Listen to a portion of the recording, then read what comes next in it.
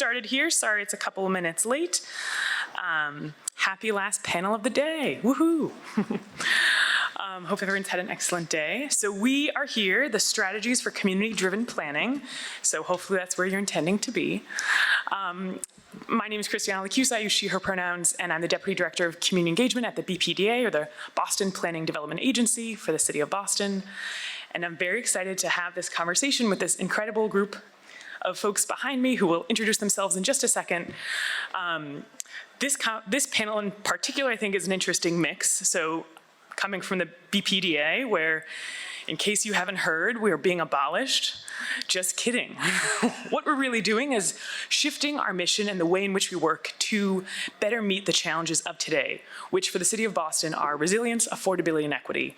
And so this group behind us is a group of academics who are really thinking deeply about how do we do things from participatory planning to thinking more intentionally about community benefits and using data and all sorts of incredible academic tools and more intense thinking than we have the time to do in the public sector.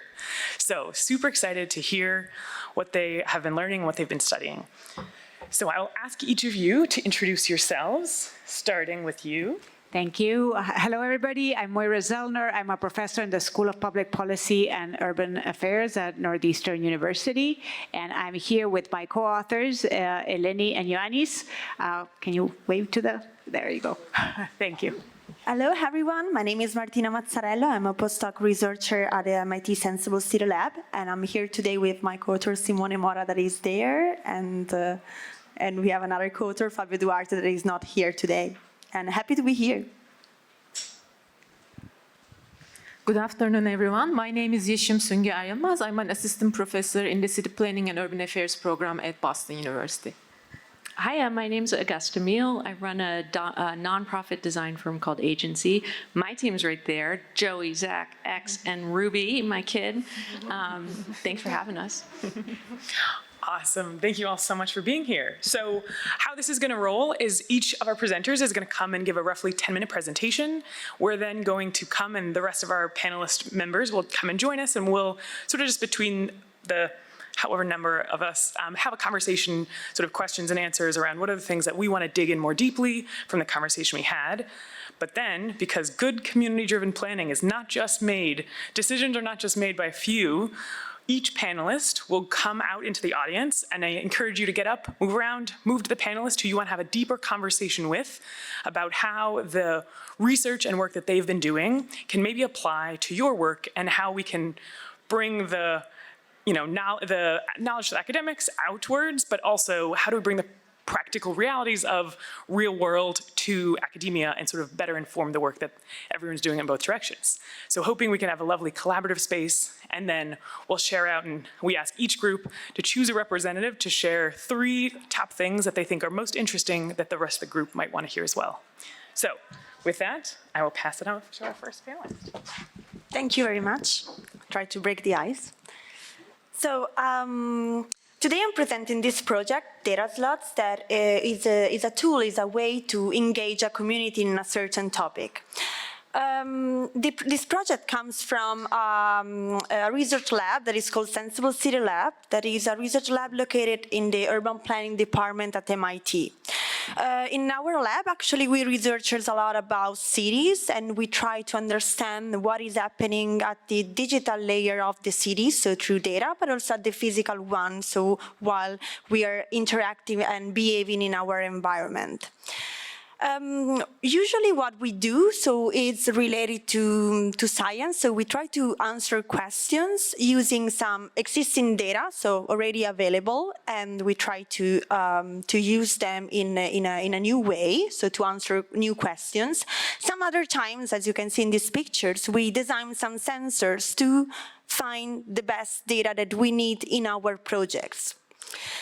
But we are also aware that around the world, some extreme projects and ideas are coming up. This is a New York Times article that is describing how a community of 300 people started to live for free in a neighborhood in South Korea in exchange of their data. And also, moreover, thinking about more close to our daily routine while we move in our cities, in our public spaces, we are leaving some digital traces. We are leaving some data. But also in our living environment at home while we use our devices, or moreover at work while we exchange emails or we organize Zoom call.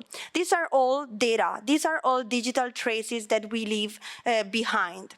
And we started to think in this perspective about privacy concerns around this data-driven solution. Which are these privacy concerns? And of course, as a research lab, all our projects are trying to look at the positive dimension of data-driven solution. They try to think about benefits of this data-driven solution. But actually, so which are these benefits? So what is the trade-off between privacy concerns in data-driven solution and this benefit? And how diverse is? So we started to think how could we measure and understand this diversity of this trade-off between different countries, cultures, socio-demographic characteristics. And also, we didn't want to find a way just to ask people to assess some ideas or some solution, but we wanted to have more a bottom-up approach and to ask people to propose their solution, to propose their idea, and to understand their perception about this trade-off. That's why this project came up. So the name is Data Slots. The name is suggesting like a quick logic of the game, like a slot machine. So it's a very fast game that we started to play around the world in several cities around the world in a physical version. So we traveled in many cities, and we used this tool with these data cards that you see in the pictures, and we asked participants to trade, exchange data cards, and then combine them and giving like an idea what for them this data could create a solution for themselves, for other people, and in this way could create a benefit. And was a very engaging activity that we played in 20 cities around the world. We translated the game in several languages just to have also these people more engaged and to be able even to provide their feedback in a comfortable way.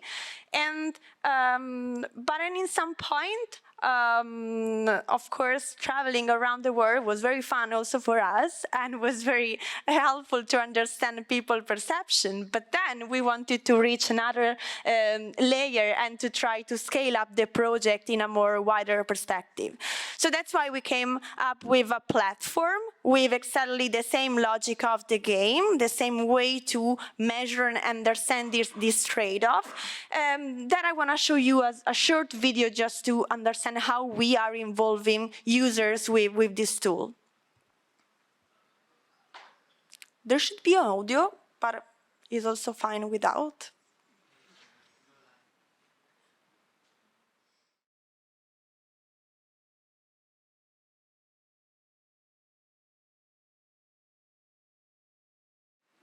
To help you come up with a great idea, pick a random scenario. You then receive 3 random data cards. Lock one card to keep it for the entire game. Data Slots simulates a data marketplace. Remove and select other cards to build your assets.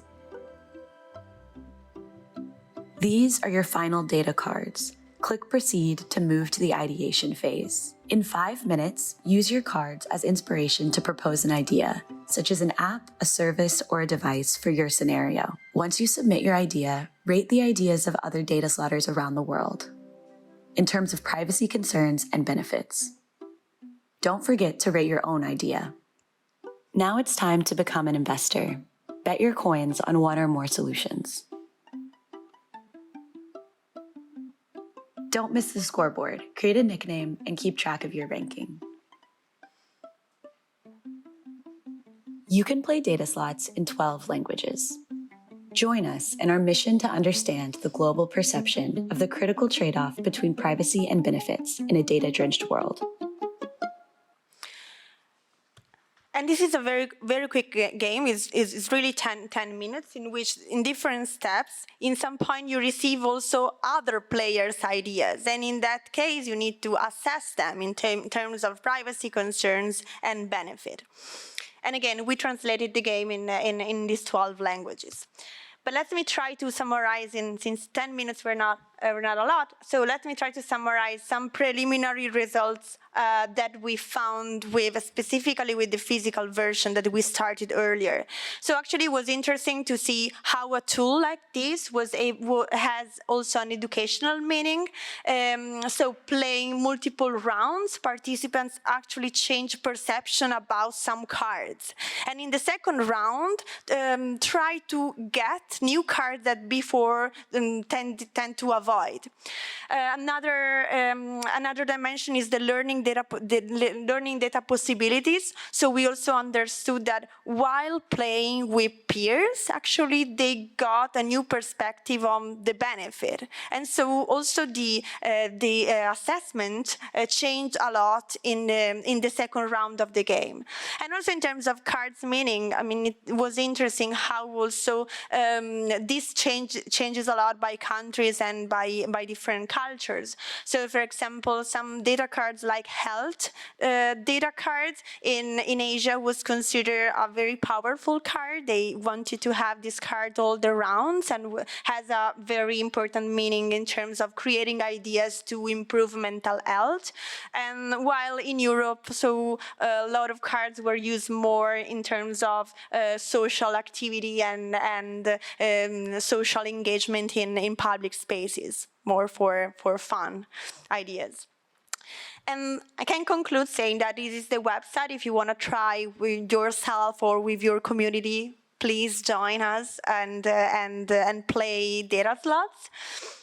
And if you have other questions about the projects or the broad methodology in general, I'm happy to get it and to answer even later. Thank you very much.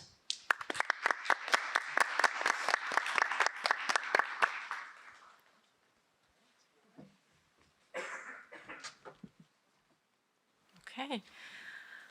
Again, good afternoon, everyone. So today I'm going to talk about development projects and the negotiated community benefits derived from these projects. So community benefits tool, I don't know if you're familiar with it, but it's a value capture instrument.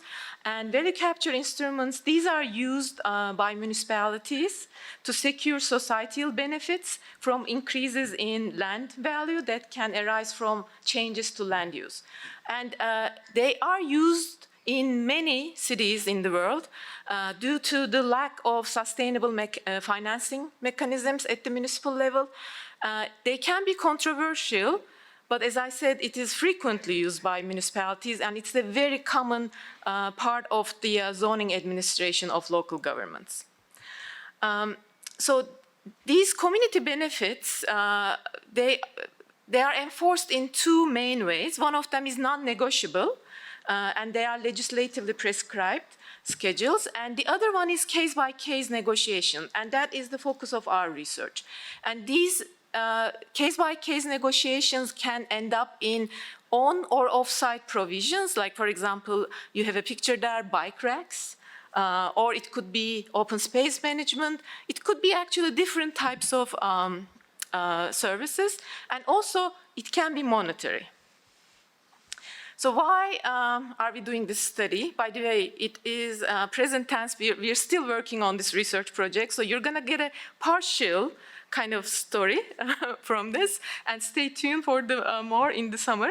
So why are we doing this study? Because there is no systematic analysis of these negotiated community benefits. There are project-by-project case studies, but we wanted to kind of get an overall systematic analysis.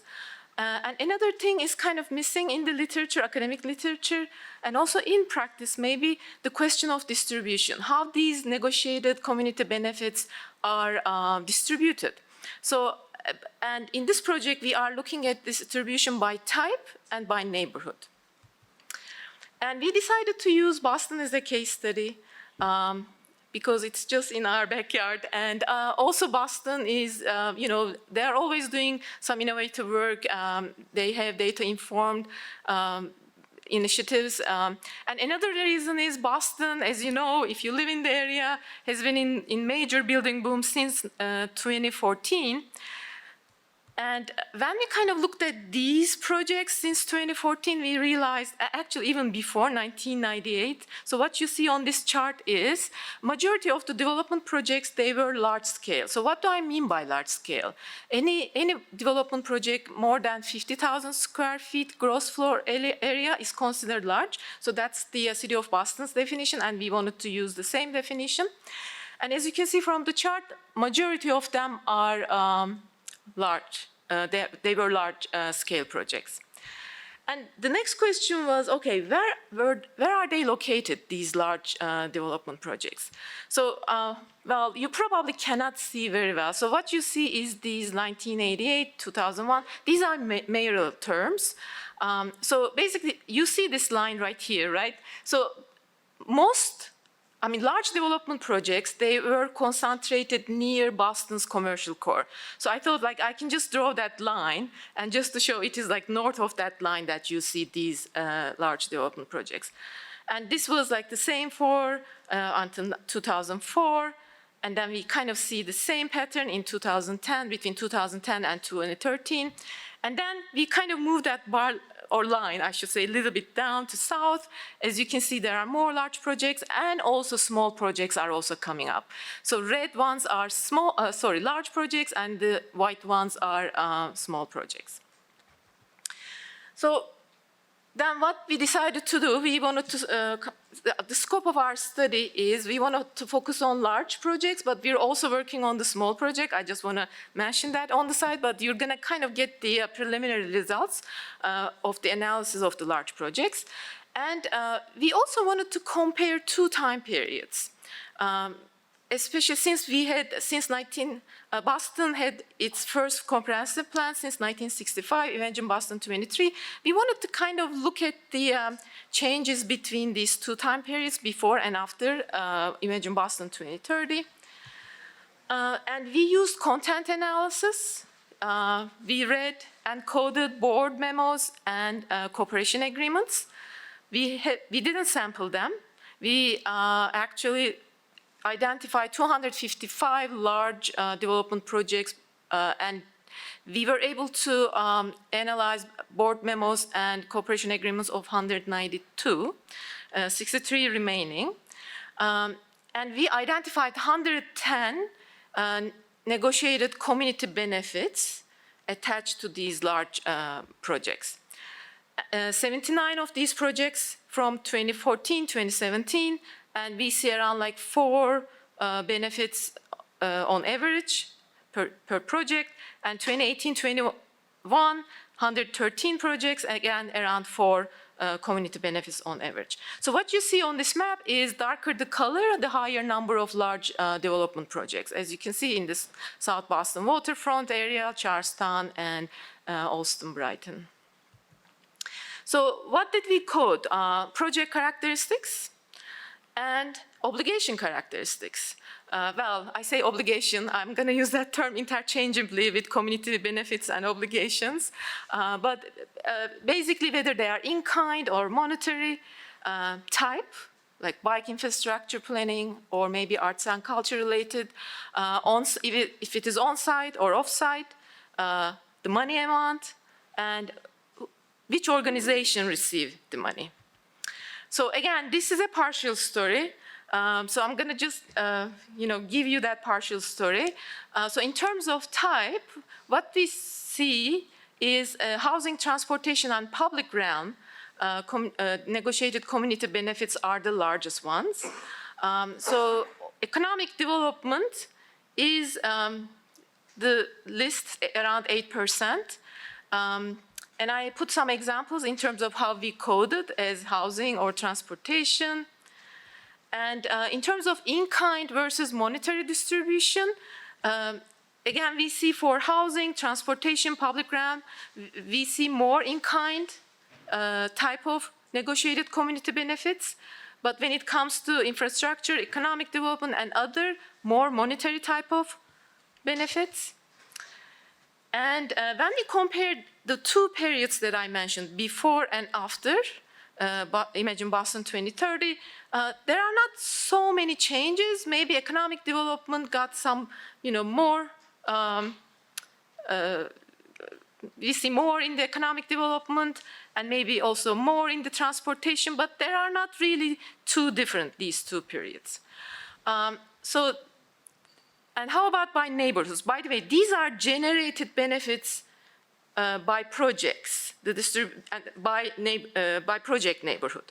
So what you see, of course, again, as I mentioned, these large projects are located in or near development core. This kind of visualization is helping us to see what kind of community benefits generated and in which neighborhood. And we see Mattapan maybe. There are some, missing red areas here. So anything red is like it is generated. But again, there are not too many large projects in Mattapan. So this is I'm not going to go through in detail, but we are still working on this and trying to figure out. But what is more important here, where these community benefits ended up, right? Is it in the same neighborhood where it generated, or did it go to another neighborhood? And I'm going to get to that, but unfortunately, I'm going to show you only one map regarding that. But again, let me give you some overall information about the monetary.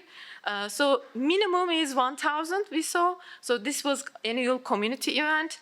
And median amount is around 100,000. Mean is 1 million. And the maximum is around $48 million. That was for affordable housing. And so this table shows you the distribution of monetary amounts by type. Again, maybe I'm not going to go into details of these minimums and maximums, but what I want you to draw your attention to, mean and median, as you can see, they are really different. So what does really that mean? That means there's huge variability in the amount of money asked.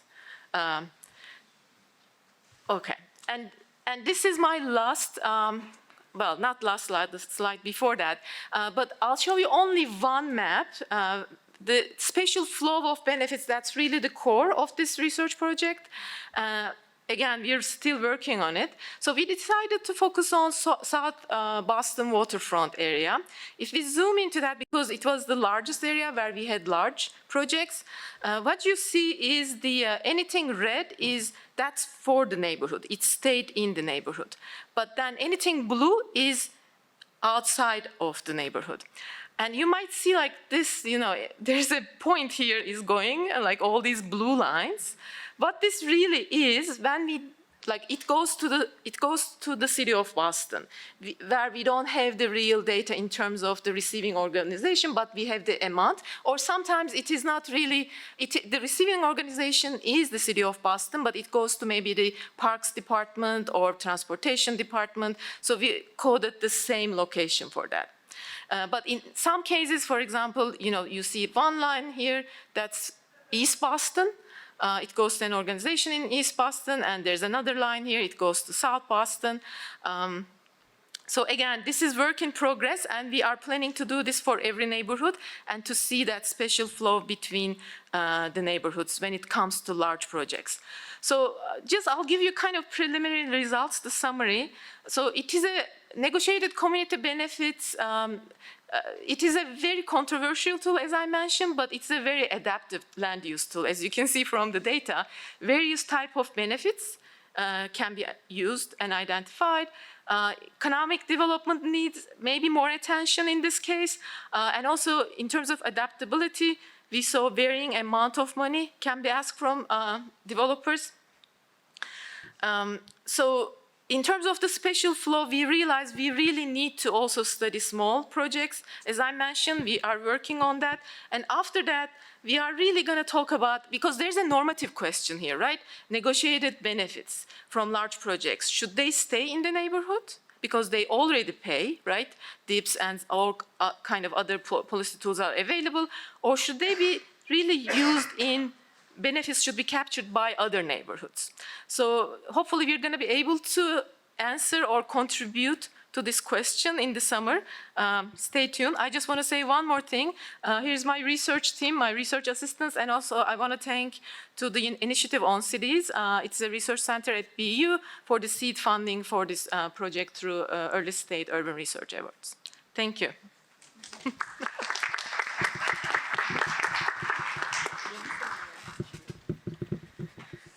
Hello, everybody.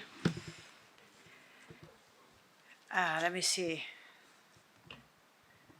Okay, here we go. So I'm a Mac person, and so I don't get along with PCs. I'm sorry about that. I think I got it. Yes. Okay. So first of all, I want to acknowledge again Eleni Kalansi and Yanis Tavansis sitting here.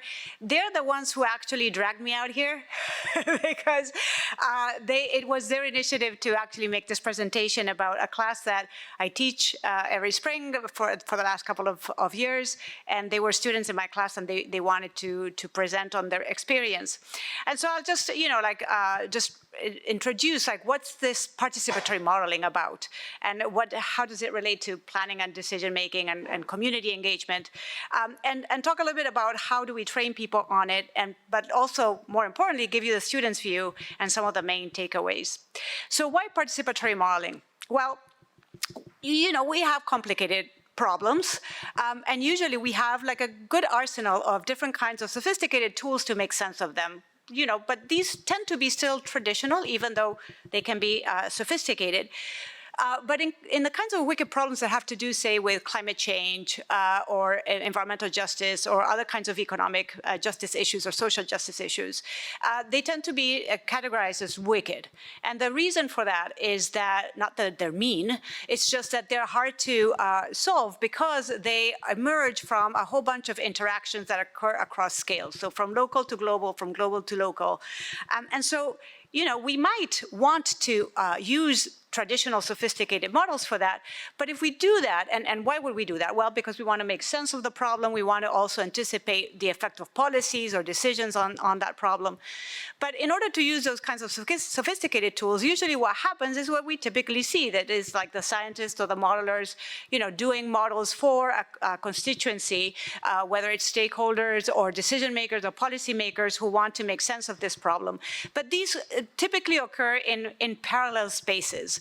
And the problem with that separation of expertise is that, well, there's a missed opportunity of coordinating and building on each other's expertise, but also because these models tend to be black boxes for people who are outside of the modeling world.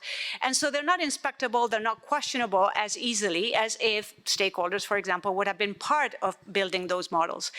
And in not allowing for that, there's also not the possibility to question some of the values that are driving the modeling. So if there are certain policies that are being advocated for, well, should they be the policies that we advocate for? And so there's not that much of that kind of opportunity. So I've been talking about this, as you can see, for a long time, since 2008, but really trying to integrate the modeling and the practice of policymaking into this participatory collaborative way so that there's that opportunity of collaborative knowledge building and collaborative model building to explore not just, what could happen in the future, but should we even pursue whatever it is that we're pursuing? So why, as I said, talking about this for a long time, but it's not widespread. And part of it, I think, has to do with the fact that we're kind of lagging behind in the training on how to do this, on how to do this work. It's a practice. It's been kind of coalescing the practice over the last few years. But, how do we teach that as a practice, as a very experiential process? So here is where I depart a little bit, or I go in my own way here, in the sense that, I don't know if you can see the cursor, no, probably not, but typically what happens is that we tend to focus in the field, in the scholarship, and in the research, and even in the application on the analysis part, the models, the platforms, the online tools, etc. But there's another aspect of the practice that I find is equally important. okay? Or perhaps more critical. So mindfulness being one of them, which cultivates the embodied awareness of the present moment without judgment. And then improvisation, the creativity, that enables us to make do and let go, embracing uncertainty without any judgment about or anticipation of how we will solve a particular problem. So why is this important for participatory modeling? Because mindfulness offers a way of being aware of social dynamics, social norms, and behavior, being aware of our own biases in our thinking, and how do we remove them or limit their role in our thinking and modeling process, being aware of one's own power and positionality, and how those factors affect the dynamics between the facilitator and the stakeholder in these kinds of participatory modeling processes, and then finally managing frustration and fatigue and other kinds of problems like the fear of failure maybe, what we call the groan zone, like that part of the process where it's like, oh, this is hard, and how to overcome that over the course of any kind of participatory project. And then in terms of improvisation, it offers the way to discuss how we can incorporate failures into future growth and work, the importance of listening, especially to other perspectives and different backgrounds, dealing with the unexpected and the uncertainty as events evolve, how to overcome discomfort in situations or in a discussion. We're very uncomfortable with discomfort, and so that's something that we can really learn from improv techniques to just overcome. How to accommodate expectations of ourselves and of others, productively working with each other's ideas and building off of each other, and an overall process of awareness. So the way that I think of participatory modeling is really this kind of like onion, if you will, where you start with a mindfulness to build that awareness, you build on improvisational techniques to engage in aware creativity and collaborative creativity, and that is then what leads and builds into the analysis. So the way that I have structured, and every time I teach this class, since I started teaching it, I want to blow up the syllabus every time and start anew. And so this works today. Maybe next year I'll have a different idea. But definitely there are certain components that I think have to be there. So one is that it's an iterative, experiential, and reflexive process that is anchored on the problem definition. Why is this important? And not to be underestimated, because in complexity, you very easily get lost. And your anchor is the problem definition, which can change, but it's your anchor that brings you back to why are we doing this? What is this for? Then it's about learning and practicing engagement and facilitation. So here it's about understanding that there are diverse preferences, that there are diverse expertise, that we have to build trusting relationships, and that is what matters the most. And that takes time, but we are facing constraints of time and of resources. And so how do we deal with that? And then there's the other aspect that is very important, which is this exposure to and the conceptual use of different modeling approaches. And Ioannis here put like this little graph together of like the kinds of things that we explored this term, just from surveys to participatory GIS to causal loop diagramming together to system dynamics modeling. But it's all from the conceptual perspective, which is the most important part. And here, improv and mindfulness is used to cope with the discomfort and create coherent narratives of all of these pieces with all of these different tools. And engaging in this collaborative modeling for relationship building and deliberation, not to create models as answer boxes. They shouldn't be used to give answers. We, as a collective, provide answers, and we can use the modeling process, not the tools necessarily, but the process of engaging in the modeling to come up with these answers together. And for this, facilitation is absolutely crucial. And so it's like, how do we train, again, like based on mindfulness and improv, that technique of like, how do you facilitate an open-ended and uncertain process? So for this, assessment is also really critical, and we have to think of like, so what? Like, did this work? Like, how did this make anything better? So really also understanding that assessment has to be part throughout. And then the other thing that I'm aiming to do is assessing the pedagogy itself and thinking of like, okay, how are students changing their awareness of self and others?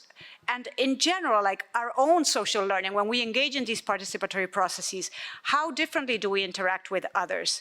the stakeholders or other team members with different forms of thinking and analyzing things, of how do we engage in collaborative problem solving differently? What's the quality and substance of that collaborative work? And so being able to assess that. So I want to just play 2 quick videos because we couldn't all be on the panel here, but I want to give Eleni and Yanis a voice, and hopefully this will... Hello everyone, my name is Eleni Kaladzi and I am a special and urban planner. I am a first-year PhD student at Aristotle University of Thessaloniki and I'm here as an exchange visitor at Northeastern University in the field of smart cities and digital transformation of urban planning. As I had a background on computational modeling, I was really interested in taking participatory modeling as a class to understand how the input of different stakeholders can be embedded in modeling to produce community-related solutions in everyday life problems. During this participatory modeling class, I learned how to use language efficiently to approach stakeholders with different backgrounds and expertise, to communicate complex modeling concepts and results to diverse audiences, to develop my mindfulness to facilitate participatory processes, to be prepared for the unplannable like cancelling of interviews, conflicts among stakeholders, etc., and to understand that when you are dealing with people, you need time and space to build trust. I also developed my communication, collaboration, improvisation, modeling, problem-solving, and critical thinking skills. Overall, I would like to highlight that I am now confident to incorporate these participatory modeling techniques in my future career to build more robust urban models and teach others how to do so. Thank you.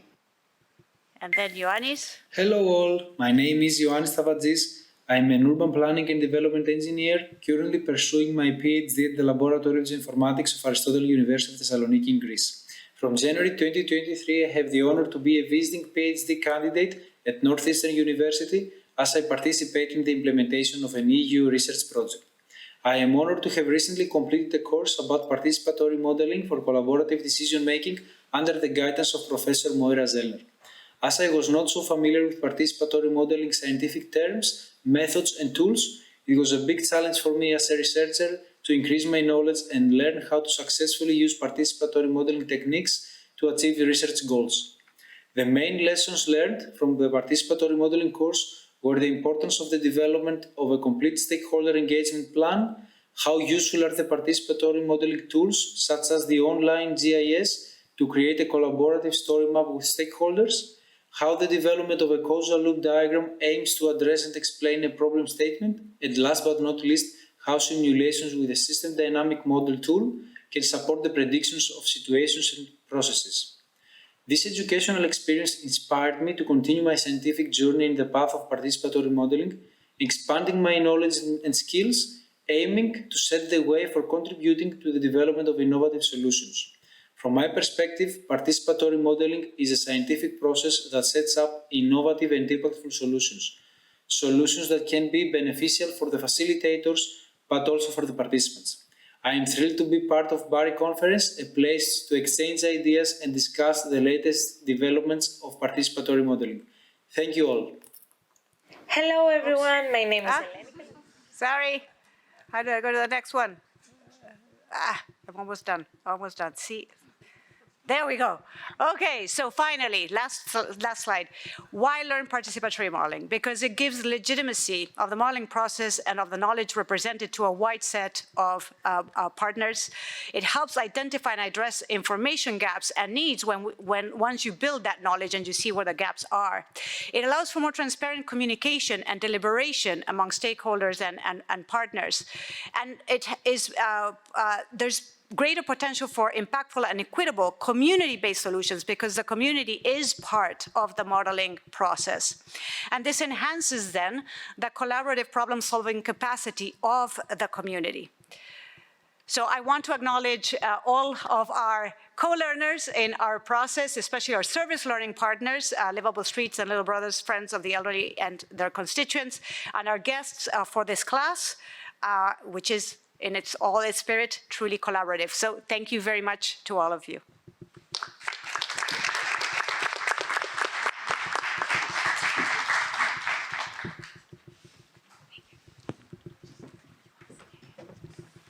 Okay.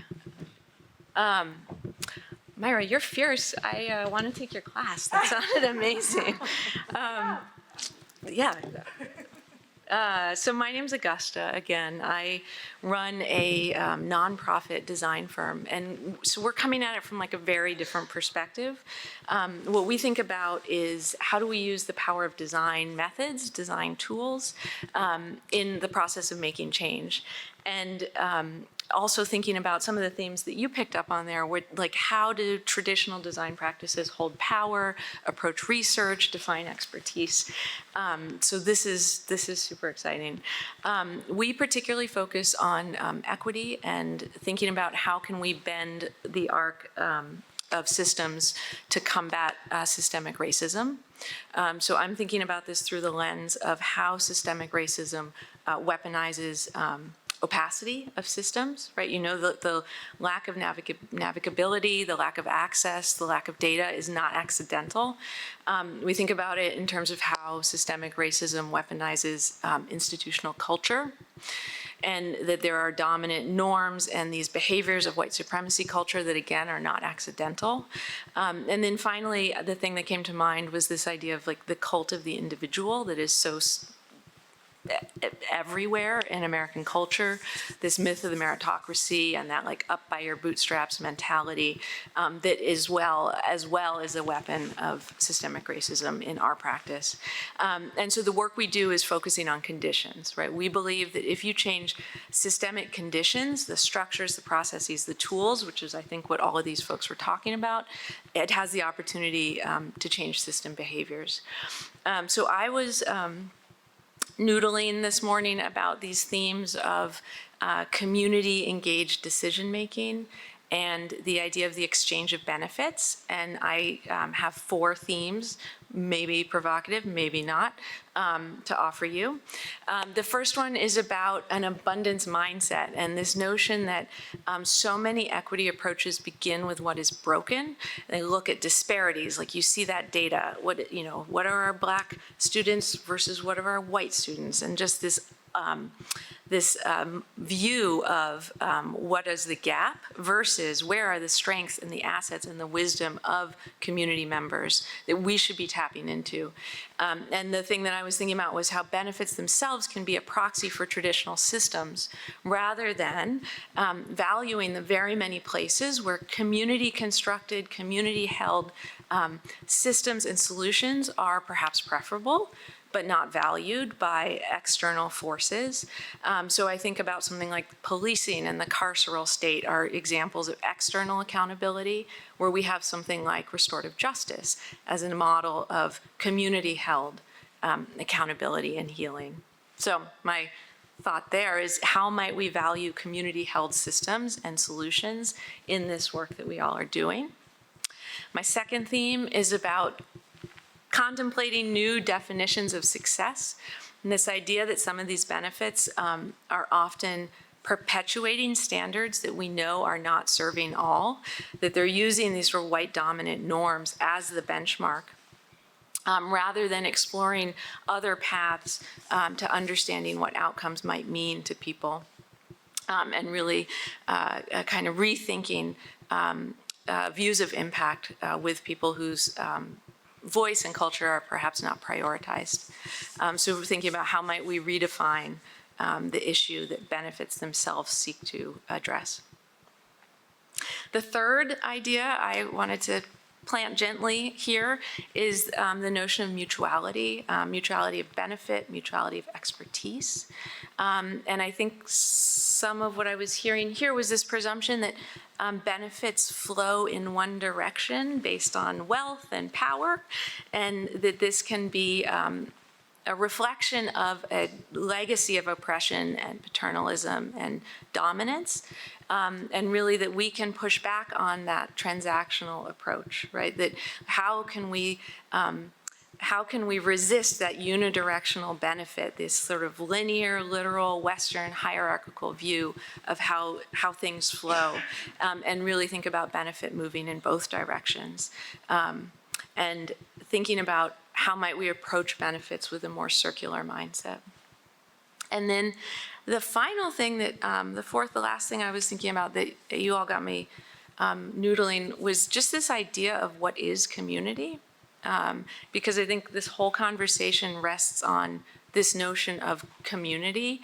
And I was thinking about in every group that we work with, whether it's a group of parents or a group of neighbors or, we hear this similar desire comes up in almost every conversation for a potluck or a parents group or a hot cocoa night.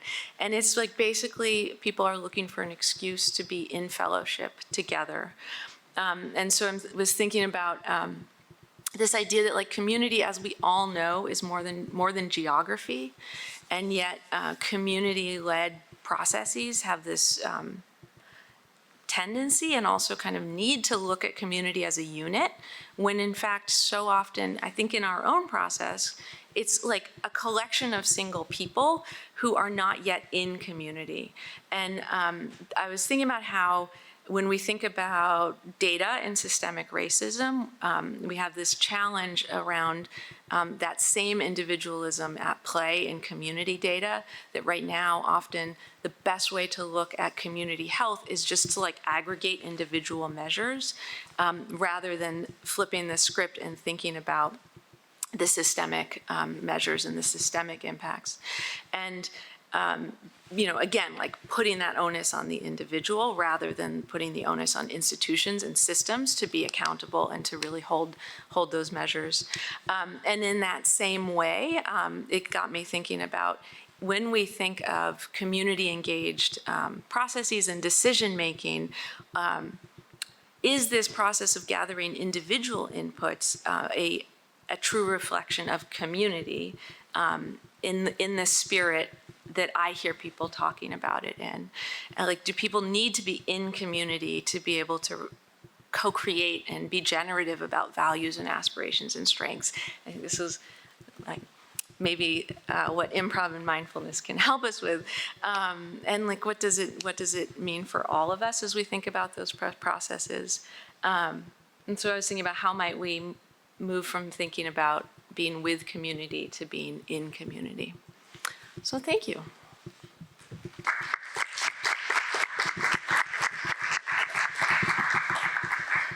Well, thank you all so much. This was incredible. I have so many things I want to talk to you all about.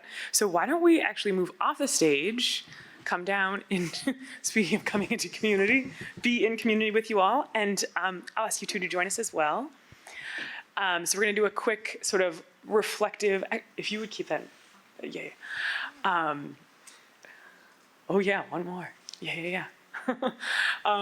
So we'll just sort of like reflect on and ask questions to sort of go a little bit deeper on and maybe tie together some of these themes that we've been hearing from so far today. So let me kick it off to you for the first question. If you're prepared. Do you have a question? I feel like I just had a handful of questions. Can I ask for your thoughts on this notion of community and what it means to each of you? Myra, I saw you nodding. I can start. Oh, perfect. Thank you. So it's interesting because from the perspective of like, starting as a modeler, right, and then becoming a participatory modeler and transitioning from doing modeling to doing modeling with, and now you're adding another layer of doing modeling in, right? And so I really like that. Can I take that? Can I quote you? Yes, because I think that it's so important, and I think that community is a process, and it's community building, and it's never ending, right? So it's like however we define it at whatever time, and it will evolve over time, right? And so I think that the process itself of participation and inclusion and relationship building, that's what it is, right? That's community building. And so we can do it through shared activities like the ones that, we experienced.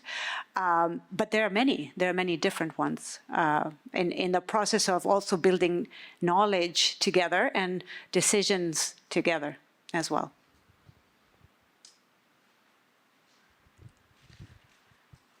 So in doing this research, we were actually asking about the same question because the tool itself is called negotiated community benefits. And so what we we were asking ourselves, like, how are these really benefits defined, right? Who defined them? Who identified them? And it has a geographic component, community, especially when we were working at large projects, we were thinking, okay, not only the community itself, where the project is, but how about the other neighborhoods? Should they really benefit from that? So we were really trying to define that, the idea of community. Well, of course, we don't have answers yet, but hopefully this research will kind of contribute to that definition. Taking the geographical perspective, I think what we try to do also to understand whether is contextual base and specificities of communities. So I think our project wanted even to understand that specific part. In general, to me, communities are always it's a very, very general terms in this sense, but when you want to involve communities, because usually you are experts of their experiences, and so they are the ones that know everything about their dimensions. So you want to get information in that sense. I don't know if Simone wants to add something. Yeah, I think for us, when we design data slots, something we reflected on is also whether should we ask from the country of origin or the country of residency, or the place where participants live in. And I think this also poses a kind of interesting research question about how much we absorb of the local context and how much is in our genes, or how much does it, or what kind of notions of community kind of are more reflected in experiences we had when we were young and so forth. And then I hope with our game or applying gamification to this process, we manage to elicit better these differences and these kind of positive and negative biases. Yeah, thank you. Keep it. Any other reactions or thoughts? You don't need to, but just want to offer. All right, I can jump in with the next question. So one of the questions that I always sort of wrestle with, and so I'd love to hear how you all think about this, but when do you finish a community process? Like, when do you have enough information to say we have a good understanding? This, however we have defined community in this context, has told us this, and we feel confident enough to publish these results or move forward with this research. So how do you think about this? It never finishes. But at the same time, if I start getting the same kind of responses, that's the saturation point that we call. That's when I kind of stop. I think they can. Yep. In my view, and from what I have learned from this semester and the course from Professor Zellner, the community process never ends. It's a procedure that always continues. We need the opinions and the experience of the citizens. And in some cases, I think we need them more than we believe, because they can provide us data and information that we cannot imagine. And I think that this procedure, we may stop it when we are a little bit covered of what we have learned and listen from them. I also believe that it's a never-ending process. In our class, we had some time constraints, and that's what the modeler should pay attention, like how many months, years I have. I think that the more time you have, the more stakeholders you can engage, and you can ask for more community engagement. I think it's what you decide. You say that's the point of saturation that I want to achieve. But in any case, you can engage as much as you want. So piggybacking on that and the notion of saturation, in addition to that, like again, the importance of anchoring in whatever the problem definition is and our goals. And so have we achieved those goals in a way that, we're collaboratively satisfied with, but like always with the question of, but there could be more. Yeah, I agree on the word never, but in our case, we work with a more quantitative approach. So we ask ourselves in some point many questions about, so which number do we want? So in terms of 500, 1,000 of participants, how many? And this is, of course, a very difficult question. But then also the trade-off in that sense is that the urgency also to disseminate what you are doing. So in some point you want also to spread the results and what you are doing, so you can understand in some point that this is enough for now, and then we will see. Yeah, I think it's pretty easy for us. As soon as we have something statistically significant, we stop. No more. No, but I think it's more complex because of, as you saw in our map at the beginning, we kind of cover pretty well America and Europe, but then we have big gaps in Africa, in Asia. So it's very hard then to, and it goes back about how you engage with communities. It's very hard then to have a good, like a uniform distribution of participants that actually you need to travel. And to travel. That's kind of the easiest part. It's harder to get participants. Okay, thank you. Do you have another question you're interested in asking? It's up to you. You should go. Okay. I feel confident.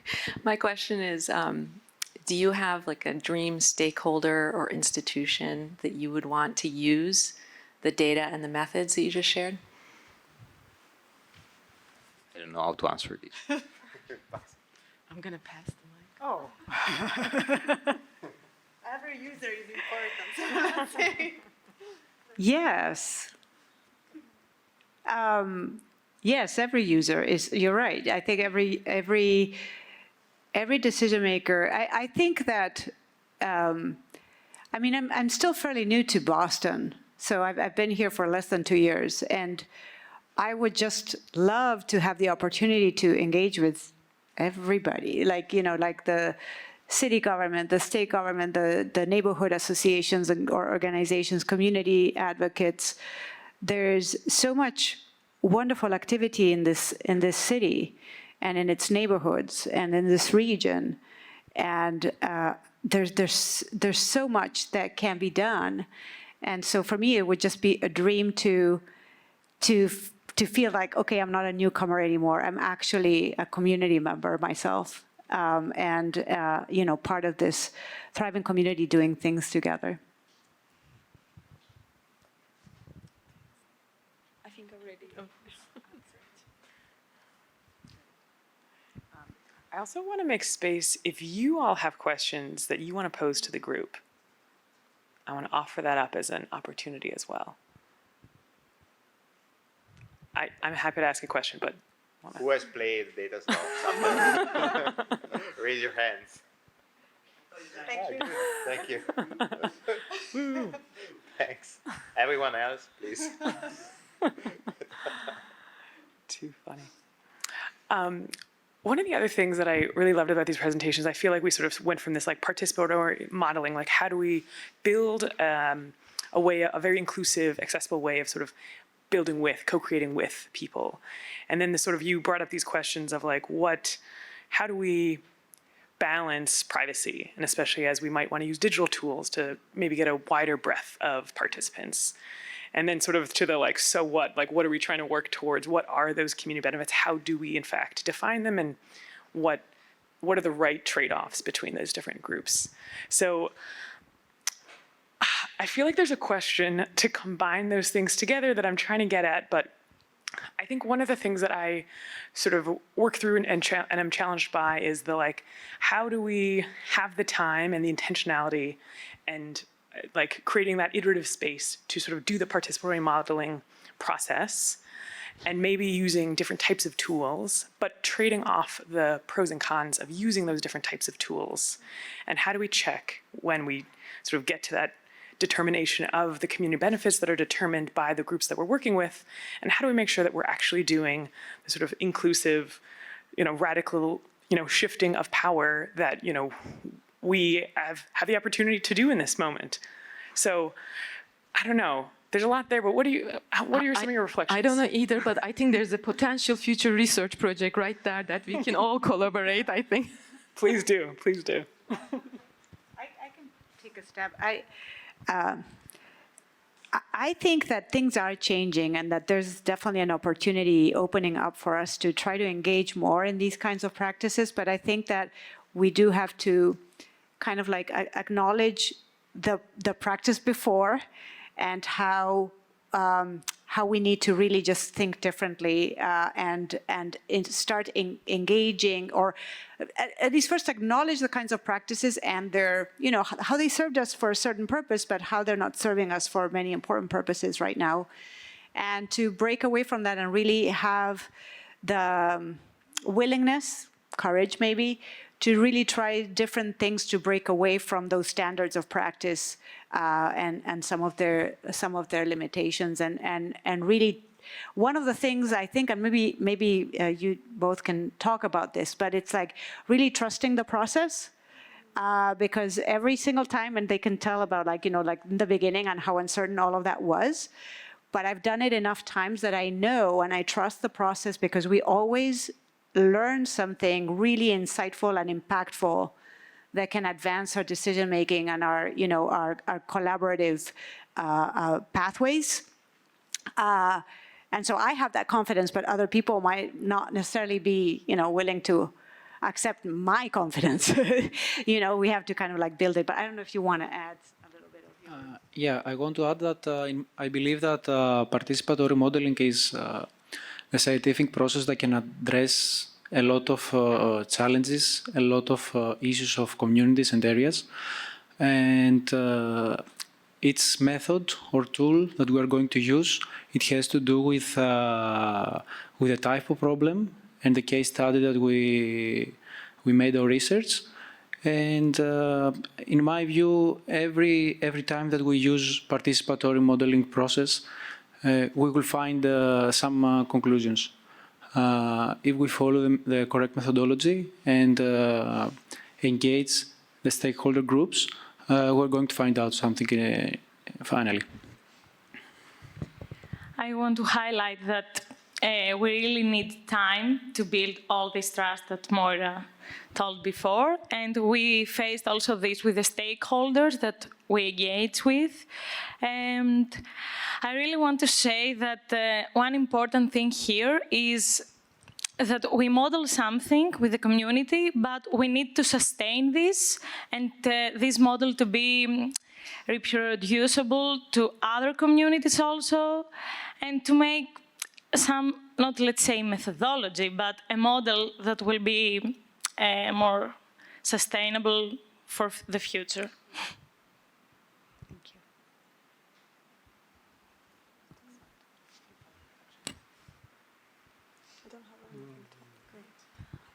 All right, well, we are right on time.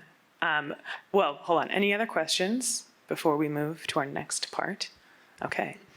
All right, so now it gets to the fun part because it's the last session of the day, and so I was like, let's move.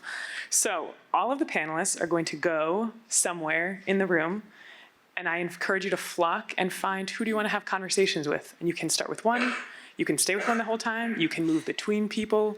But the idea of this part is to sort of engage in a deeper conversation on the topics and questions that you're most interested in, and how do we sort of connect the work and research that these folks are doing with maybe some of the work that you want to be doing or are already doing, and sort of wanted to like talk through some of the problems with the group who's also hopefully interested in the similar topics. So hopefully this can be sort of a collaborative, participatory, learn together type of space. We'll do this for the next 10 to 12 minutes, and then I'll ask you to name one person from your group to share out, because we, again, want this to be a collaborative learning space, so to share out what are the top 3 things that your group took away from the conversation so that we can sort of all learn together from this, what I hope will be very rich conversations in the meantime. So let's go, let's have fun, go forth. All right, all right. Has every group decided on who wants to share out from their group? I hope that's a yes. Okay. Group over here, who wants to share out what you've been talking about? Okay. Please share your... Yeah, do you want to go, my guy? All right, everyone. Hello, hello. Hi, everybody. Hello. We're in the corner over here. Have my hand up. Our group, the agency group, we kind of have our top three, led by our fearless leader, Augusta. Yeah, we kind of have a top two, actually. We had a long conversation about how participants should be involved in the measurement of success and what positive outcomes are, making sure that people who live in the communities and who I can just hold this, yeah. Making sure that whoever the program is for, those folks are involved with actually defining the metrics of success. I don't know if you want to share the others. Trust. And then the second conversation we had was about trust and building trust within your community, building trust with the participants, and then of course like the team and I don't know, I think I'm doing a bad job explaining it, but yeah, taking the time to build trust as you're doing your equity work. Yeah. We talked a lot about how like trust is a buzzword that we've heard in this space a lot, and we don't want it to be a buzzword. So what does actually getting the community to trust you look like? Is it, because someone was talking about when organizations go to evaluate what their programs look like, it doesn't really follow through on some of the promises or some of the things that they were talking about with the people they were engaging with. So making sure that when you're actually I hope I'm not misrepresenting you, making sure that when you're actually evaluating the program that you're following through with the things that you've talked about with people who are helping design it. I don't know if there was a third thing. That was kind of the big two. Awesome. Well, thank you all so much. It sounds like you had a rich conversation. All right, can I get a hand from another group who wants to share out with the group what they spoke about? Let's see, I feel like there's another group over here. Who wants to share out what you all talked about? Okay, thanks. We ended up having kind of a free-ranging conversation about community benefits and Article 80 and BPDA and that role, which was really interesting. But I think that one of the things we hit on relating to this question of community and who is community is thinking about in this community benefit negotiation process, who is actually driving that conversation in terms of like who the community is and what benefits they want, and how do we actually verify that those community benefits are kind of flowing in a direction that is meaningful to people and kind of impactful on their lives.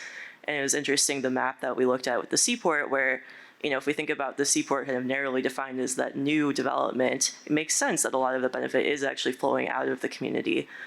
Because the community didn't really exist there. It was mostly parking lots. But if we think more critically about it too, would it make more sense? And I think, you know, we had this conversation that it does for like those benefits to flow to South Boston as a more broad defined community around the seaport than necessarily just to the city as a whole or to some kind of nondescript community. So yeah, it was a good conversation. We touched on a lot of different topics. Also, we talked about inclusionary development policies and how those are going. But yeah, I think that this conversation about community benefits is super generative because that's what people end up feeling, really. That's like the built impact of these conversations. Thank you so much. Excellent. All right, I think we had a middle-ish group here. Who wants to share out what you all talked about?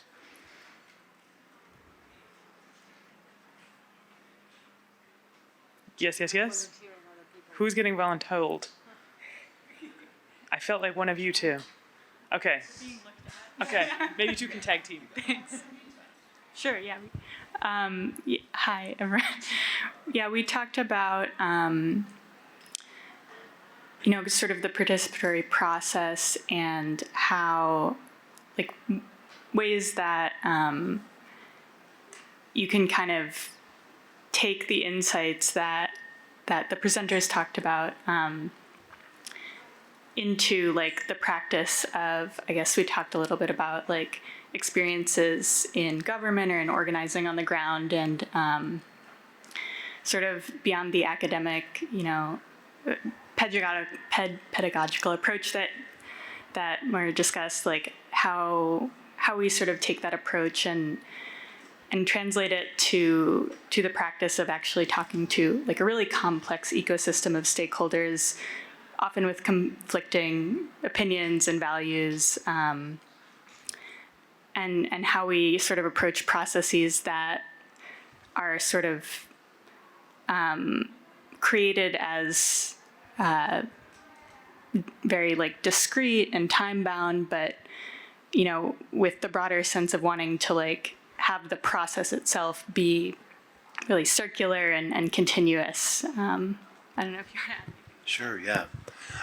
Just to add some concrete best practices for facilitation of diverse groups of stakeholders, we talked about if it's a pretty contentious issue, breaking folks into homogenous groups to begin with may be of benefit, and have them connect and build first and then sort of come back to the larger group, and then potentially bring folks from those different groups together to continue the process. We also talked about starting small. As much as you might want to engage everyone right from the beginning, starting small is better to kind of build the foundation of the process and then build out from there. Yeah, and that covers a lot of it. We also talked about how important the problem definition is, as we were speaking about over there, to really come to a consensus around what is the actual problem we're here to address. Excellent. Thank you so much. Was there any other folks from any other groups who wanted to share it with the full group? Okay. So we discussed how we could extend the data slot approach to different problems, and especially in towards trade-offs that are critical for smart cities and also development of more equitable cities, and with respect of, for example, whenever a technology is disruptive for a certain group of people, for the good and the worse, how we can make this transition. Maybe it's a hard problem to solve, so we don't aim at solving the problem, but we just try to find a way to highlight those trade-offs that are most often are hidden, especially to those that are affected by them. Excellent. Well, thank you all so much for being part of this conversation. This was so exciting. I don't know, I have like so many great racing thoughts of things that I want to learn more about, and hopefully some people we can continue the conversation with. So thank you all so much. If you haven't already connected with people you want to continue to connect with, I encourage you to do this now. Conferences are about networking, so network away. And thank you all so much for joining us. I hope you have a wonderful rest of your afternoon.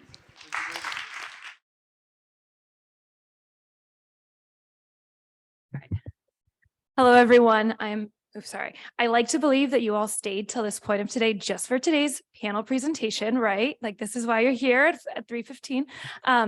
Thank you all for joining us. My name is Ann Califf. I'm a research manager with Boston Indicators, which is the research center embedded within the Boston Foundation. I'm really excited to be with you all to talk about care and the many different forms that it can take. I think care is one very hard word to define. And I think what's unique about our panel discussion today is all of the different backgrounds, methodologies, and really topics that we've brought to the table, unified around this broad idea of care, which in our work at Boston Indicators, we've defined care work as work or supports that all individuals will need at one point in their life, whether in infancy, illness, or old age.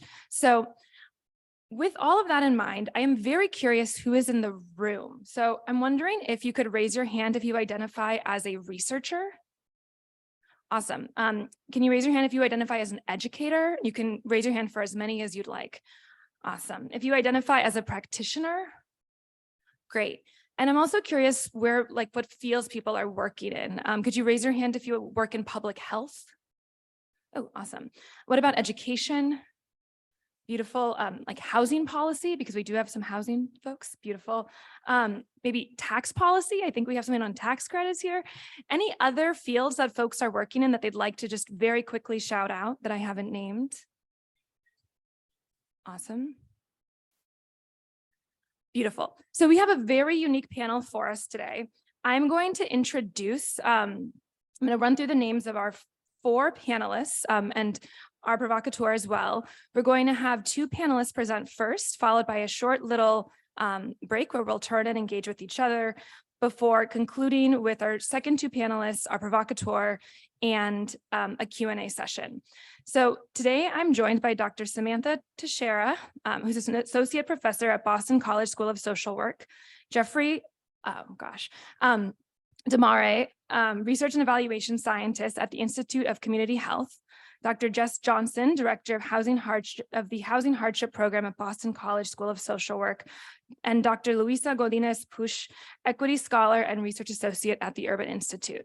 So I'm going to pass it off to Dr. Teixeira. Thank you. Hi, everybody. My name is Sam Teixeira, and I am an associate professor at the School of Social Work at Boston College. I'm joined here by several of my colleagues who are co-authors on this presentation. Dr. Rebecca Levine-Coley, who is co-lead of the project I'll tell you about. Ashley Houston, who's a postdoctoral scholar that works with us. Jane Lear, Trevor Samios from Wynn Companies, who's also here to join us. Nicholas Kelly from Boston Housing Authority, and Carol Sullivan and Kelly Martin from the Mary Ellen McCormick Task Force. All of these folks have been instrumental in the work I'll talk to you about. So today I'm here to talk to you about the HOME Project, which is a research agenda and project that is situated in the Mary Ellen McCormick public housing community in South Boston. Mary Ellen McCormick is the oldest and one of the largest public housing communities in New England. It is located, as I said, in South Boston. You can see the red point here on the map that shows it. And it is a highly racially and ethnically diverse community. It is also unique, maybe not so unique in the Boston context, in that it is preparing to undergo a very large redevelopment. In fact, approximately $1.6 billion redevelopment, moving from a fully affordable housing community to a larger mixed income community over the course of the next decade.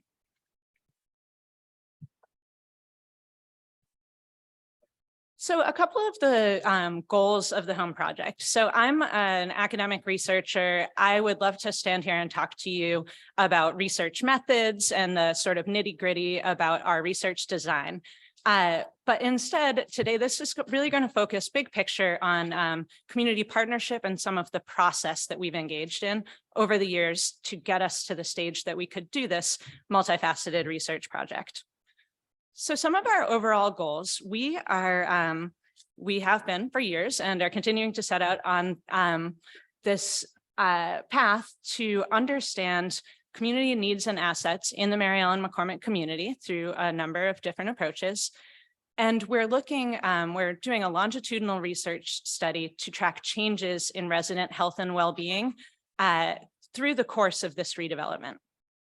All of these goals come together to form our overall goal and the goal that we share with our community residents and partners that we work with to support community redevelopment, to help inform some of the work that folks like Trevor and Winco are doing with the Mary Ellen McCormick community, to inform community-based organizations that we're working in partnership with, and even more broadly to inform policies.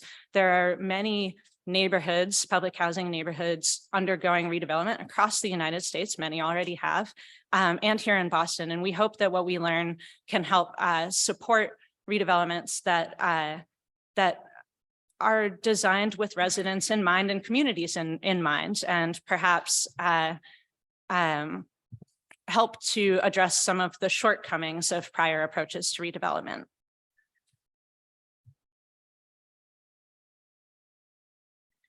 So I'm going to start a little bit back in time to tell you about how we got to this project. I think the big takeaway of this presentation, if anything, is that community partnered work on housing and health takes time, and it takes a range of partners, and often it's quite iterative. You take a few steps in one direction, you take a few steps back. And so I'll try to tell you a little bit about that process in the short time that we have together. And again, happy to discuss and to put some of the onus on my colleagues to discuss during the Q&A session some other lessons learned that we've had. So Rebecca, my colleague, and I began this work in 2018 when Neil McCullough from Boston College's Corcoran Center for Real Estate and Urban Action, he's a housing advocate and professional, linked us with Trevor from WinCo and the Mary Ellen McCormick community. Trevor and Neil recognized that the impending redevelopment of Mary Ellen McCormick represented an important opportunity to get baseline information on this large scale transformation that was preparing to occur. And to do so in the kind of rigorous way that academics like to do things. So to design surveys, to kind of follow things over time. And it was hoped to be able to inform other activities that WinCo and other kind of large housing developers were doing all over the nation. So in 2018, we began this process of relationship building. We met with Trevor, we met with Neil, and we recognized, Rebecca and I, like Trevor and Neil did, that this was a unique opportunity to answer questions that we were interested in as researchers who do work with children and families, housing and neighborhoods. There's lots embedded in there that we could learn. And again, as social workers, psychologists, policy advocates, seeing the chance for real community action to occur. And as we saw this budding partnership form, we were able to obtain funding to do the first steps of the study from Boston College.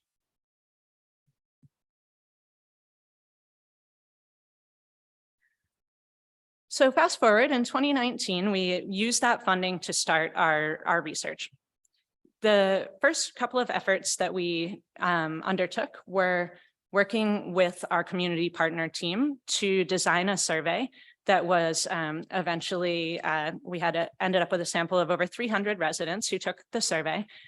We co-designed this in partnership with the United Way and WinCo and what was called the Community of Opportunity Collaborative. So this is a large group of, I believe something like 30 not-for-profit organizations and community stakeholders who were weighing in on a variety of processes related to the Mary Ellen McCormick redevelopment.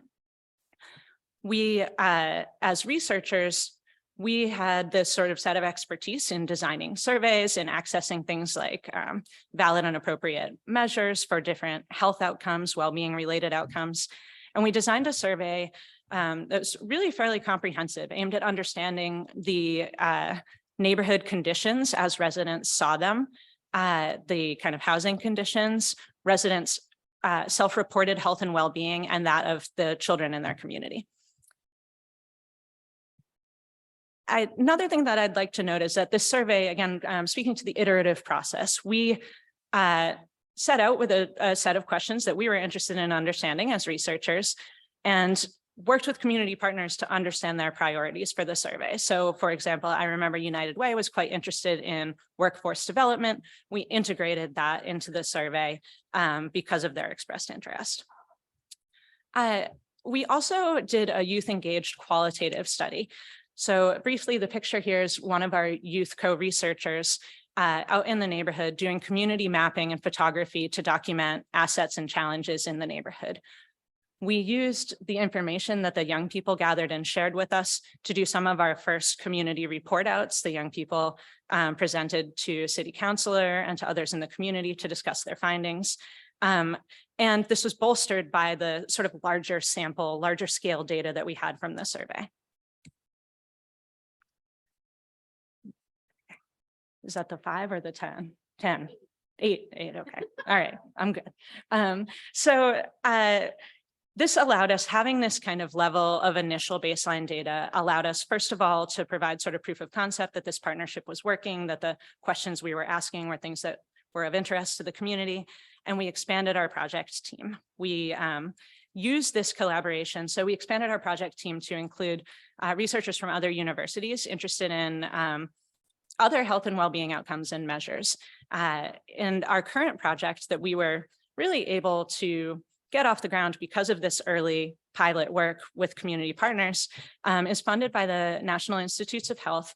And we're embarking on a longitudinal study that includes survey measures as well as qualitative in-depth interviews, air quality measurement led by a colleague from Harvard School of Public Health, and Gary Adamkowitz, so that I say his name and give him credit. And we're also taking measures of stress cortisol from hair samples, working in partnership with Amanda Cerullo from Boston University. So we have transformed this sort of, small scale participatory work, some larger scale pilot survey work into this quite a bit larger scale NIH funded study that aims to look longitudinally at health and well-being outcomes among Maryland McCormick residents right now at baseline and as the community undergoes redevelopment. We also established a community advisory board made up of many of the partners who we had already been in conversation with. We are working with folks who are on the title slide, the Mary Ellen McCormick Task Force, the Boston Housing Authority. We have folks from South Boston and Axion, from South Boston Neighborhood House. We tried to have this sort of array of community partners representing different points of view. Just a couple of lessons learned, and I think more of these will come out in the Q&A. Again, hammering home the iterative process. This was not, we just called NIH and worked to get some funding and went into the community with gift cards in hand. There was a lot of relationship building that happened before this that has allowed us to have entree into the neighborhood. And we think will allow these findings to have bigger impact because they're community informed. Our pilot instrument was built with community partners in mind, and those measures have stayed in the instrument. And so we're going to continue over the years, again, to be able to give information to our community partners that we hope will help inform their programming and help us get to know what residents appreciate in the community and what they think of as needs, and bring that information back to partners who may have the resources to implement changes like that. The Community Advisory Board provides both informal feedback and formal feedback. For me, the most helpful is the informal feedback when I'm sitting in the Mary Ellen McCormick community at the office, and I'm able to tap on one of the community members and say, hey, we're trying to figure out what gift cards people think are best. What would your 14-year-old son like? Those kind of questions, I don't know what 14-year-old kids like. So it's helpful to be able to tap into the community for that. And yeah, just the sort of need for community partners to vet the whole process. They're vetting our instruments, they're vetting our general approach, they're giving us feedback on how to discuss things like hair sampling with residents that might make them feel uncomfortable. And that has been really, really powerful to have their help thinking through that.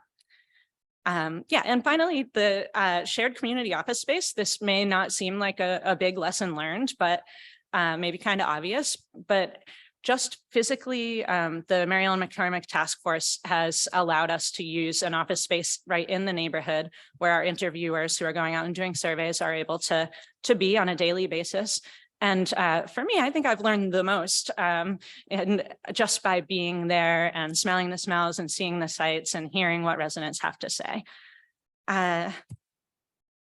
So next steps, we'll talk about this in the Q&A, but we'd love to hear your thoughts about how you've worked with community partners in your work and how we might think about this going forward as we just get ready to start to analyze our baseline data. And we've got lots of acknowledgements. Here they are, but I will step off to let one of my colleagues go. Thank you.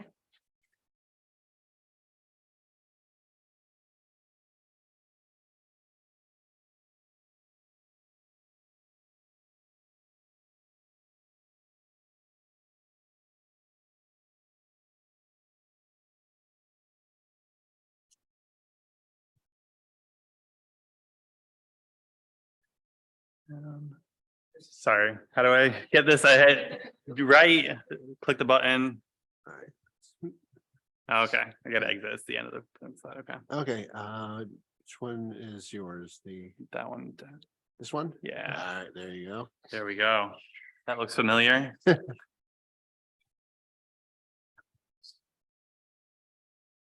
All right. Thank you. That was super interesting. So we have 11 minutes, right? Okay, great. So hello, my name is Jeff Demaray. I'm a research and evaluation scientist at the Institute for Community Health, and I'm joined with some of my co-authors. Guess introduce yourselves.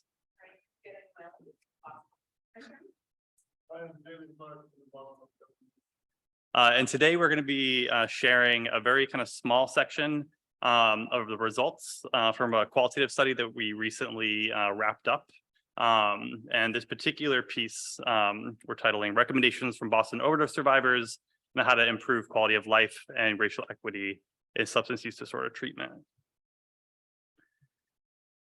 So this is a qualitative research study that really tried to examine racial and ethnic inequalities in access to treatment for folks who recently experienced an opioid overdose in Boston. So back in 2018, 2019, our colleagues over at the Boston Public Health Commission conducted a quantitative analysis that found that Black and Hispanic Latinx Bostonians, so Boston residents, were less likely compared to white Bostonians to receive BSAS-funded treatment within 30 days of an overdose. So this qualitative study really attempted to follow up on that and better understand what was really driving this. So this is a multi-institution partnership between my organization, the Institute for Community Health, Boston Public Health Commission, Boston Medical Center, BU School of Public Health, and it was funded by RISE, Massachusetts. So our Bolt's research questions, they're up here. So our first one was, what are barriers and facilitators for accessing treatment, SUD treatment for Boston residents who've experienced an opioid overdose? The second one was, what factors contribute to racial inequities in the receipt of SUD treatment post-overdose? And then finally, how can Boston systems address barriers to improve access to SUD treatment and improve health equity? So we did some, so here's a little bit of our methods. So we talked to 59 overdose survivors, and they were folks who had been living in Boston and had experienced some sort of an opioid overdose or suspected opioid overdose, self-reported in the last 3 months, and they identified as either Black, Latinx, or white. And data collection happened between January and September 2021. Initially, this study was planned and initially designed prior to COVID. And as the COVID-19 pandemic rolled out, our recruitment pathways, we really need to kind of rethink them. So predominantly, the vast majority of our sample, the folks that we interviewed, of these 59 folks, were done through the engagement center, which is a harm reduction kind of day space for folks in the Mass and Cass area, kind of right side of BMC, where there's a lot of kind of drug use and drug sales. And we also talked to key informants, 28 folks. Those are people that from a range of sectors who have professional community leadership roles working with people who survived opioid overdoses. They may have been official folks or maybe kind of more community folks. And that data collection was a little bit of a different timeline. But this presentation is only going to be focusing on the findings of the overdose survivors. So it was a mostly qualitative study, but we did use a survey. The survey looked at demographic and drug use characteristics for overdose survivors, and the qualitative interview guide. We asked about drug use history, their experiences during this most recent overdose, experiences with and perspectives on treatment and services, impact of COVID-19 and recommendations. And throughout all of these, we probed and kind of asked around experiences related to race and racism. And then for key informants, we asked about perspectives on treatment and services, decision-making about treatment that they've observed among the people that they're working with or supporting, barriers and facilitators to access, and then impact of COVID and recommendations. All right, so the overdose survivor, who were they? So from the get-go, we had really planned on interviewing 20 folks identified as Black, 20 folks identified as Latinx, and 20 folks identified as white. We ended up getting around, I think, 18 folks identified as Black, 23 identified as Latinx, and 17 identified as white. I think that adds up. And then most of the sample was male. 44% were between the ages of 30 and 39, and 27% were between 40 and 49. And 71% have been living in Boston for at least 5 years. So there definitely is a kind of note that folks, while there were some folks that haven't been here as long, there also were a decent number of folks that have either been living here their entire lives or have been living here for a number of years.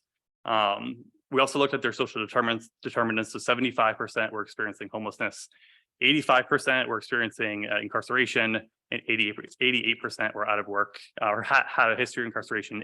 88% were out of work or unable to work. We also asked about their health status. 10% reported their physical health status is excellent, and 34% said good. 0% reported their mental health status as excellent, and 25% said good. For drug use, so 93% self-reported they had used some sort of opioids in the last month. Also of note, 83% said that they had used some sort of stimulant in the last month, and there are a lot of different reasons why they may have used those. And 85% have reported having had multiple overdoses in the last year, with a median of 4 overdoses.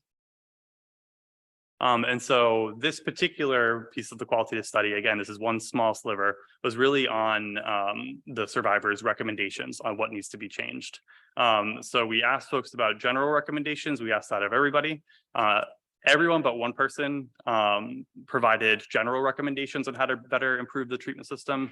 One person, we asked him and he just didn't really answer. Asked him again and didn't want to answer it, so we let it go. And then for the disparity recommendations, we also asked about how to, better reduce racial disparities in Boston post overdose. And less than half of the Black and Latinx survivors provided disparity-specific recommendations. So we will go into those recommendations. We'll also kind of go into a little bit of the data on kind of why people didn't provide recommendations.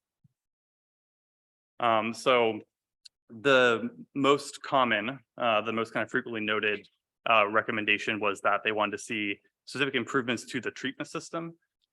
So the first kind of topic that came up was really they wanted to hire and support staff who better reflect the communities that the organizations serve.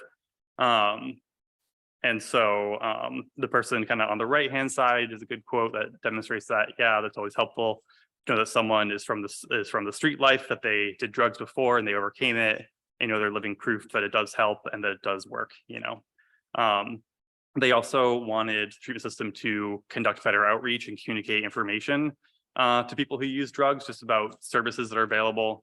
They often think that the providers may assume that everyone knows all the resources that are available, but they shouldn't take that approach. They should really make sure that they communicate that information. And then in addition to that, they really, really emphasized that the treatment system kind of writ large needs to really reduce stigma during treatment system interactions. And that was kind of race-related stigma, interpersonal racism. That was stigma due to drug use, stigma due to experiences of homelessness, right? One man said that he can tell people look at him like he's dirty, like he's unclean, and they don't want to be around him. And just that profound level of disrespect made people really unwilling to kind of re-engage when they might be ready or looking to re-engage in some sort of care, and also avoid certain kind of places. They also wanted treatment that focused on participants' specific and unique goals and situations. Not everyone had reducing their drug use as their #1 priority. Maybe someone wanted to reconnect with their kids. Maybe someone wanted to get into housing. Maybe someone wanted to get a job that was meaningful for them, get their HIV meds, right? So they felt like treatment was really kind of cookie cutter, and they wanted to be a little bit more tailored. They also recommended some policy changes. Some folks wanted some stronger enforcement of policies within the treatment system, right? So less leniency in someone bringing drugs into the sober home. Other folks said there needs to be more flexibility, right? So there's some disagreement there that we need to kind of highlight. They also wanted to have improved detox and medication protocols. Some folks say that they're kind of coming in, they're not giving enough medication, so they end up going through really intense withdrawal that they shouldn't be going through when they're in detox. And I think with the era of fentanyl, kind of dialing in the exact kind of medications to help detox is definitely a challenge. And then they also wanted just longer stays in the kind of post-overdose hospital stays, detox, and other kinds of treatment. And just overall, they call for really better quality of services. They also said that, I'm trying to look at home. Am I doing on time? Okay. Wrap it up, okay. Sorry about that. All right, so they also wanted to have the treatment system grow. They also wanted to have more access to harm reduction services. So they wanted more Narcan, longer program hours, Some call for safe use in supervised consumption facilities, while others didn't feel comfortable with this, so another area of contradiction. They also called for, to better address their needs, you have to address their basic needs. So they want more housing, reduce the wait time, improve quality of shelters, expand access for employment, both employment that pays well, but meaningful employment, improve access to basic necessities like clothes and laundry. All right. And then just to note that when we asked, Black and Latinx interviewees what they'd recommend to address racial inequity in the treatment. Some of the folks either didn't believe us, didn't believe the data in that quantitative study. They said that they didn't think there was actual inequities in treatment post-overdose. Some other people said they hadn't experienced it, so they didn't want to comment on it. And other folks just said they just didn't know how to. Of the folks that did talk about it, though, and there definitely were a decent amount of folks that did talk about it, they want to see more staff that shared their lived experiences as both racially, as experiences with addiction and drug use, experiences with homelessness. And finally, they also want to make sure that the system really thinks about making their programs and processes more equitable. So some folks said that the referral and enrollment process needs to be improved so that there's less discrimination against Black and Latinx individuals, that there's less favoritism, and they also want to have programming expanded into specific communities to have culture responsive programming for Black and Latinx populations. Acknowledge all the participants, contribute their time, expertise, and insights, and then our very large study team. Thank you.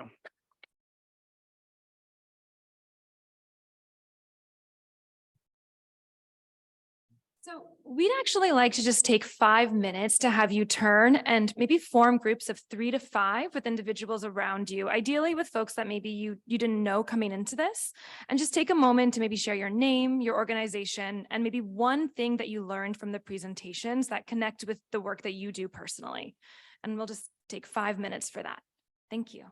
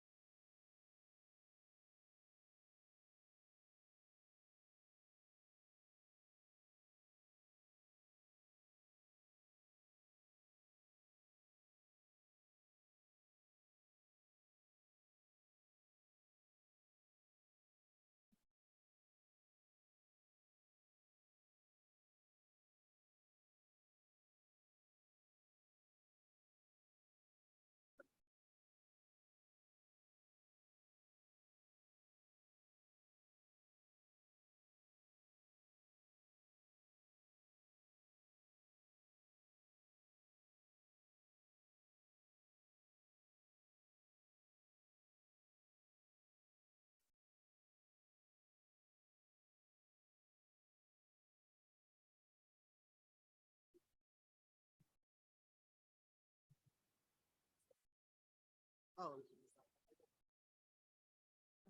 That's not. Yes, I do. I'm the educational program manager.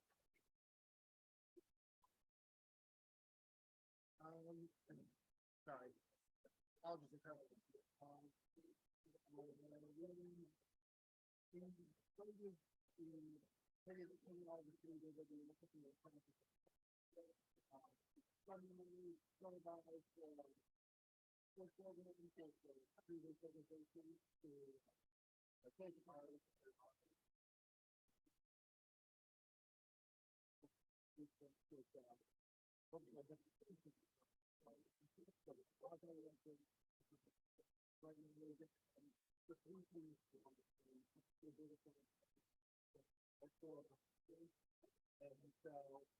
and I'll be a pipeline for the students that will complete the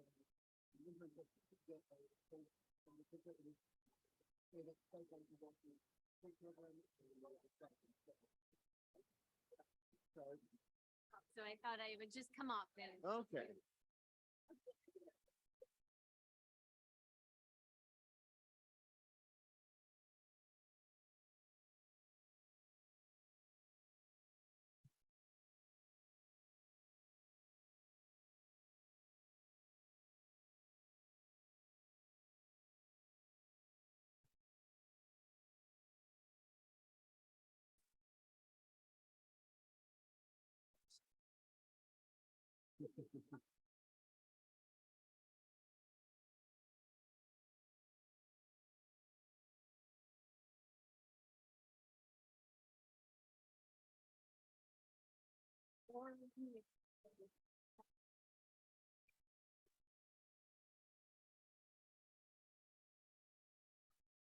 Yeah, right.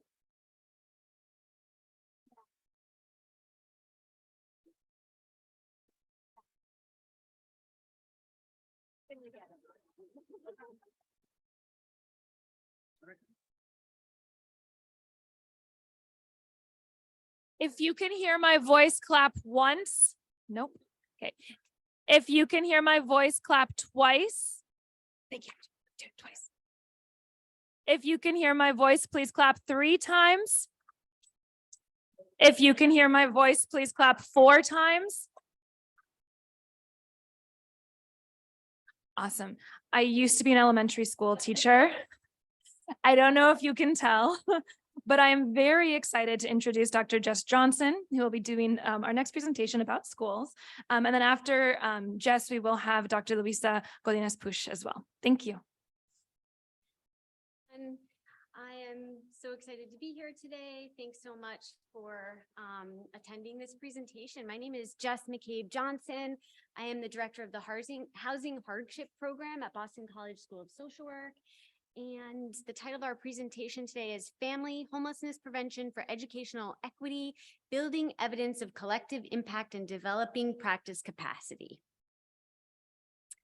And I am joined today by Larry Siemens, President of Family Aid right there in the back, and Sarah Bartley, Vice President of Housing and Homelessness, waving her hand at United Way.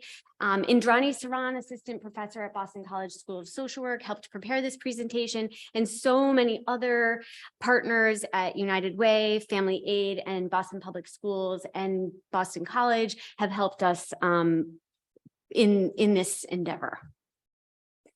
So we are a research practice partnership, and our aims are listed here. We're aiming to improve the quality of research on the impact of early homelessness prevention on child well-being and educational equity, equip service providers, schools, administrators, and policymakers with research evidence, and then facilitate the use of that research evidence so that ultimately we can help improve child well-being and educational equity. We're currently funded by an institutional challenge grant, and our funders are the WT Grant Foundation, Spencer Foundation, and Doris Duke Foundation. And we're funded to evaluate the impacts of a particular intervention called the Early Homelessness Intervention and Prevention Program. Today, in these 10 minutes, I'm going to quickly explain the connection between family homelessness and education, and then I will provide a quick summary of why we think that school housing intervention is important. I will also describe the groundbreaking partnership between BPS and Family Aid, and then quickly give an overview of where things stand with our collaborative research and capacity building efforts. So first, quickly, I want to start out with a definition. Family homelessness is defined as lacking fixed, regular, and adequate nighttime residence, and includes living in shelter, living in public places, and this third category, living doubled up with others for financial reasons. In 2022, close to 3,000 families with children were counted as experiencing literal homelessness on a single night in Boston. And that did not include the many families that were living in doubled up situations because of housing loss or financial duress. So there are many other people that are impacted.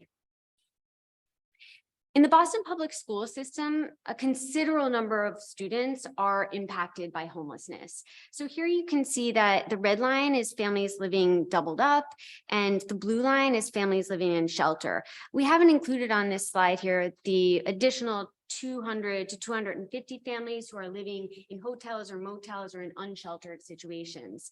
And we would consider this to be an undercount because of the stigma and fear associated with reporting homelessness, and also the dynamic nature of homelessness, and just the different perceptions of homelessness. There are some people who are living in doubled up situations who really wouldn't characterize themselves as homeless. Now, homelessness has a substantial impact on educational experiences. It's been documented to increase school mobility, to significantly impact students' abilities to attend school, enroll in school, and engage in the classroom setting. And it's also been documented to negatively impact grades, test scores, and likelihood of graduation. This figure here is just one image showing the disparities that we see. So what we're looking at here is students who experience economic disadvantage compared to students in red who experience homelessness on top of economic disadvantage. And you can see that far fewer of the students in the red bar, the students who experience homelessness, achieve proficient scores on state assessments than those who experience economic disadvantage. And I haven't even included here the students who don't experience economic disadvantage. So there are substantial disparities to consider. Now, the McKinney-Vento Homeless Assistance Act really established schools as a point of intervention with families who experience homelessness. It grants students who experience homelessness with rights, and it also requires schools to designate staff who are known as homeless liaisons to provide support to students. In the Boston public school system, there are 175 staff members designated as homeless liaisons, working in the over 125 elementary, middle, and high schools, doing this work under the auspices of the BPS Department of Opportunity Youth. And they provide assistance to maintain school enrollment and transportation. They distribute clothing, toiletries, and other basic necessities. And they also provide referrals to services at the school level, district level, and out in the community. There is a substantial need for coordinated school housing intervention. School and housing providers are aligned in their pursuit of family well-being. And there is a pressing need for more prevention of family homelessness. And the collaboration between these two entities is crucial because neither entity is fully positioned to really comprehensively intervene at the intersection of housing and education, right? People in the school system, staff in the school system really can't address all the housing needs that families face. And then housing providers can have limited access to people who experience homelessness, particularly children. So in 2019, BPS and Family Aid partnered to connect BPS families at risk of and experiencing homelessness with preventive services. This partnership aims to stabilize families' housing. So for people who are at risk of housing loss, to stabilize their housing situations, and for people who are experiencing homelessness, to rehouse them so that they can avoid trauma associated with housing loss and homelessness, in order to facilitate two-generational well-being. So to improve parent well-being and child well-being, and also to promote educational stability and academic performance. This is a visual representation of the program's theory. So families are identified in the BPS system. BPS then links them to family aid. Family aid intervenes as appropriate depending on the family's housing needs and housing status so that their housing situations can stabilize, students are able to consistently engage, and then students exhibit improved social and emotional well-being, and then ultimately perform better at school. I think this quote wonderfully captures the theory of the program. And this comes from a staff member, a family aid staff member who participated in one of our focus groups. When a family does go from instability to stable, secure housing in a place where they want to be, the changes in the children's behavior are noticeable almost immediately. It's just amazing. You know, the kids, they know. They pick up on their parents' emotional state. When the parents are tranquil, it absolutely rubs off on the kids. So public health models of prevention, I think, provide useful language for the scaffolding of interventions with family homelessness. So here I've provided a visual representation of kind of the different stages of housing. And so family homelessness is highlighted there as families who experience doubled up homelessness and families who experience literal homelessness. We are specifically looking at the three circles on the right. So families who are at risk of homelessness, early homelessness prevention activities divert from homelessness. And we're also assisting families who are in doubled up situations and who are experiencing literal homelessness with secondary and tertiary interventions that intervene to mitigate impacts and rehouse families. Our original research design involved a comparison between people who were receiving the intervention immediately with people who are receiving the, oh dear, let me just get this. The battery's running low. I'm going to go fast. Okay, so with people who didn't get to receive the intervention immediately. And we plan to track families over time for 30 months with these three data sources. COVID hit, things changed. And the program was actually on hiatus for about a year. So eventually things got back up and running, but by the time things got back up and running, the program had actually evolved to wonderfully include housing vouchers that were newly available. So, you know, on the research side, we tried to remain nimble to be able to engage families at all these different housing stages along the way. Additionally, because wonderfully so many more resources became available during COVID, the comparison group that we planned to recruit never came to fruition. All of the families who you know, needed services during this time, who we discovered needed services during this time, were served. So this is wonderful.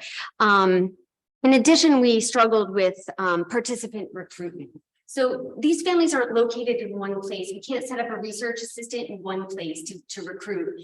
They're spread out all over the city. So it can be difficult to connect with families, particularly because they are experiencing traumatic situations. We tried to remain nimble. We built in new methods. We incorporated new voices via focus groups, interviews with clients, in-depth qualitative interviews with clients, and also an innovative method called community-based systems dynamics, where community members come together to map out a visual representation of how the system is working. We also leaned into the partnership for advice on how to navigate some of these challenges. This is our current research portfolio. We've adjusted our research question a little bit so that it's how can homelessness prevention support well-being and educational equity rather than, you know, does this program work essentially? And these are our different methods that we've included. We've had a lot of success in our research. We've recruited more than 100 families with over 200 children representing about 100 different schools. We've conducted 2 staff focus groups, 2 staff surveys. We've done 9 in-depth qualitative interviews and 1 system modeling initiative. And the program itself has served over 1,300 families, which is astounding, remarkable, wonderful. And over 500 of the families that were referred from BPS to Family Aid and then stayed in their umbrella in their system, they weren't reallocated back to their original service providers, have received vouchers and been rehoused. I mean, this is amazing work that's happening. And I just want to close with this quote from a parent reflecting on how her son is doing. This is a voucher recipient family. He's doing amazing. The day I told him, the day that I showed him our apartment, he just cried and cried. He was so happy. He loves that he has his own space. He loves everything. All right. Thank you.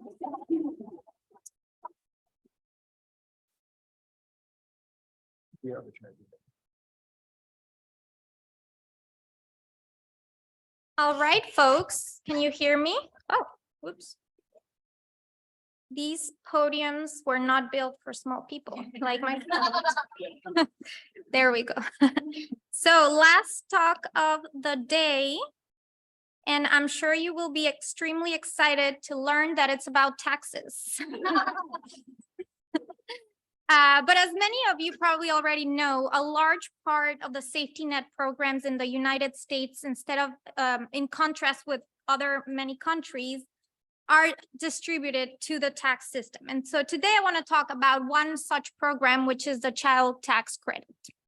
And I will be presenting this pilot project that we did with a couple of colleagues at the Urban Institute on the lessons learned from expanded child tax credit outreach to immigrant communities here in Boston.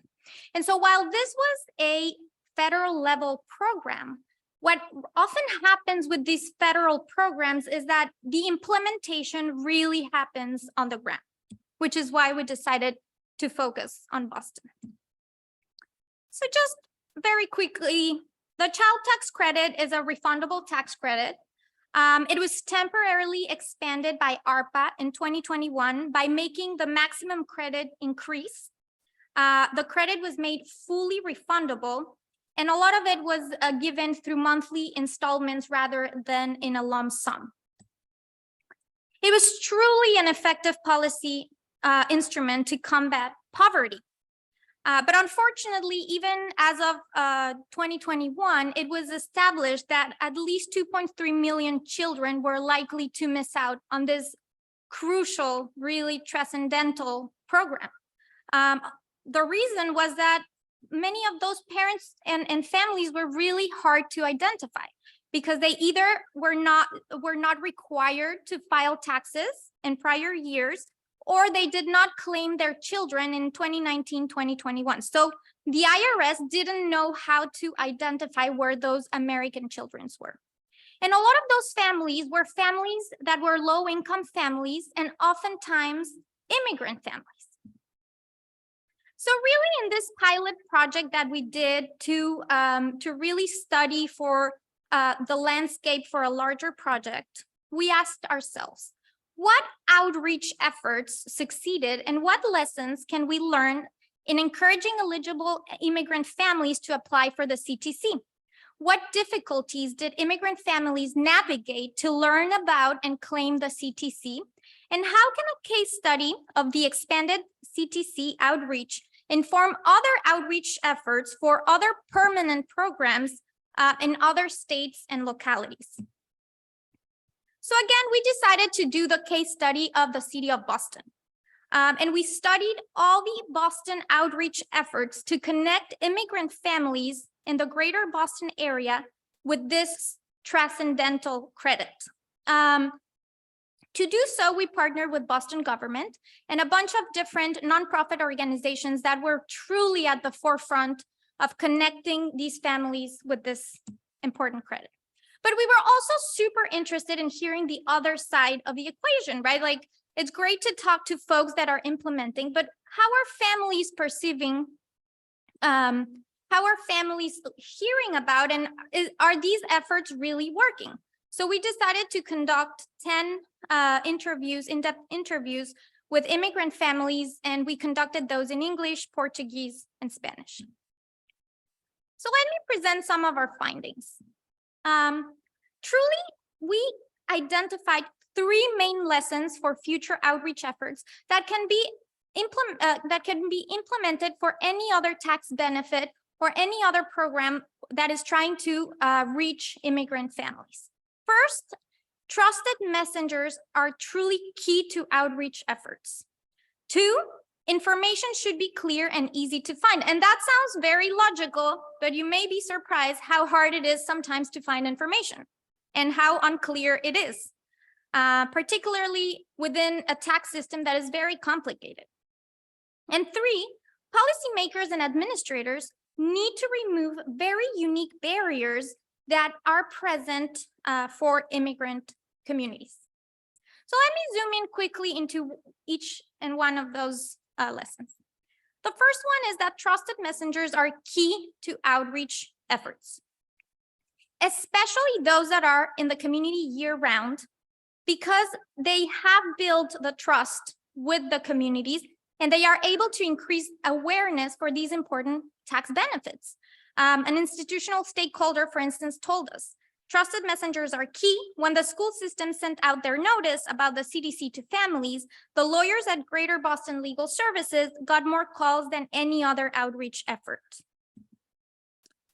Importantly, trusted messengers need to be trained as well, because they can be, understandably so, hesitant to share information on a tax system that they do not understand and that is, let's face it, very complicated in the United States. So we heard ARPA relief was undeniably a godsend for some, but how many US citizen kids missed out because of the complexity of tax laws and the lack of available assistance for their immigrant parents? Even though the vast majority of kids in the country were made eligible for this help, the people working closest with them were wary of dispensing the wrong information. We also found that a multifaceted approach is the best strategy because, of course, immigrant communities are not a unified group. They all trust information from various sources, and it's very important to identify which groups trust what information and to really use those channels to distribute the information. Immigrant families told us, some told us that if somebody called them on their phone, they would trust that. Others said they would trust social media. Others said they would trust someone from their community centers or churches the most. The second lesson, again, sounds very logical, but it is not always the case, is that the information should be clear and easy to find. Obviously, it should be in multiple languages, but also integrate cultural competency. A lot of families, Spanish-speaking families and our institutional stakeholders told us that many of these Spanish-speaking families thought the child tax credit was a loan because in Spanish, crédito means loan.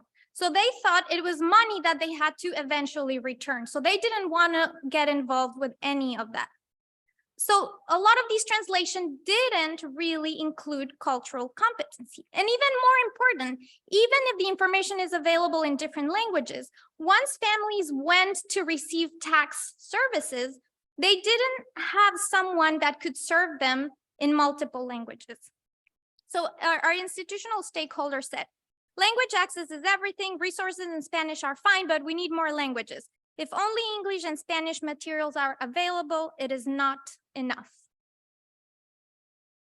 And information in their own language is not always available for their family. We did a search for online resources in multiple languages and found that it was really hard to find information in multiple languages. When we did, it didn't include specific information for immigrants, particularly in posts on social media. There were almost no information specific to immigrants and even less information for ITIN holders, who are the folks that file their taxes without a social security number. An immigrant family told us, I did not file taxes last year because I didn't know I could. I lost the child tax credit because I did not know how it worked. And lesson 3, and very important, is that policymakers and administrators have to remove these very unique barriers that immigrant communities face when accessing tax benefits. First of all, there's a lot of fear in the community, and that's a major deterrent, particularly fear of public charge determinations, which even though that those have been revised since, there's the fear that there will be a negative consequence to the immigration status of families. So a stakeholder told us, we worked with so many immigrants, each one told me, I was told not to do this by someone in the community because they were traumatized by the prior administration's treatment of them. They saw this as a trap or a loan, or this was not going to help them. So a lot of misinformation out there. ITIN holders, again, those that file their taxes without a social security number, often families of mixed status, meaning that at least one or more members of the family don't have legal documentation to be in the country, were very hard to reach and even more complicated to service. While social security number holders benefited from an extension for the child tax credit, ITIN holders did not. They also had to jump through additional hoops, including having to have all of their papers certified by a certified agent. And there were very few certified agents in the city. And obviously it was harder to reach these mixed status families. So we heard ITIN holders were so disconnected and not a lot of service providers were doing that work. We could not use online tools. They need special assistance, unexpired originals, and documents from their country. They need to certify their passports and see an agent in person. The IRS did not extend the deadline for ITIN folks. Everyone else had until 2025 to claim their funds, up to $5,000 with expanded CTC and the stimulus checks. That is not insignificant. And that's true, it is not insignificant. Very importantly, few lawyers or tax preparers were qualified to service immigrants. And obviously the pandemic strained the capacity of those that could. And there was truly this information gap between immigrant communities advocates that are specialists on immigrant communities and tax preparation staff and lawyers who are specialists in the tax system. But there isn't an overlap between the two. Really, there was one person in Boston from the Greater Boston Legal Services that single-handedly did most of the outreach and serviced families during the pandemic. And she said, I recognize that I'm just one person who has not going to reach all who needed these services during a pandemic. The result is unsurprisingly that the neediest get shut out. And if you're an immigrant filer facing such additional hurdles, good luck finding the help in time. So in conclusion, let me talk about some of our general findings and policy recommendations. Obviously, the CTC had an unprecedented impact on low and middle income families, but many immigrants faced higher risk of missing out on the tax benefit because they faced very unique barriers in learning about and claiming the CTC. The CTC is still available for immigrants and mixed status families that earn some income if their children have social security numbers. So it's very important that we take into account these lessons learned and apply them where we're trying to connect these families to the benefits that they are entitled to receive. These are American children that should be receiving their benefits. And so we do think that outreach during the pandemic serviced this variety of important lessons for future outreach efforts for the CTC and other tax benefits and even other benefits that families are, again, entitled to receive. As I mentioned when I started, this was really for us a pilot to identify which gaps and areas needed most research. And it was undoubtful for us that we need to have more research and pay more attention to those ITIN holders that face very unique barriers to access these tax credits. On top of that, we know that states have started to create their own tax benefits, right? So there's 28 states in DC that have their own state EITC. 12 states now have CTCs. 8 states plus DC now are allowing ITIN filers to claim an IETC. And some states are considering expanding these benefits at the state level, like Massachusetts governor made this the central part of the budget for 2023. So we're really interested in learning a little bit more for the next iteration of this project. What are the lessons learned from these state level expansions? How has implementation taken place so far? And what impact have these programs have? So during the discussion today, I would love to hear your thoughts on any and all of that and your suggestions. And thank you so much. These are our emails if you want to contact us. And I hope this wasn't too boring, even though it was taxes. Thank you.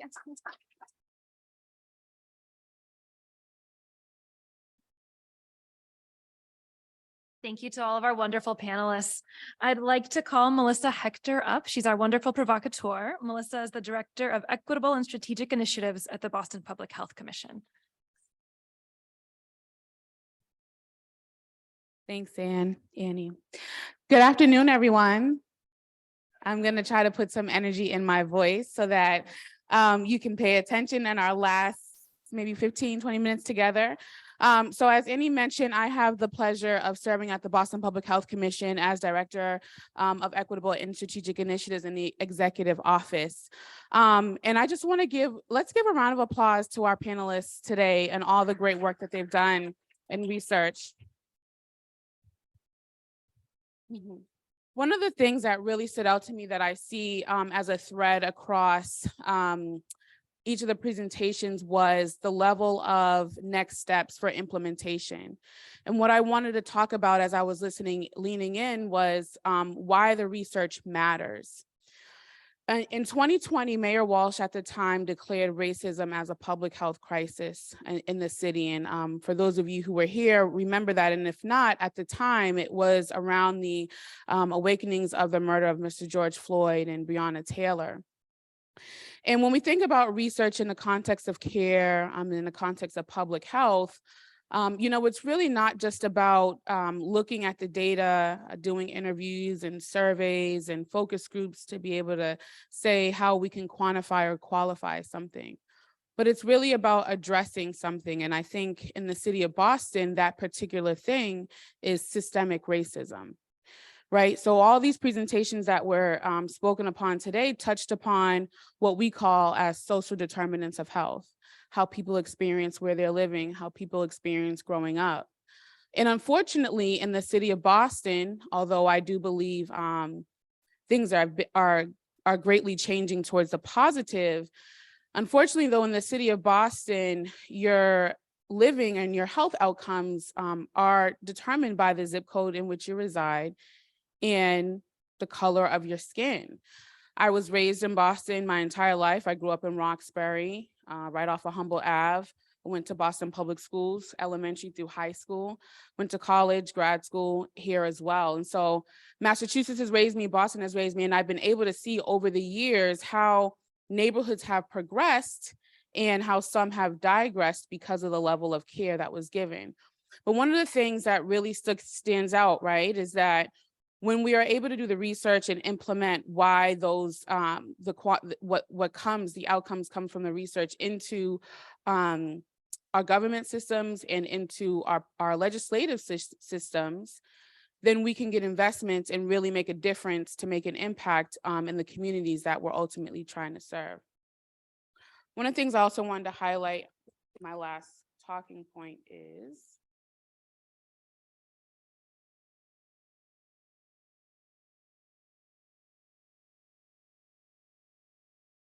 yes, this was talked about in the last presentation. When we think about access to care and creating low threshold opportunities, right? So if it's just in English and Spanish, it's not enough, right? Making sure that there's a holistic approach for people to be able to access the resources that they need. And if it's not intentional in that way, and if it's not approached from a holistic, equity standpoint, right? So we know that equity doesn't mean that everyone is given the same thing on the same playing field. It's being able to make sure that people who need a head start get that chance at that head start. And if it doesn't have that holistic approach, then it's not anti-racist. And so I want, as the panelists come back up, I want us to be able to have a conversation on what can we really do to push the grain, to push the needle, to ensure that the information that's gathered within this research gets into the hands and gets in front of the people who need it so that investments can be made and implementations and actions can be taken. Early next week, the Health of Boston reports are going to be released that a lot of my colleagues from the Health Commission in here have been tirelessly working on. And if you're not familiar with the Health of Boston report, you can Google it, Health of Boston reports. And it's data sets that provide an overall picture of the health of Boston, how people are experiencing health. And a lot of time throughout most of the data sets, it addressed a lot of the poor health outcomes that people are experiencing. And it's intentional. That's intentional so that we can ensure that where the gaps are needed, the investments are being made. So I say that to say this matters. You know, it's not just about being able, like I said, to qualify or quantify something, but it's really about making sure that people have access to the resources that they need. Thank you for having me.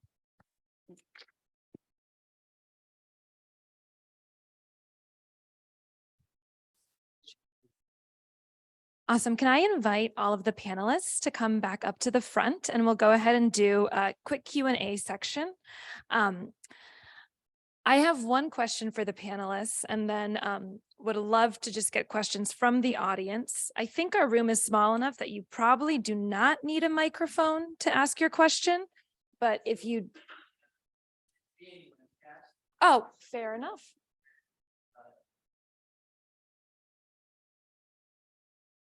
Okay, that's a fantastic point. Thank you. So I loved your remarks, Melissa, at the very end there. Thank you so much. And I really liked how you said that research in the context of care and public health is about addressing something. A lot of our presentations today also spoke about the methodology of the research. And I'm kind of curious for all of our panelists, how does the concept of care factor into the process of the research itself? Like when you're designing your methodology, working in communities, how do you think about care? And that's for anyone. Well, for me, if I may go, oh, sorry, or do you want to go? It's very important to elevate the voices of lived experience and to really give a role to partners and communities at all phases of the research, including the design. And that includes, identifying which questions are important to ask, and then identifying how to relay the data and before you publish it, to make sure that your conclusions incorporate the visions of those with lived experience and truly the communities that you are studying, such that you're not extractive. You just said exactly what I would have said in almost the same words. So I don't have much to add, but I think my disciplinary background is in social work, and as our sort of code of ethics and the values that dictate the work that we do compel us to think about dignity and worth, and making sure that our clients and the communities that we work with are being treated in a dignified manner, and that we think about self-determination as well. So how is what we're learning not only respecting what community residents have to say, but ensuring that they are the ones guiding the process as much as possible. Yeah, I think I don't have anything else much to add aside from that. Specifically in thinking about like drug use and treatment, like drugs and the idea of addiction, right, is definitely a kind of long and history kind of concept. And so I think that when you're doing, research into treatment, right, you're having to define it in certain ways. And I think just being aware that not everyone may actually conceptualize what it means to be in treatment, right? Are you taking a harm reduction approach? Are you taking an abstinence approach? Are you kind of coming from religious traditions in thinking about what your life should be like? So I think just kind of being aware that when you use certain words, they might be very loaded, and people may not agree with the researcher for what that word means. So just trying to explore that whenever possible. And I'll just finally share, I agree with everything that's been said here on this question, but I'll also share that for us, leaning into the partnership that we have with our community-facing partners has been essential. I mean, I think this study would have been, very different had it not been in collaboration with our partners. Thank you. Do we have any audience questions? We have about 10 minutes left.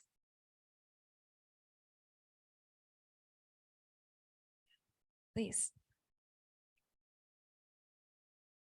I wore the wrong shoes to run. Hi, I have a question for our first presenter, which is that I think that this opportunity of this sort of sample of people that you're surveying and working with is really fascinating, and we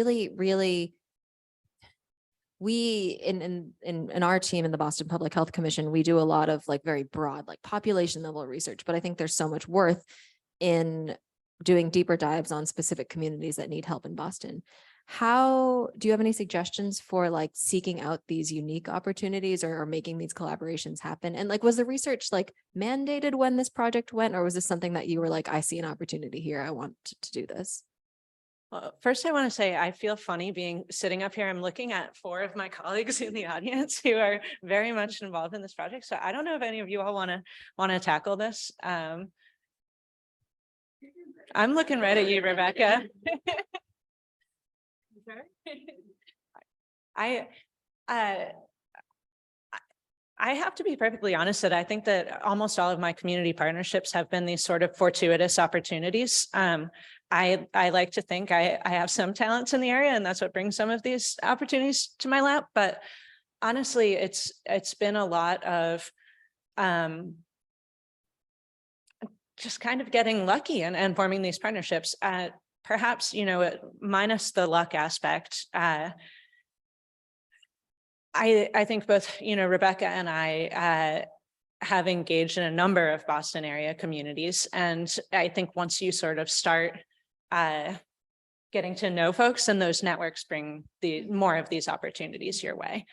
And now I forget what the second part of your question was. I think that answered it well. Okay.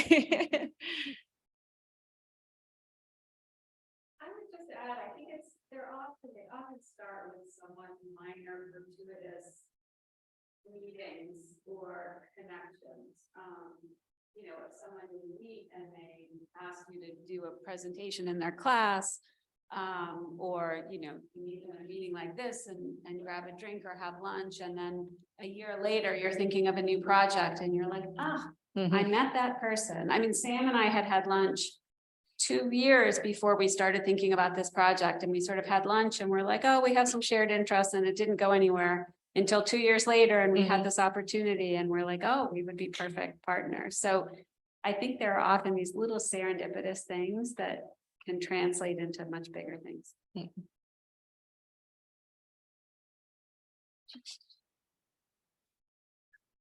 So most of you really kind of started out with a needs assessment or asking about needs and strengths. And it's important, absolutely, to include the community and ask the community, what do you need? What do you have? What are your strengths? But we're all doing this. I am from a hospital. I have to do community health needs assessments every 3 years. I go out to the community. Someone just asked me about my housing last week. Someone just asked me about substance use 2 months ago. How do we respect the community's time, make sure they're involved in this, but not overburden them, because they end up being overburdened to be part of these processes. So I don't know if Larry or Sarah, you want to jump in? Yeah, okay. One of the things that our team has talked a lot about is the opportunity to use the administrative data that's already collected. So that's part of the design of this was really to look at how housing stability impacted things that are already being collected and could already be measured without going to families and asking them to disclose more. I'll keep that brief. Anything else? Yeah. I think so. To your point, I think there's a ton of that out there and we need to be creative in thinking about how we connect the dots. think I have another I think that in addition to meetings like this, where we can share information with one another, my colleagues and I are also going out to different kind of community organizations we work with or to programs within the commission and just asking, do people want to learn about the results from our study? Because there is a lot of very similar kind of research questions happening at the same time. And I do think there's new things to be learned potentially. But I think in addition to kind of having these sort of spaces, kind of also go out to community organizations, people that you know, and just share results that way too. If I may add just one last thing, I think it's also very important to think about when you build these partnerships is to truly treat lived experience as a member of the team, which includes compensating financially, which includes working around their schedules, which includes asking folks how to be less intrusive and really working around their own sort of contexts and situations. And so I think that's another important sort of aspect to that. Great. Unfortunately, we only have about 5 minutes left. So if possible, I'd love to turn it back to our panelists and provocateur for just closing, parting shots, like 1 minute each. If you need a prompt, I would love to learn what you learned from other presentations. If there's something that you took away from your co-panelists that maybe adds to your work, but feel free to truly speak on anything. Yeah, I think I could talk about the child tax credit and kind of thinking about the comment on structural racism, about how these systems, right, very kind of like big policy, little policy, just really set up these kind of inequities across different groups. And so just kind of hearing the childhood tax credit kind of presentation is a kind of really clear illustrative of this kind of not just not the interpersonal, but this kind of really systemic issues that are kind of driving and recreating racism every day. So thank you for that. I just feel really reinvigorated being here today and reassured by all the stories that people have shared about their collaborative research. Specifically, one thing that I heard recently, I think you and I just talked about this a minute ago, was the iterative nature of some of this work. It's just reassuring to hear that other people are experiencing the same thing in their collaborative work. It takes time. And I guess that's, it's important to make space for that time, I think. Yeah. I was also going to say that, but I won't repeat it. So I think for me, well, first of all, it's very warming to see that all of our researchers really try to involve communities. And that's really exciting to hear. And on the other hand, it's also, I guess, warming to see that we may face the same challenges, right? And so maybe we need to also focus a little bit more on the challenges in meetings such as the ones we're doing today. And one of the challenges that we actually discussed earlier today was this idea that and I think it was mentioned in the keynote speaker session as well, is this idea that funding cycles and research cycles don't often conform with how to do research and partnership that is sustainable, that is long-term, and that truly incorporates communities without being extractive.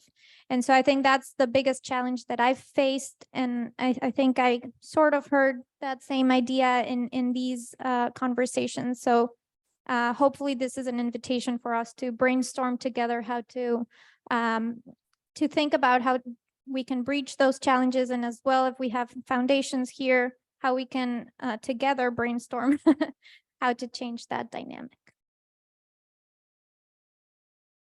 Once again, I feel like you all covered most of what I'm thinking. I'm really heartened by the focus on community members' experiences and elevating those in the discussion really throughout the day today. And I'm also left sitting with a question from the audience about how do we do this in a way that we're not duplicating hard work that's already been done and not being extractive, as you said. thought of this sort of anecdote as we're walking around Mary Ellen McCormick, knocking on doors. There's been a few times when we go to sort of leave our tag on the door to say, give us a call, we'd like to talk to you. And there's already another tag from another researcher on the door. And those moments are, make me reflect a bit about what we're doing, how might we collaborate? And I think that's something that I'll walk out of here with unanswered, but interested in thinking more about. Thank you. One of the things that really stood out to me, particularly around the child tax credit presentation, was humanizing the research, right? And like you just said, Sam, not making people feel like they're guinea pigs. And so when we, the question about the needs assessments and seeing the additional door tag, how do we continue to be transparent in the information? One thing I really appreciate across all presentations with that is that there was a lot of cross collaboration among institutions. And I think that needs to continue to happen more as we think about going to community. Boston's a resource-rich city. There's tons of academia and really, really, really good information and research institutes in here. And so how can we utilize, what's there? But also, if we are going to community, right, to really understand that lived experience, how are we using an approach that makes people feel like they're really valued? And it's not just to highlight something else that we already know that they're facing, right? We didn't need the pandemic to tell us that people were suffering and didn't have the food or money that they need to survive in the homes that they're living in. One of the things throughout the pandemic, I helped work on the Boston Resiliency Fund. 8,000 Chromebooks were purchased for Boston Public School students. And I'm pretty sure that 8,000 is not even a fraction of students who actually needed a laptop. And so you just think about the amount of students, depending on what level of education they're at, being tasked to go home with homework and not having a laptop or a computer at home to complete that homework project. The information, it's pertinent, it matters. And I think as researchers or practitioners in this space of care or public health, we really want to do your due diligence in approaching the work. Thank you. Can we give our panel one more round of applause, please?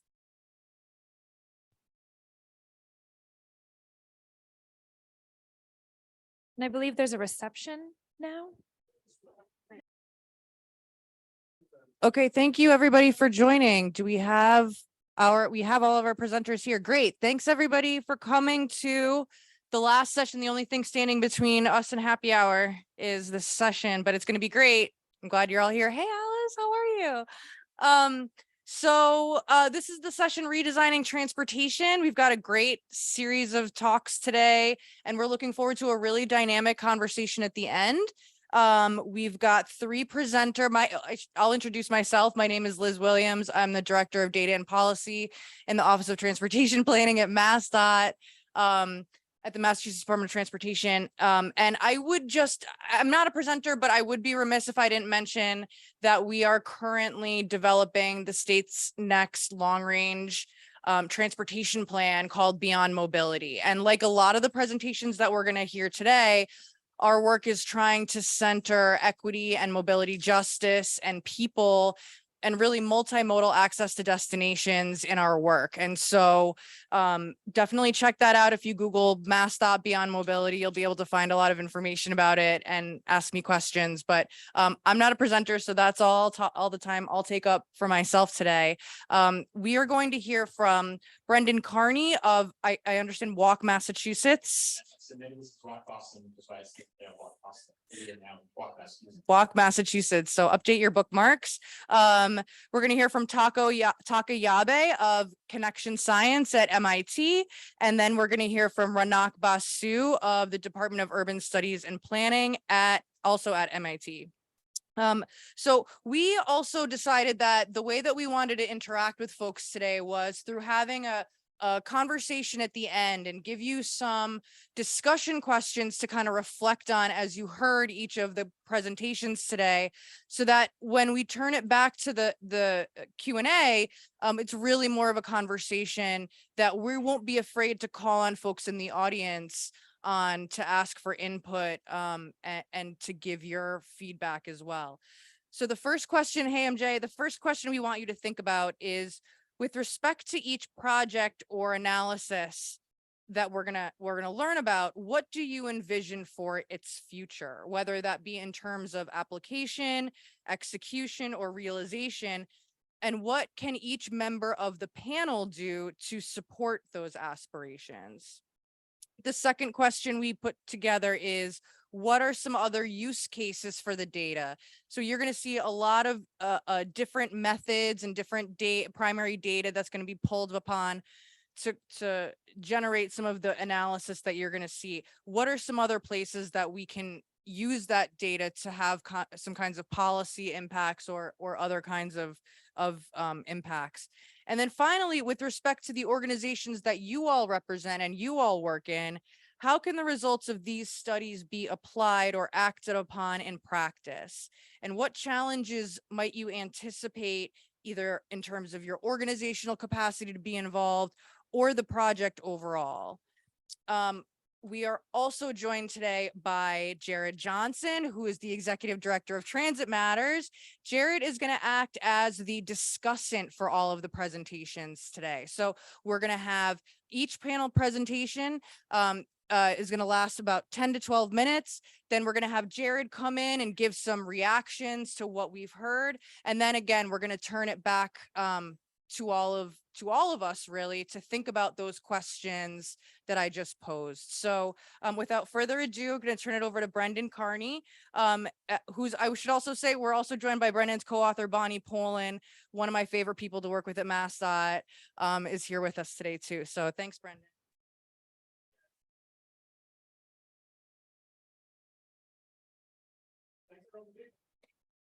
So, we are walking Massachusetts. We're no longer walking. And we really came a long way to come to this, but we really are a nonprofit organization working all across the state and working to make walking safer and easier. We're about health and environment, we're about communities, and everyone deserves safety. Today's presentation, though, is using MassDOT's Impact Crash Portal, great open source tool, and how we and other advocates like yourself Walk Massachusetts is a nonprofit, and these are our values we stand by. We work in community, we focus on equity, and we always do things in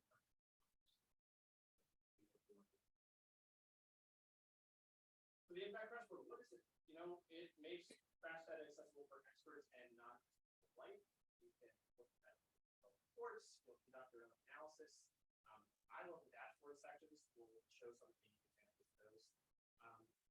And it's not just for, looking at data, it's also actually using it to make impact.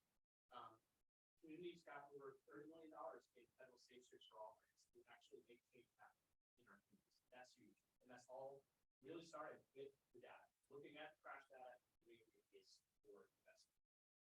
So again, Bonnie's here in the room. We really insert additional questions in the crash portal. But how do we all use it? How can we use it? It's really a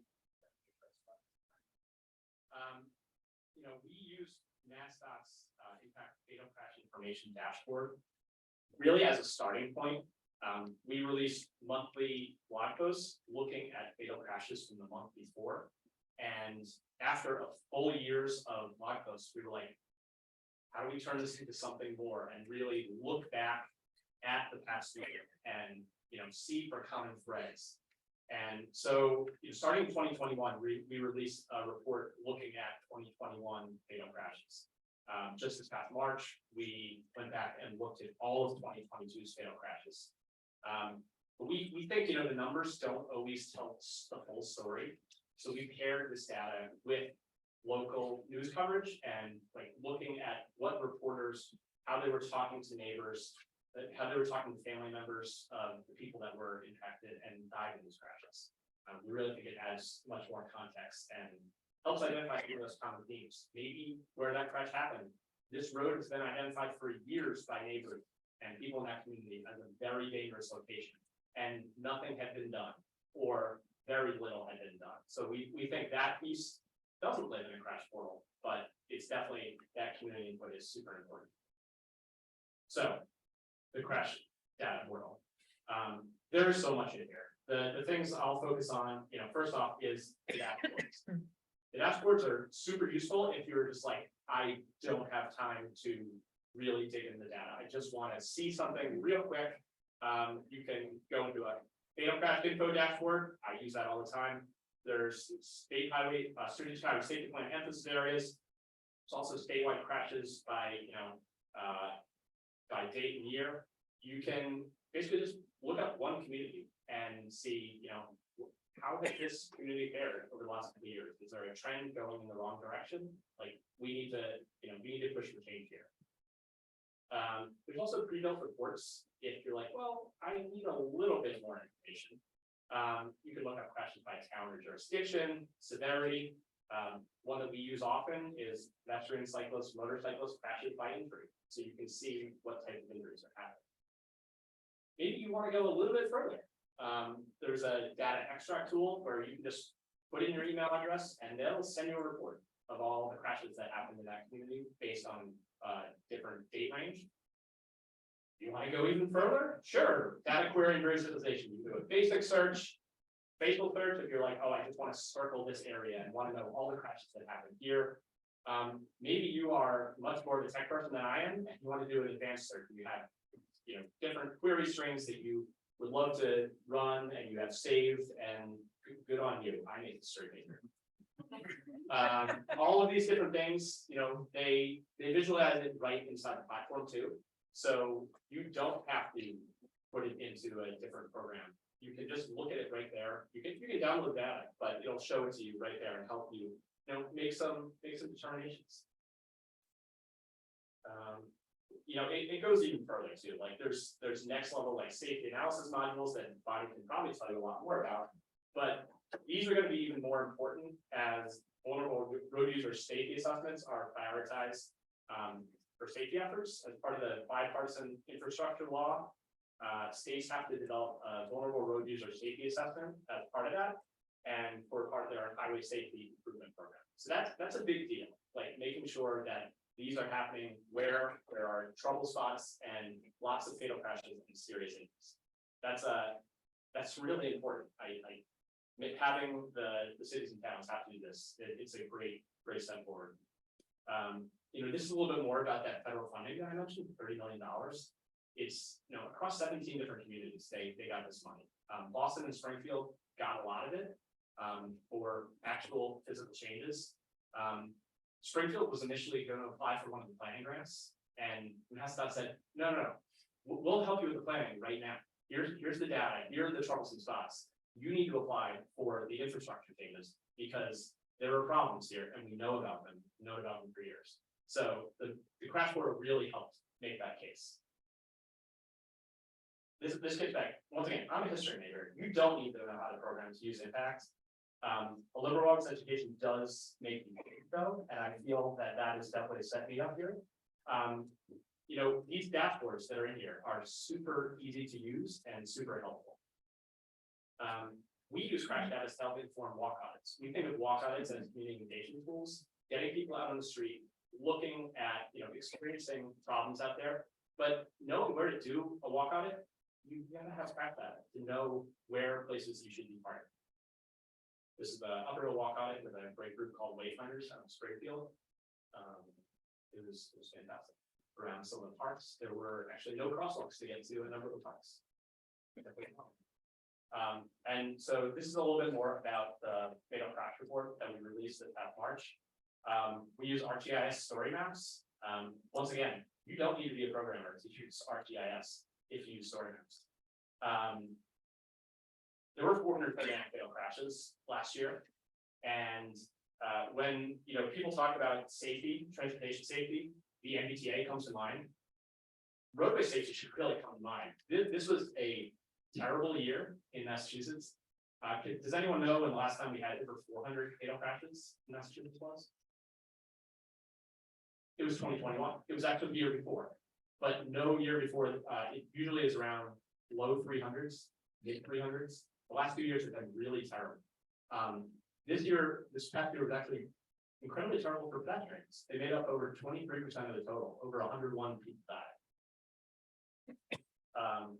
And it's not just happening in big cities. You know, it's happening kind of all across the state. 60 places had a fatal crash, and 19 places had more than one fatal crash. 71% of them were in environmental justice census block groups. The Act Creating Next Generation Roadmap for Massachusetts Climate Policy was passed in 2021 and actually defined environmental justice populations into state law. It didn't have a standard definition for that. So we actually, use that new definition and the new maps that came out from the state to overlay that with the fatal crashes. And then finally, the trend we saw was that a large number of these fatal crashes were people over age 65. 38% of fatal crashes were people over age 65. So, these are where the crashes are happening. So as you see, kind of all over the state, places big and small. And, when we think places big and small as well, one of them that really jumps out to me is Chicopee. Chicopee had the most crashes last year, third most fatal crashes. Chicopee is way smaller than Boston and Worcester. Chicopee is 55,000 people. Meanwhile, Boston is, according to the 2021 July census, it was about 650,000. Worcester was about 205,000. So, definitely a problem. The other thing about Chicopee is 4 of those crashes happened on just 2 roads. So, once again, you could have a big impact on safety in places like Chicopee if you're just fixing 2 of the roadways. So, more about environmental justice. Everyone deserves to live in a safe, clean, and healthy environment. So, it's great to see that the legislature had passed the environmental regulations and, really showing that environmental justice is important. Here are those environmental justice communities. There are different reasons why a place can be flagged as environmental justice census block group. Has to do with area income, the percent of non-white people in the census block, lack of English, and there's also a mix of those if there's a percentages. So, there's a quote from AARP. They're really thinking about age-friendly communities. AARP, while 38% of the crash victims were over age 65, the scary thing is that their target audience is actually people over age 50, and 65% of fatal crashes were people over age 50. So, a lot of places want to be an age-friendly community. When we think about that, it's people aging in place. We also need not just aging in place, but they should be able to walk around their community safely. So we really need to, get that. There's a disconnect right now between the age-friendly movement and transportation safety. Those things really should be more aligned. And this kind of just looks at that. Only 17% of our state is over age 65. Well, that's great. More to consider. I'm not going to get into this right now. But yeah, some of these were hit and runs, and a lot of them happen in the dark. So we got to start thinking about street lighting. Is it in the right places? Is it at crosswalks, at corners where people are going to be crossing? And then also, with hit and runs, a little bit of accountability. Like, are these people who are drunk driving? Like, why do they leave the scene? And get a little start that methodology. But next steps. MassDOT needs to release an action plan. They release a strategic highway safety plan. One of the things they call for is an action plan that has, putting together a timeline and who's responsible. We think they should do that. They should release that. But all of us, we should be asking our elected leaders, what are they doing to make our communities safer? We really think that's a big important step. And lastly, you should join the Walk Massachusetts board or committee. We're looking for people to help us spread the word and really make a difference all across the state. Thanks a lot.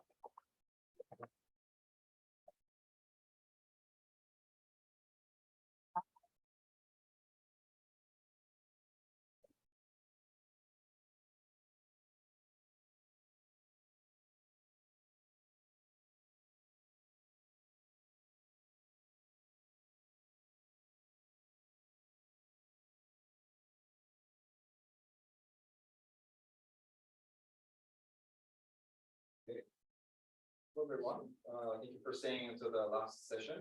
Very excited to share our kind of recent work on trying to understand the impacts of the MBTA Fare Free program, which is occurring in the Route 28 in South Boston, on income segregation and people's interactions in cities.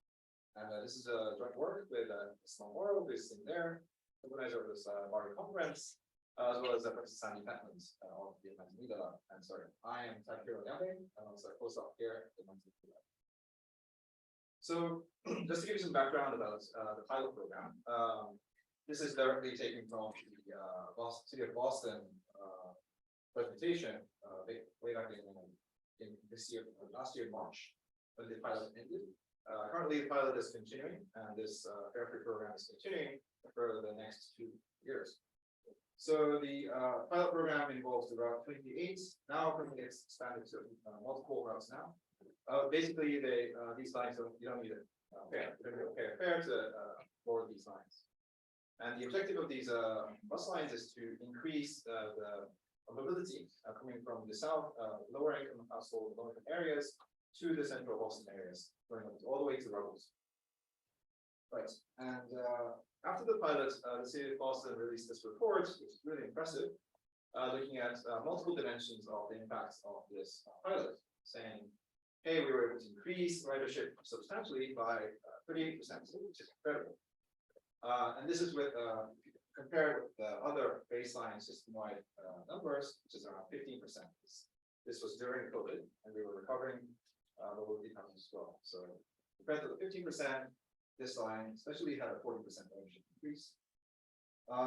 This line was able to also decrease dwell times of each passenger.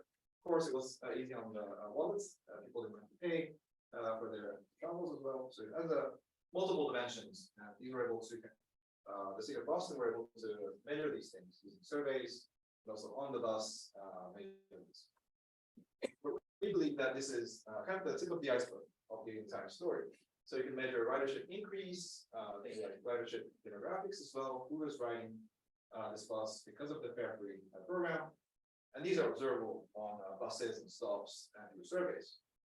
But there's many other things that you really can't ask people, and it's really hard to observe. Things like, okay, once these people board the bus, where are these people going? What kind of places are these people visiting? And who are they encountering when they visit these places? So these are kind of things that we can't really observe on the spot. And one question is, how can we observe such behavior? How can we get the whole picture of this great policy that we need here?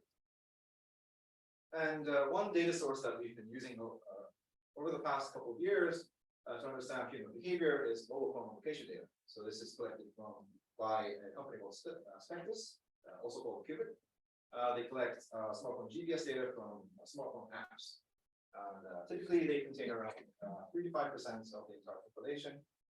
And as you can see here, so you will see here in the video, we're able to detect where each individual visited across a long period of time. So I'm going to show you the visits, which are in more than 10-minute longer stays at different locations. Of course, this is anonymized. We can't really use the individual data. We can only process the aggregated insights at the end. This is the video. So you can see all these points. This is 2 a.m. right now, 3 a.m. And all these points are visitations to different places like restaurants, cafes, places like that. Each of these points include, the color details the estimated income, estimated from the home CBG location using census data. And you can see during the day, there's a lot of social mixing, i.e. people from different income backgrounds gathering in Back Bay, downtown Boston, places like that.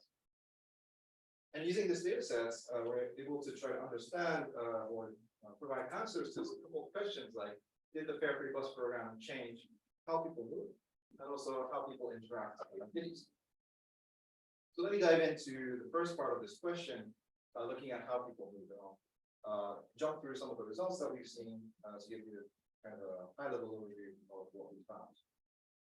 So to analyze this, we compared 2 different periods. One period is the pre-intervention period. It's 2021, June 1st to August 15th. The bus fare-free bus program was initiated on August 29, 2021. So this is before the intervention. We also have data from exactly 1 year after this intervention. So 2022, June 1st to August. So we're comparing the same exact period across 2 years to remove the seasonal effects and things like that. When we look into the interaction, the diversity of the interactions of the people residing from close to Route 28, we'll be comparing residents from 2 groups. Obviously, the treatment group, the group that we're interested in, is the residents around Route 28. But to compare, in general, because we're looking at a period of COVID, we're recovering from COVID, and in general, ridership is increasing. So we want to have like a baseline to compare the effects with. So as a baseline, is the control group. We're using people who live close to Route 32, as shown in green here. So comparing these 2 groups.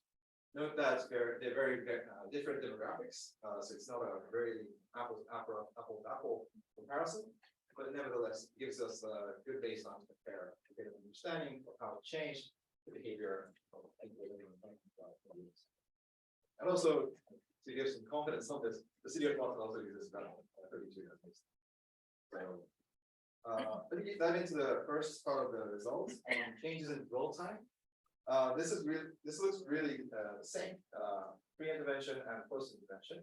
You can see that the residents living around Route 28 mostly spend time around along the line, and also within downtown, North Boston, downtown, places like that. And these look quite similar, but if you take the difference is really stark. If you look at the speed up. If you look at so the red areas indicate places where dwell time decreased for all these people. Right? And you can see in the southern areas, visitation patterns decreased, whereas in the northern areas around Ruggles, Back Bay, and also in downtown, visitation to places located in these areas substantially increased. And to get a more deeper understanding of what kind of places these people are going to, we compared the proportion of time spent at different place categories, like arts museums, the outdoors, colleges, and despite most of the categories being quite similar, the one category that saw a significant increase in dwell time or time spent in those places were the service places. And if you look, this is a top major category. You can dive into different categories within subcategories within service locations. And what we found was places like automotive equipment, travel accommodation, like hotels, real estate offices, and automotive repair stores actually increased the visitation patterns by around 1.5x. So let me go to the second part of the question, where what we want to understand how the interaction of the people changed during the bus pilot program.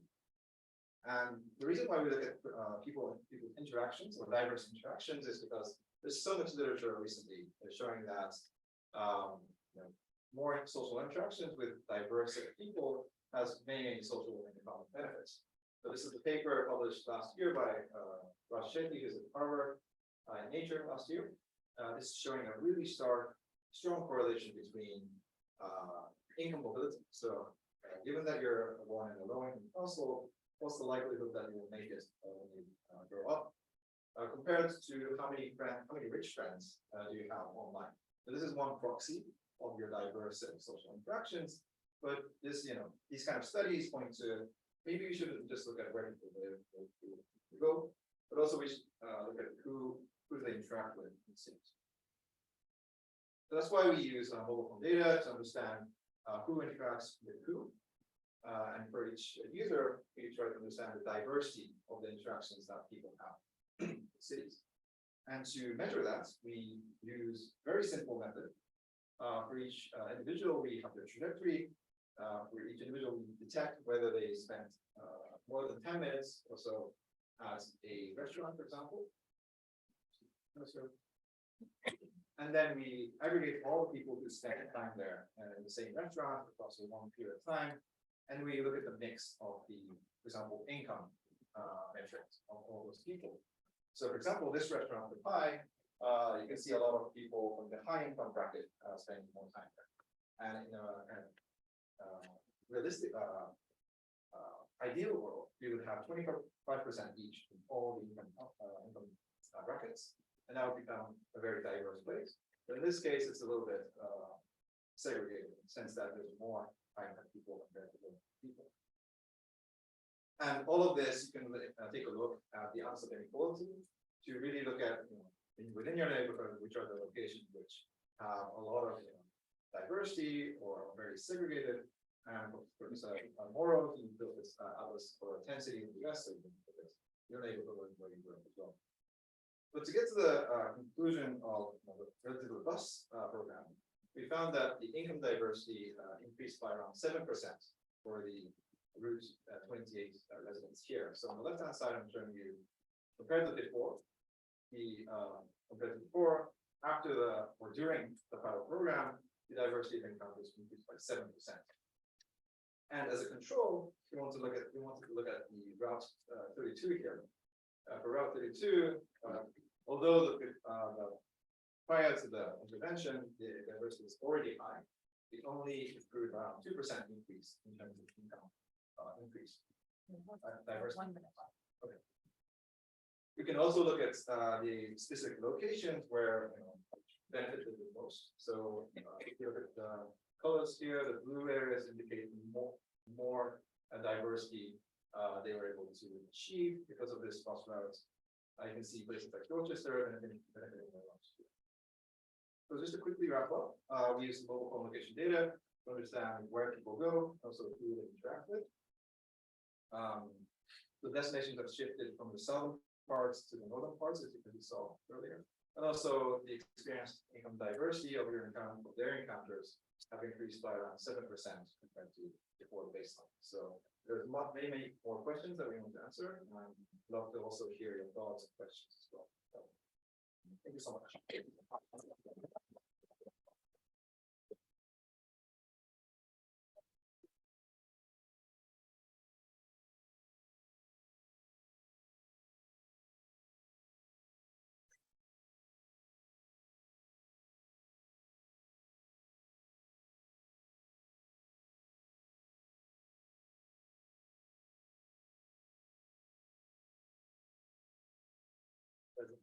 Oh, sure.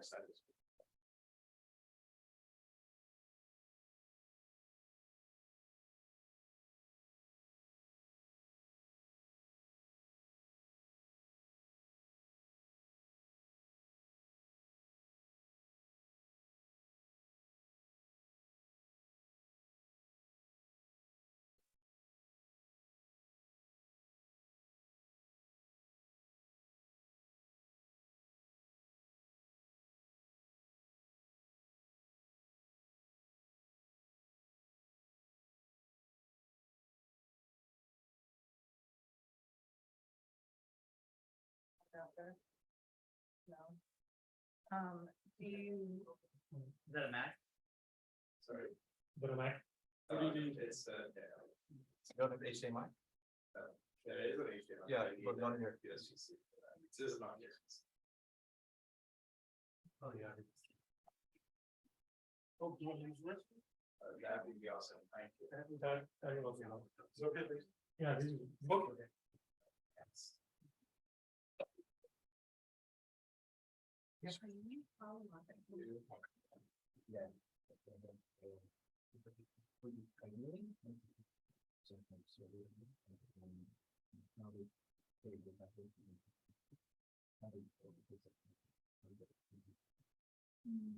I think it's plugged over in.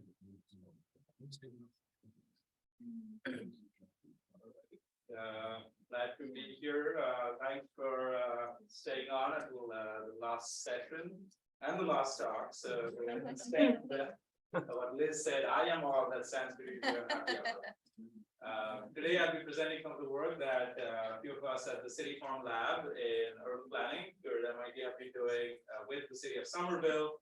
As some of you in the room may know, Somerville and Medford have experienced this really transformative event in transportation through the Green Line extension.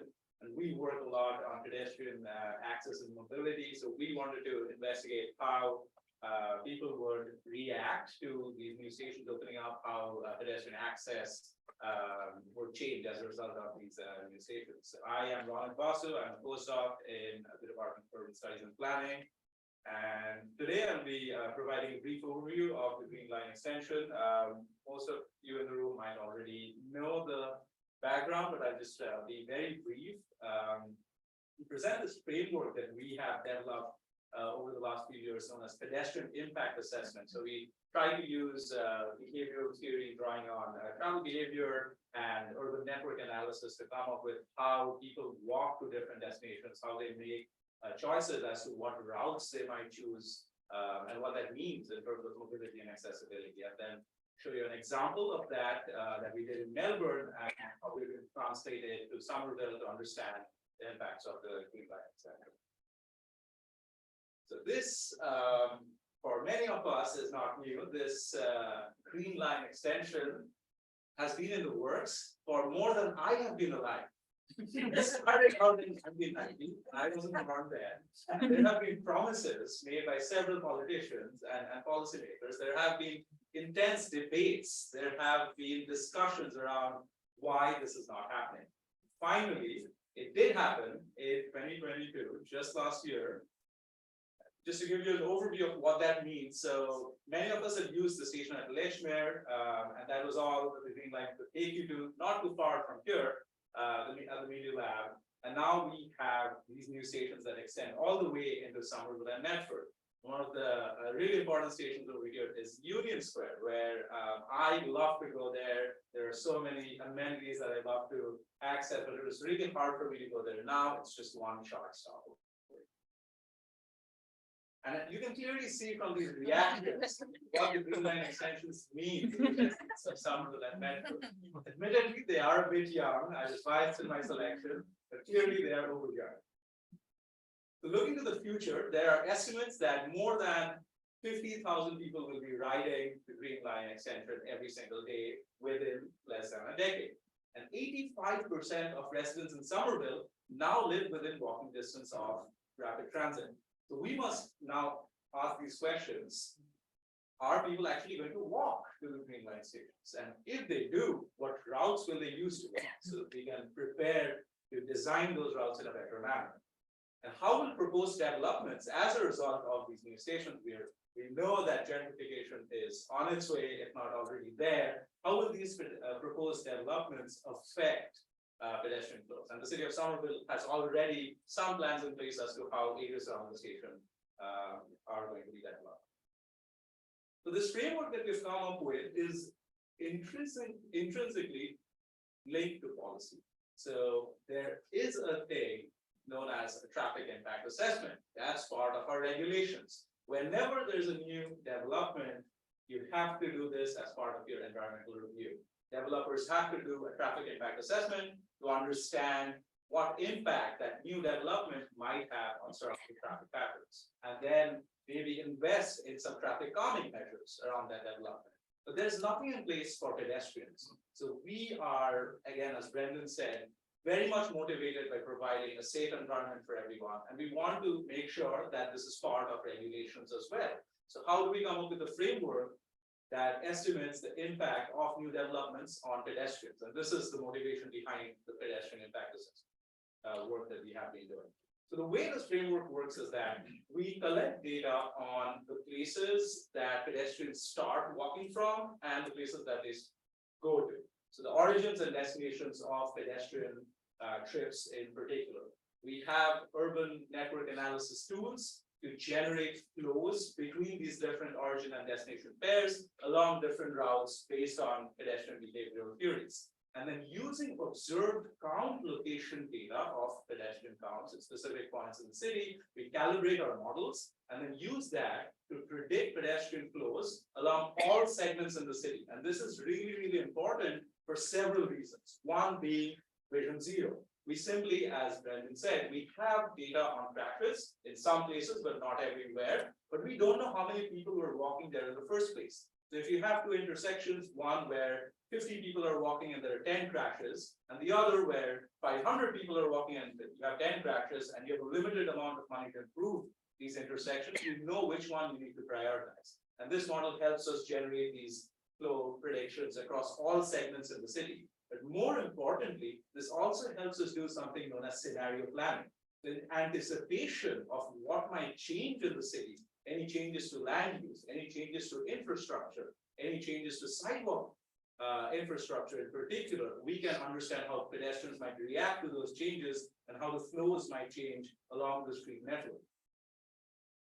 And as a proof of concept, we tried to do this in Melbourne. Now, collecting data on pedestrian counts is really, really difficult. And we have Greg Hanafin here from the city of Somerville, who's an expert in that, who's helped us with this study, and he can tell you more about why it is so difficult and expensive. But Melbourne is better than most in this aspect because they have automated pedestrian sensors. So you don't have to go out into the field and collect this sort of data. So they have sensors in place. Admittedly, it's only in downtown, so it's not really spread out across the entire city. And they have data for every single week for all of these sensors over several years. So this is really robust data that is really, really hard to obtain from any other place. Along with that, they have something known as the Census of Land Use and Employment, or CLUE, where they provide annual estimates of how residences and jobs are changing over that annual period. And along with that, we obtain data on weather. So looking at temperature and rain, because we know that temperature and rain would affect whether you choose to walk or not, or where you might want to walk. For example, if you have two different routes to get to the same destination and one is shaded and it's raining, you'd be more likely to choose that. So using all of this data, we started out with the first step in our framework, which is trip generation. So we talked with local planners to understand what kinds of origins and destinations might be most relevant for the context of Melbourne, and then using our best judgment and the recommendations, we came up with a set of what's known as origin destination pairs, which would represent trips made by pedestrians. And these look very different from the kinds of trips that cars make, for example. So once we have these origin destination pairs, we generate these trips and distribute these trips along the street network. Now, a key difference here is that we want to focus on pedestrian network, which are sidewalks, crosswalks, and footpaths, not street center lines, because that's where cars are driving. So when we think about that and we think about how we want to distribute these flows, it's not just the shortest path. When you look at Google Maps, and if you select any mode, you get 3 suggestions. But we know that pedestrians are much more diverse in how they think about moving around cities. So it's not just about the shortest path or the 3 alternatives that come up on Google Maps. So what we do is we have some models in place that help us generate these trips along a set of feasible routes. And these are all weighted by probability. So some routes are much more probable to be used than others when you're traveling between this particular origin and destination. And then using these count data that I mentioned, so from the automated sensors, we had count data at specific locations in the city, and we calibrated our models from using these estimated flows and the count location and the count data to understand which trips really matter. So we started out with a set of over 20 origin destination pairs representing different trip types. And using this model calibration, we were able to understand what really happens during different times of the day. So we had separate models for the morning peak, lunch peak, and the evening peak, even though I haven't shown the evening peak here. And the only alternative to understanding this sort of behavior is to do a travel survey. But in general, travel surveys that transportation agencies do, walking trips are largely ignored. So this is a really, really valuable way of understanding pedestrian behavior as its own component. And once we have that calibrated model, we can start to predict flows along street segments, not just at the locations where those sensors were, but across the entire study area. In this map, for example, you can see that the dots, they're supposed to be orange, but kind of look like red because of the lights. These dots represent the sensor locations for which the city of Melbourne had data. So everything else outside of those locations was a black box to them. But using this model, we were able to show how pedestrians traverse this area along all the segments in this neighborhood. And then we look at scenario planning. So between, for example, any 2 years, we looked at 2014 and 15, and we did much more than that. That's part of the paper. We looked at the changes in land use. So at each parcel level, we were able to understand how the number of residents or jobs increased or decreased. And as a result of that, we were able to predict whether there was a change in the pedestrian volumes along these segments. So, for example, we see over here in blue, we are showing an increase in pedestrian volumes, and in red, we are showing a decrease in pedestrian volumes as a result of these land use changes. And because Melbourne had longitudinal data that spanned several years, we were able to do this for many years, and also understand whether these predictions made sense compared to the real data. So we were able to validate the model as well. Now, thinking about the case of Somerville, how do we translate these framework to Somerville and understand the impacts of the Green Line extension? So shout out to Greg here, who has joined us and is happy to share more about how the city of Somerville goes about conducting these counts. These are conducted annually. They've been going on for over a decade now, and we have separate counts for the morning and the evening peaks at these locations that are highlighted. So these are counted usually at intersections, and we wanted to look at 2019 as a baseline because that was pre-pandemic.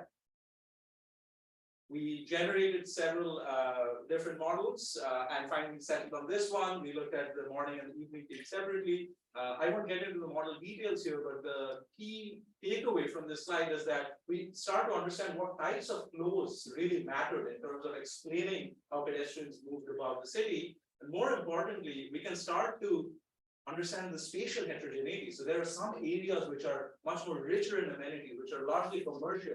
And the trips that are dominant over there are very different from trips that might occur in purely residential areas. And we end up with these things known as trip generation coefficients that the ITE, the Institute for Transportation Engineers, provides for car traffic. No one is providing this for pedestrian traffic. And this is the beauty of the framework. From those particular locations where we know the pedestrian volumes, we are able to generate pedestrian volumes all across the study area. This sort of data just does not exist and really is really hard to generate. And our framework allows us to do that. Anders and I are teaching a class called Modeling Pedestrian Activity this summer, and we've provided this sort of exploration as a group project to our students. So they're looking at each station separately. We have multiple teams, and what they've done so far is trying to explore what happens in that catchment area, what changes happen in pedestrian traffic when the GLX station is active, as it is right now. And then they've also looked at what are some key hotspots, drawing on, for example, like priority areas where crashes might occur, or where there are high volumes of pedestrians, or where there are frustration points in where people want to reach the GLX station but are not able to because of the sidewalk network. They've proposed a few pedestrian infrastructure improvements, and they've been able to assess the difference that makes in terms of, again, pedestrian volumes. And for their final project, which will happen in mid-May, all of you are invited to attend if you'd like to, they will show what the city of Somerville is proposing for these catchment areas in terms of new developments and how those might impact pedestrian volumes. And what I want to leave you with is how the different outputs of the kind of analysis that we are doing is directly related to policy. So as I said, we are able to understand pedestrian volumes on sidewalks, and that is very important for Vision Zero policies. When we look at frustration points in access to GLX or any sort of key destinations and overlay that with equity implications, then we come up with recommendations for better pedestrian infrastructure. And then finally, when we start to do scenario planning to understand the effects of new developments, these have implications for local businesses in terms of local economic development. So with that, I'll maybe hand it over to Liz for Thank our. you so much. So Jared, so now we'd like to invite Jared Johnson of Transit Matters to come and discuss everything that we've heard. So, 5-10 minutes, however long you want to go, and then wherever you want to go. Yeah. Okay. So comfortable. Well, thank you to all the presenters. Really fascinating to dive into these topics. So I made a couple of sort of notes on all of them. I thought it was really interesting to see the to see Brendan's presentation and look at the crash data. And I think one of the things that's really interesting, and I wonder if can I involve the discussion? All right, good. All right. Is one of the things I'd be really interested to hear about is how did you navigate, the sort of the tension, between sort of, user blame or sort of things attributed to, driver error or, the person, who may have been, in the collision versus systemic issues. Because I would imagine that the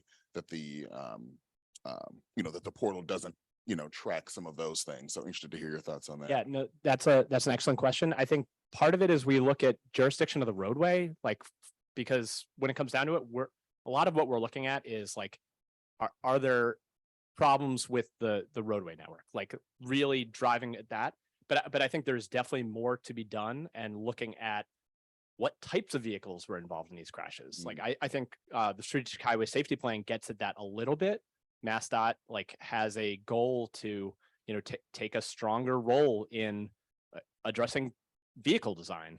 So I think that's a big thing, because vehicle design, they've gotten a lot bigger. Yes. So the types of injuries that are being seen are much different. People are getting hit higher up in their bodies. Yep. So causing more internal injuries. So we didn't look at that in the report, but it's definitely something that there's a lot of good research out there, and I think there needs to be more things done on it.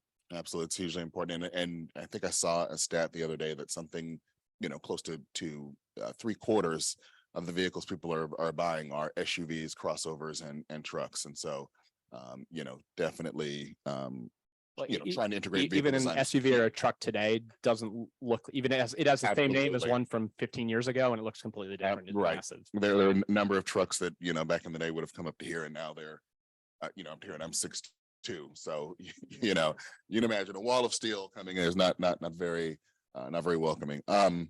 One of the other things that I thought was really interesting as well is, the fatalities are disproportionately happening in, as you pointed out, in EJ communities, in gateway cities. What do you think that means, and what do you think are the other interventions that we should be implementing?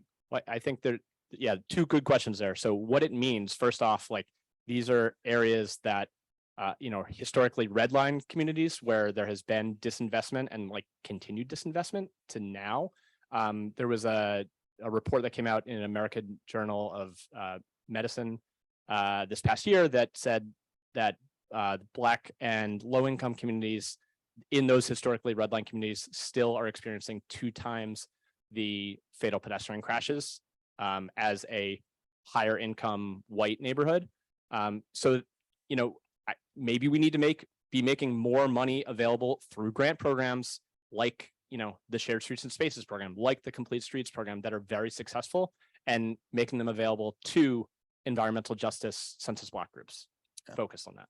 Absolutely. And I think, one of the other things that comes to mind is, in addition to that redlining, these communities were, host to, highways or arterial roads to speed, suburban commuters, into downtowns. And so I think that also plays a huge part in the disproportionate crash rate. Absolutely. The crashes, and then also the health impacts, of living near a high-speed roadway. Absolutely. From noise to emissions to particulate matter. So really, really critical. And then I think sort of the final thing is, how do you, for folks who aren't in government, how can they use this portal? What do you think this can mean for communities? Yeah, I think first off, I've mentioned Bonnie's name multiple times, but Bonnie, I'm very grateful that you are so open to us at Walk Massachusetts, reaching out and giving you feedback about it, and then you guys implementing things. That's fantastic.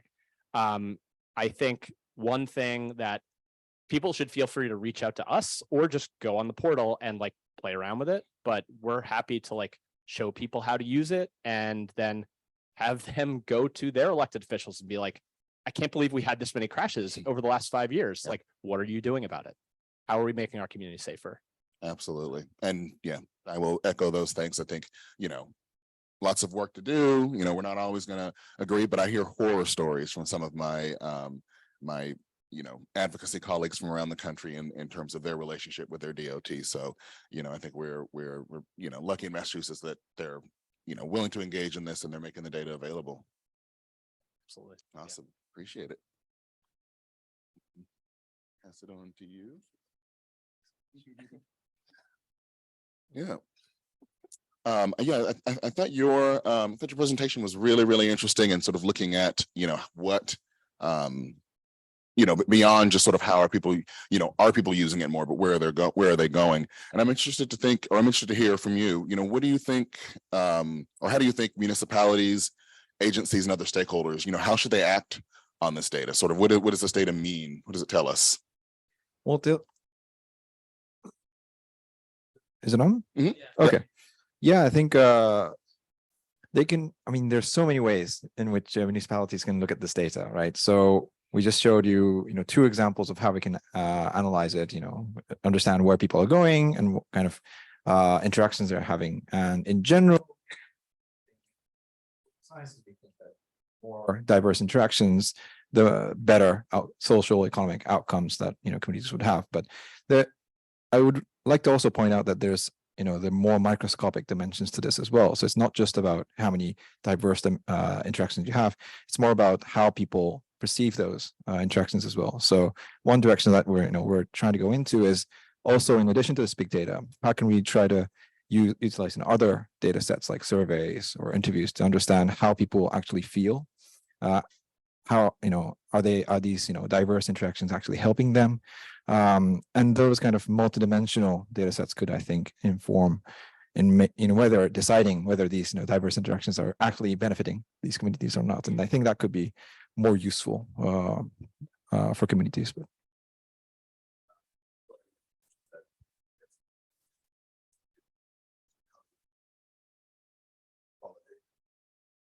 data as well. Mhm. And I was thinking about how, if there is some way to sort of, quantify, the benefit of these diverse interactions, that's another sort of thing that policymakers can sort of add to the docket when they're stating what the impact of, free fares or increasing access by lowering fares. yeah, so on that point, we're actually running another study where we're looking at how try to kind of similar to the Facebook study that I briefly talked about, but how much do these diverse interactions in cities, how are they connected to social economic mobility? And we're doing one study right now, and I think we're getting some positive results in saying, hey, there seems to be a really strong correlation between how much social mobility communities have and the diverse nature of these interactions that people encounter. So I think that's another bit of research that we can pull in together, and collectively we can present them together. So yeah. What are your thoughts on how, or let me go back in the biblical context, in the sort of the discussion about free fares, there's, a little bit of sort of, tension, a little bit of controversy. There are some sort of well-respected, transit figures who argue that, service is more important, frequency or travel time, speed.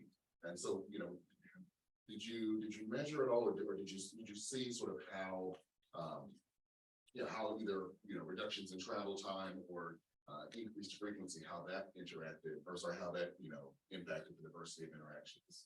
That's a great question. To answer your question, no, we haven't yet. That's partly because the data we're using is not really, we're not able to understand the exact travel time that people take from, for example, Mattapan to Ruggles on a trip-to-trip basis. But yeah, again, like we can triangulate this data with other data sources. I think, the city of Boston had a really great report on, yeah, actually travel times are decreasing. Maybe we can collaborate with them in the future, hopefully, and then, compare the two to get more insightful conclusions.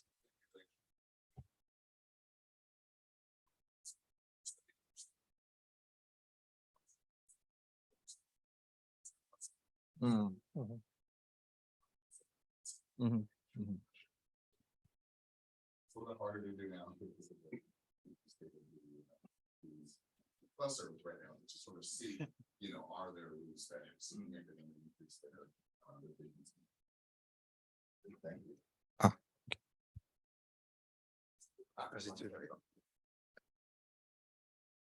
Ah. Fascinating presentation, and I'm a little biased because I live at Union Square. I walk along the Green Line all the time.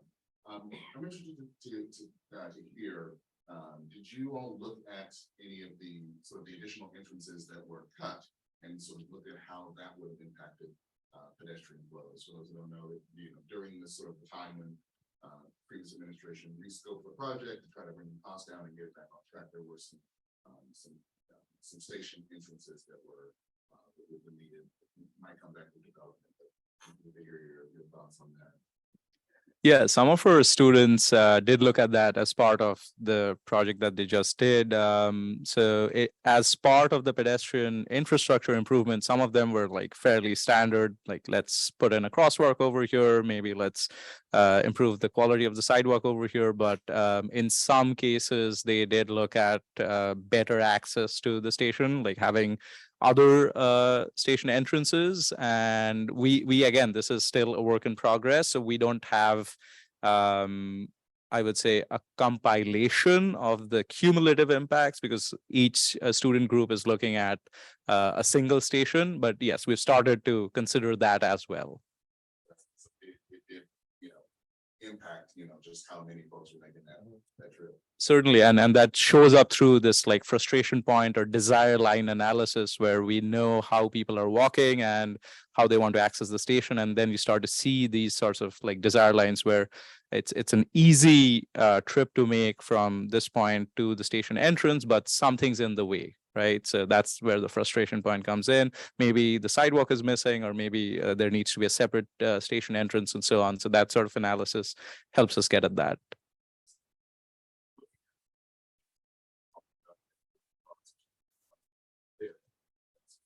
Clear place where a second entrance would be needed.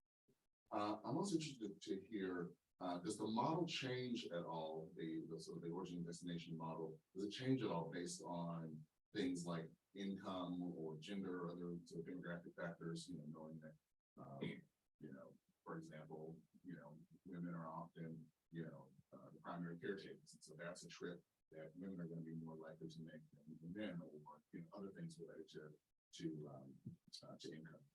Sorry, income or any other sort of demographic factors. Yeah, that is number one on our wish list. The way we have set up the model and the data that we get make it really hard to include sociodemographic variation. So it's just based on space and the network. We are right now collecting data through a survey in like the inner core of Metro Boston to understand these sociodemographic differences. So we've done some studies on pedestrian route choice in Boston and San Francisco in the past, but those were anonymized data, very similar to what Taka has been using. I mean, the data set is different, but the idea is the same, that it's all anonymized. So you don't really know who's taking those trips. So we haven't really even tried to infer who they might be, but when we collect our own data set, we definitely know who they are. We know their sociodemographic information, and we can introduce these nuances into the model. Different, or how similar some of the data is across income, race, and gender. And then, we know that, development can provide, mitigation sort of once the project is sort of fully built, and there can be new pathways and new access things, perhaps new entrances to the stations. But, can this data be used to help understand the construction impacts and how construction might impede or create new frustration points? Yeah, certainly. So when there are new constructions or any sort of activities that would impact pedestrian access, we can make changes in the pedestrian network. So we can like cut off a certain alleyway, or we can make sure that we have something called an impedance level for each segment, which is not just the distance, but there are other quality attributes baked into that as well. So we would increase the impedance of certain segments, which make it harder for pedestrians to walk along those routes. So it's conceptually possible to do that. We have done some of that in the past. Appreciate it. And again, thanks to all the presenters. Fantastic job. And I'm sure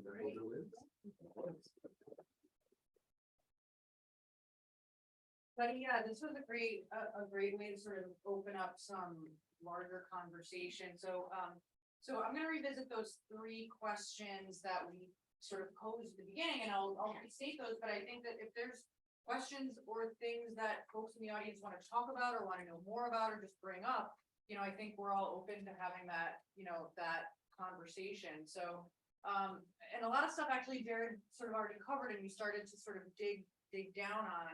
But in terms, we heard about sort of the crash portal and how different ways that advocates, looking into the crash portal, what's in there and different ways that it can be used by advocates and other stakeholders.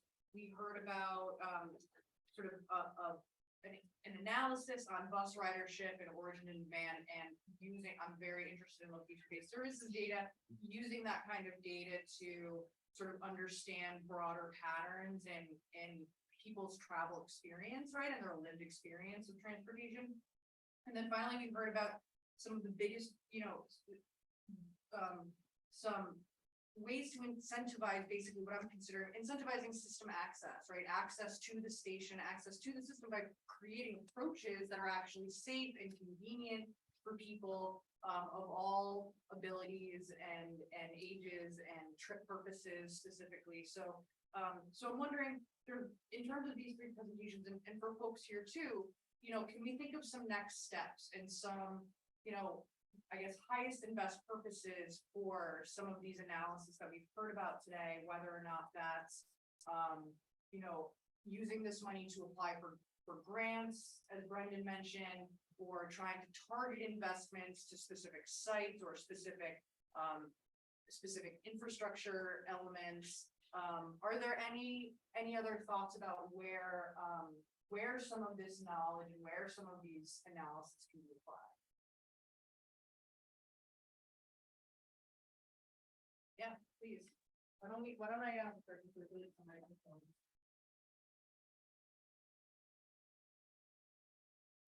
The crash portal data, I'm wondering if there's exactly where the data comes from, I guess, and then just if there's anything in that chain that itself potentially doing more root cause analysis of the actual, rather than saying, this is where there's a lot of action, saying, this particular behavior or this particular vehicle type or maybe something else about this location is what I think can happen.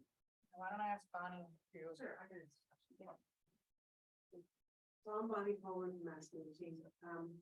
There's 170 fields of data in there that come directly from the crash reports from the police departments that submit to the registry of motor vehicles, and it comes over that night to our site. We're part of Mass DOT, the registry, as well as the highways. So crashes come over from the police department into the system to get it that night. 170 fields. So we do include vehicle classification tests. So we can pull out to see what the vehicle is. They can pull out alcohol suspected, drugs suspected, speeding, impairment, protection. They can pull up a lot of information. Again, recognize data quality issues. So I'm not faulting police, but when they submit a crash report, there's a lot they have to fill out in the time that they're working with the crash scene. But a lot of the information is in there and it can be used as such. One thing I will say to add to that is, in the same way we built the crash data portal, we're also building a citation portal. That should be available in about 3 months, 4 months. So it'll have the same information from the citation side. Unfortunately now, because of legal reasons, we're not able to link the two yet, but we're working on that. So we'll be able to get a lot more information that we're not getting from crash data. Sure. I have one is that, so the crash is just the last, let's say, the canary of the line, right? There's many incidents in the road which are not more, like for example, speeding, but it's maybe there's a speeding, that there's not a crash, but also some indication. I wonder if you have thought about combining this, all the data about unsafety or unsafe roads, speeding behaviors. And I see also that there's a lot of crash that are not reported. And I wonder if you have seen, like, for example, about like crime data, there's a huge bias towards reporting crashes in wealthy areas. Pretty much like crime is more important. So I'll start with a few things. One is in terms of the reporting, there's also underreporting. So even in some communities, it's underreporting. Boston, I'll just throw this out there, Boston had not been submitting their own crash data into the system, even though it's a state law, but who's going to enforce that? However, they just started submitting crash data. After giving them $500,000 of funds, they now have a system in place that can submit crash data. But there are many types of crashes that are not yet in the system. In the state of Massachusetts, a crash is defined as a operated motor vehicle involved in a crash. So in the case where I'll just throw this out there, a person riding a bicycle down the street, if someone opens the door as they're riding by, that's not a crash because there's no operated motor vehicle. A law was passed in Massachusetts, the Act to Reduce Fatalities was passed in December, which requires us to collect additional vulnerable road user information. So even though we're not collecting crash data, we should be collecting some incident information that'll be on top of it. We're only going to collect information that involves a vehicle, a motor vehicle, not necessarily operated motor vehicle. So we'll collect drawing information, but we're not going to collect a bicyclist who was involved in a crash because they hit a pothole. That's easy. The crash data portal, going back to the first question, the crash data portal does link it to road file information. We have a lot of information on road file, volumes on the roadway, and pavement condition of the roadway, and curvature of the roadway. So a lot of information on the roadway itself. Tickets, But, speeding tickets or something like that. so it doesn't have that, but again, the citation portal that's being built will have that, and then one day hopefully we can link it to. It's good. No, I was getting on. What? Little follow-up for, but does the portal track make and model? Or just type? So, make and model was in the system at the registry of motor vehicles. It was not being pulled over because it was a free-form field, and the quality of information on that field was so poor. Right. However, the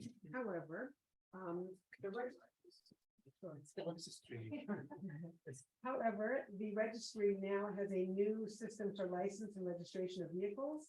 So instead of it being a free-form field, it does link to the registry information and then it corrects it. So when the police put in misspelled and mistyped information, make a model, it does correct that many times if it's a Massachusetts-based vehicle.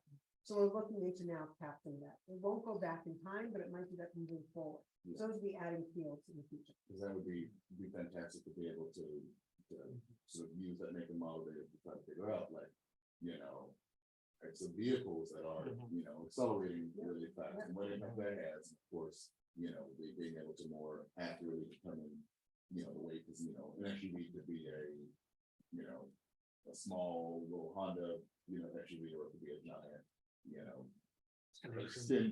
extended excursion. So, well, interestingly enough, one of the reasons we were asked to do this, as Brendan said, when we're asked to do this, we try to incorporate what we can, because the purpose of the portal is not for us. I mean, it is for us, but it's for everyone else. We have about 30,000 users a year. So whoever you said, you want to make it more useful for people, don't call us, use the data. But the question we've been asked recently was about the whole EV, electric vehicles, and so the weight of the vehicles, and is that causing more crashes? And so that's why they want to capture a lot of the make, model, and information. and the rapid acceleration. Well, and then if we know the make and model, we can also on the RMV level, we can target them with more education. We can maybe price it higher if, when they are registering their vehicles, different things like that. So. Very quick follow-up. What about the VIN, partial VIN, vehicle ID number? Okay. That can decode for a lot of details. Right, so there's an issue with the VIN only because that can be linked back to personal and driver protection information that state law doesn't allow us to do that. So, we're trying to work on what we can capture. Partial VIN. We're trying to work on what we can capture. A lot of legal things.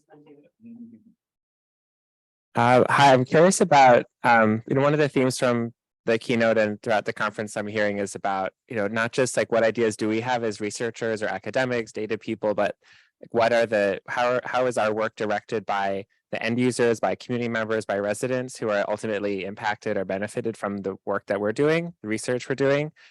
I love the example of you have 30,000 users a year, and I'd love to hear examples of how, maybe surprises or new directions that the portal or for the two other research projects we heard, how you've shaped or changed the direction of your research because you're talking to a Green Line user who says, this is actually the problem I have, and you go, oh wow, we never thought of that, because when you're just starting with theories in the literature, you don't realize what people who are like what Jared realizes when he's trying to walk to Union Station, right? So Union Square. So I'd love to hear how your directions have changed because of surprise end user or community member input.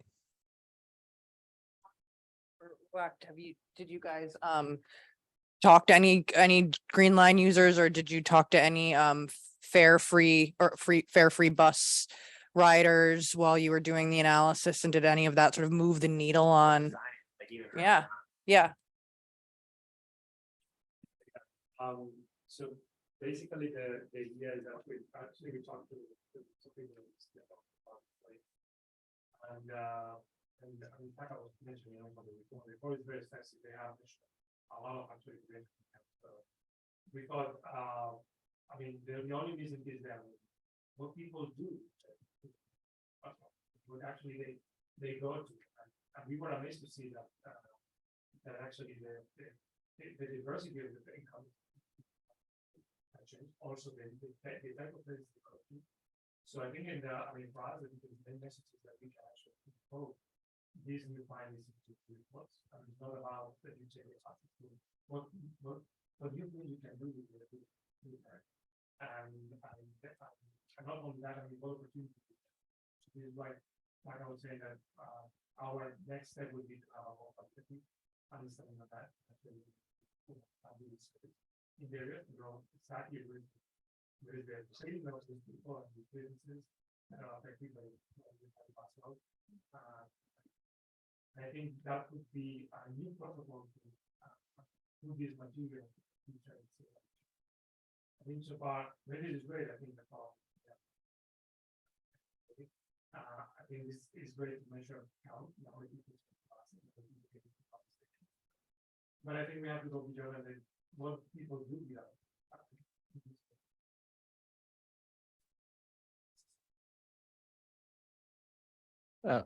Thanks. Yeah, I think in short, yes, I think we have tried to engage with not just planners or officials who work for the city, but also trying to understand the experience of those who use these systems. In our case, it's walking, not just a transit, but just walking in general. For I think Somerville, we definitely had students go out and visit these stations and try to understand, well, how do you as individuals perceive the station area? Like, how easy is it for you to access the station? When I think for almost all of our students, it was the first time they were visiting those stations.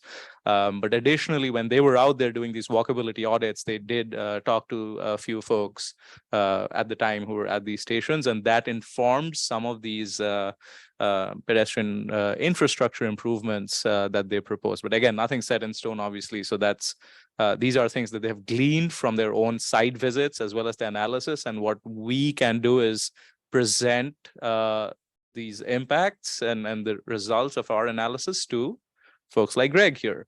And they can, and we did have Greg and several others from the city of Somerville sit in on our midterm reviews, and they often pushed back on certain things that, well, this doesn't really make sense, or proposed additional things that the students had not considered, but the city was considering. So this sort of feedback loop helps us fine tune the kind of analysis that's useful for policymakers. It's not just about like, well, here's a scenario that we think would be useful or that would have most impact, but that possibly has zero probability of seeing the light of day, right? And the other aspect of this is when we talk about behavior and building that into the modeling. So thus far, as I mentioned, that we've been banking on anonymous data, and that has certain limitations. But with the survey that we are doing, we are able to talk with respondents of our survey. So not just like getting data on where they move and how they move, but also trying to understand their frustration points. So we have planned for focus groups. We are doing a survey separate from the tracking in and of itself, the mobility tracking and so on. So I think like as in general, the field of transportation, quite broadly speaking, has been lacking, and that's a fair critique that you're making in engaging with the community and banking overly on data. And now, well, we're in the age of big data, but in some circles, I think the needle has started to shift. Yeah, so in right, you have Atlas of Inequality, which is kind of a map showing which places are more diverse, which places are more segregated. We teamed up with researchers from Northeastern University, Professor Daniel Aldrich and Fraser, who political science. Yeah, and they do a lot more community engagement work, and that I think collaboration was really great in the sense that we took that kind of atlas, macroscopic, large scale data, and then identified which social infrastructure places are generating actual diverse interaction.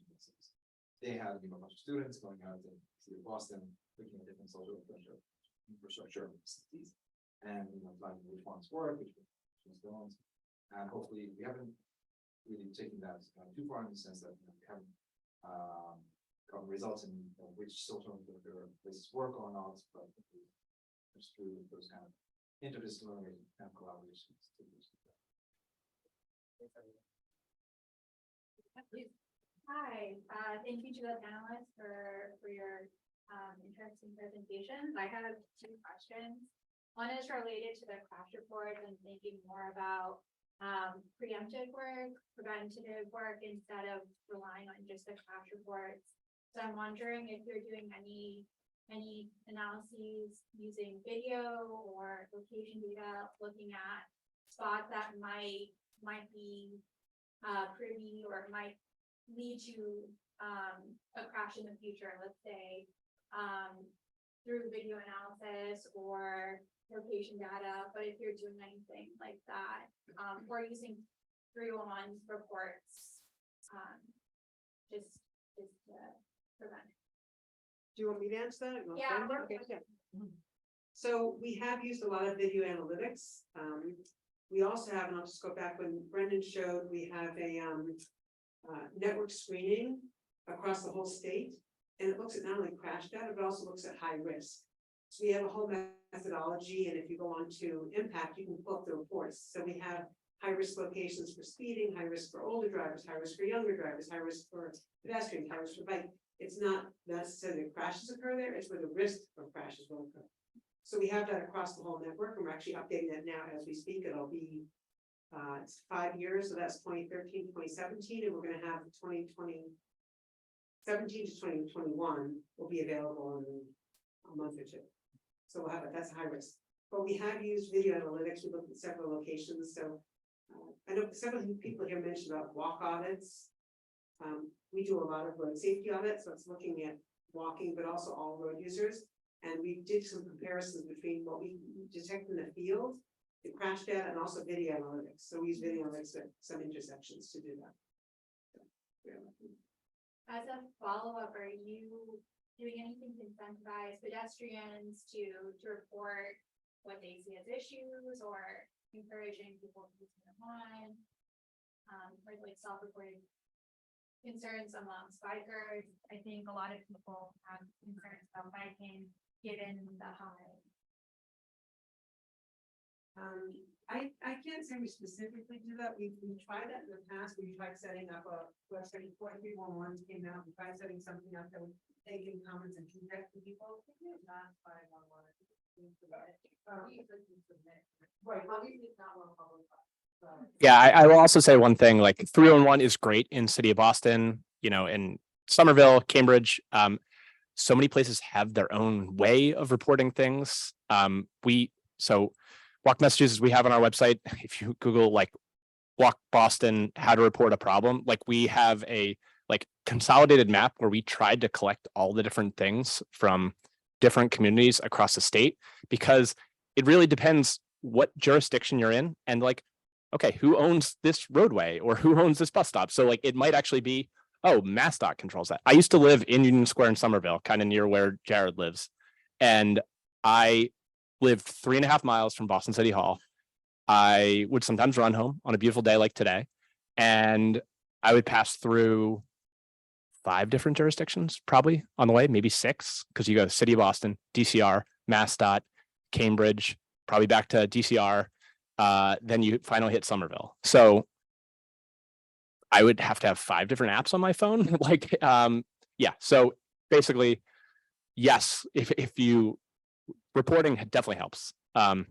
City of Boston a couple of years ago also did their Vision Zero team did something called their safety concerns map, where people could like drop a pin on a map and be like, as a pedestrian crossing this street, I feel concerned because of fast moving traffic or something like that. Because, you know, someone walking through an intersection might have very different thoughts about that intersection than someone driving through it or someone biking through it. If you're driving through it, maybe you hate how people take that turn too fast because you're really concerned as someone driving on the side street that people are going to sideswipe you. So it was really an interesting snapshot of those, you know, not crashes necessarily, but those close calls.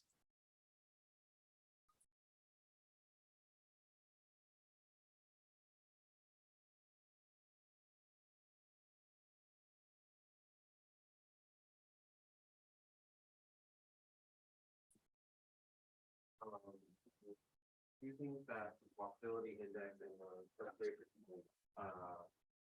would like the map that you created be applicable to other situations? So instead of like transit stations, could it be hospitals, or what would that process entail? Would that be like a completely like separate investigation?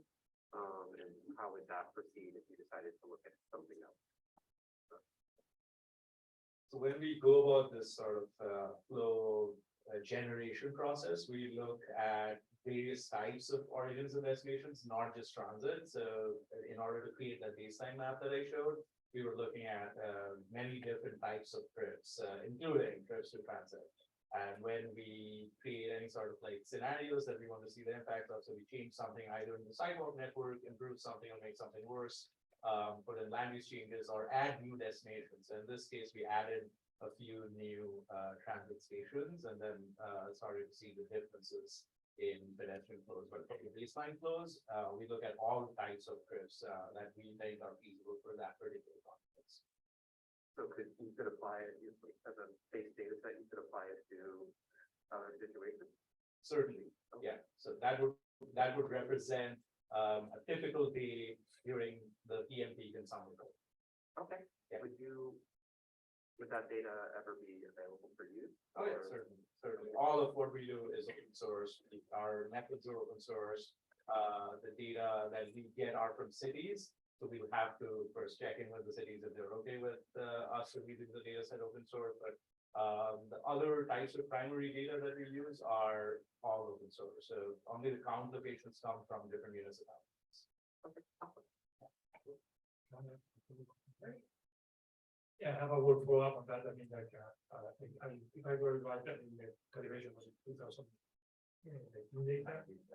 So I think it's a general question for all the panelists. I mean, for example, the green line has been running. I mean, the project has been running for 10 years, and then COVID happened. So how COVID impacted the calibration of the model?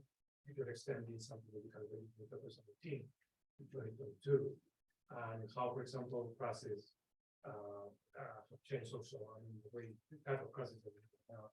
We did a study, for example, how people work after the COVID period. And people are really strong at the COVID. People started working around their blocks, which is amazing. I mean, to see that people were finally seeing the consignment work. So I wonder if you have, in general, for the panelists, if you have some of these changes in which crashes, for example, are reported, how the model can be extended to situations that you have never seen. Like, for example, the COVID, in which people are working from home and then around anymore. And what would be in general data of COVID?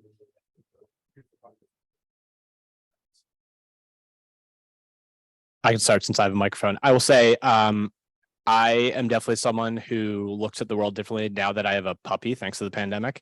There is so much trash in the world. There's just so much trash on sidewalks in the world.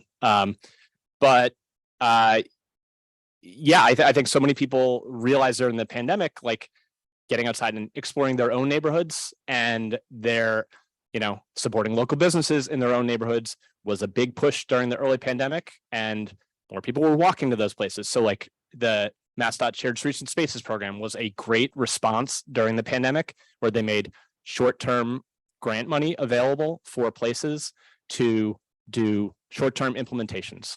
You know, add a bike lane here, add outdoor dining, like add a new sidewalk, like a temporary sidewalk with cones.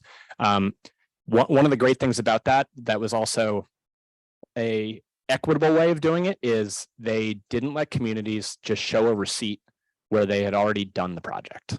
So a place like Cambridge or a Brookline, where they could, you know, they had the money and they could fund a project, they could go build it. They can't bring that receipt to MassDOT. So it put all the communities on a level playing field where they had to say what they were going to do, get the money, and then go do it. And they also had to show photos. They had to submit photos within a 6-month time frame or whatever to show that it was actually implemented, which I think is really great. So.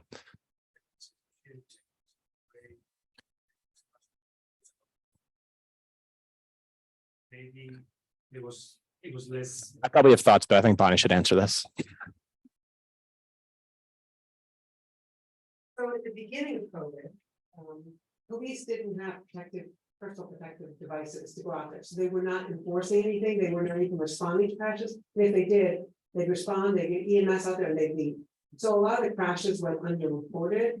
I'm not talking about the serious injury crashes, the fatal crashes, but the ones that even, not just property damage only, but even some of the minor crashes, minor injury crashes, were not submitted into the system. That's the beginning. And then there was a whole bunch of things that came out. Black Lives Matter came out, and the police were not. So there was a whole confluence of things that happened during COVID that affected the change in which police submit their crashes. We had in the past had about 140,000 crashes a year, plus minus. And during the first year of COVID, we had about 102,000 maybe crashes. So it went down. A lot of that had to do with reporting, a lot of it had to do with people not driving, more people walking.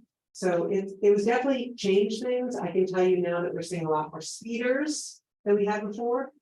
Some of that's showing up in the crash data, some of it's not showing up in the crash data, just because of the way the kids are filling out. So it is a little bit difficult to say at this point what's due to COVID, what's not, and what's based on the report. Thank you. Yeah, regarding it's our paper, but during the pandemic, I was trying to be fair. what we found was people became much more segregated. So the diversity metric that I showed you earlier really increased by around 40–50% in many urban areas in the US. It's beginning to recover, but even after late 2021, even when the quantity of the mobility patterns have recovered, so people are going to as many places as they were pre-pandemic, the diversity has gone down by 15%. And that's, by the way, in the MIT News today. It's published today, so please take a look if you're interested. But in addition to that, we've been trying to look at shocks in general. So not just COVID, not just natural hazards, which I've been studying during my PhD for a long time, but any kind of shock to the urban area. How does that shock cascade across different businesses through human behavior? Because if you think about it, you know, the Starbucks near MIT, it's fully dependent on MIT. And if MIT decides to shut down, that Starbucks is going to suffer a lot, right? So we can use those kind of behavioral connections to really predict what will be the impact of various shocks on urban network or local businesses. And that's what we're working on now. So yeah, hopefully we can present in the next story. For the specific study that we did, so we did this for Melbourne in the beginning, and by the time we started thinking about Somerville, we I think had data only on 2021, and we weren't confident about using data from 2020 or 21. But I just spoke with Greg, and he said 2022 data may be available. So once we have that, we'll just update our calibrated model. But this whole exercise, I think, right now is still like formative in the sense that we are getting students to go out there and then do this and get a sense of what the impacts might be before like we start to compile all of these results together. But more generally speaking about trying to understand the impact of COVID, there's been a lot of studies such as Dhaka has been doing, but several others that look at changes in mobility. We haven't really seen anything detailed on walking patterns. I mean, you hear anecdotes about some people walking more around their neighborhood. We've seen from large scale data that folks are visiting or were visiting parks more. I don't know if that has persisted right now, but this really requires, I think, an exclusive focus on pedestrians, which has been lacking largely across at least the communities that I am part of, and scientific communities, not the like spaces that I occupy. We've noticed some interesting trends in our annual bike and pedestrian counts since the beginning of the pandemic. So we collect in the morning and in the evening during the times that are traditionally considered the peak commute time. So it's like 7:30 to 9 a.m. and 4:30 to 6 p.m. And what we found starting in 2020 was that so biking in the morning and the evening during those times dropped off significantly. It started to slowly recover. For pedestrians, the morning peak commute time dropped off significantly again, kind of starting to slowly recover. But the evening, like 4:30 to 6 period for pedestrians, even through the pandemic, kind of stayed pretty stable, which is suggesting that people are not maybe commuting to work, but are still in the evenings out walking around their communities, instead of during that time coming home from work. Maybe they're going to their local small business or going to the gym or doing things that they might not have been doing before the pandemic. So we don't know at those times what people are doing, but they were still out in the back. Whereas at the other peak commute times, people are at home. So definitely some changes in how people have traveled since 2020. Well, thank you so much to everybody for coming, especially to all of our panelists and our discussant and other. Yeah, and please stay tuned for reports from all of our respective organizations. Check out MIT News today for some late breaking coverage. I am.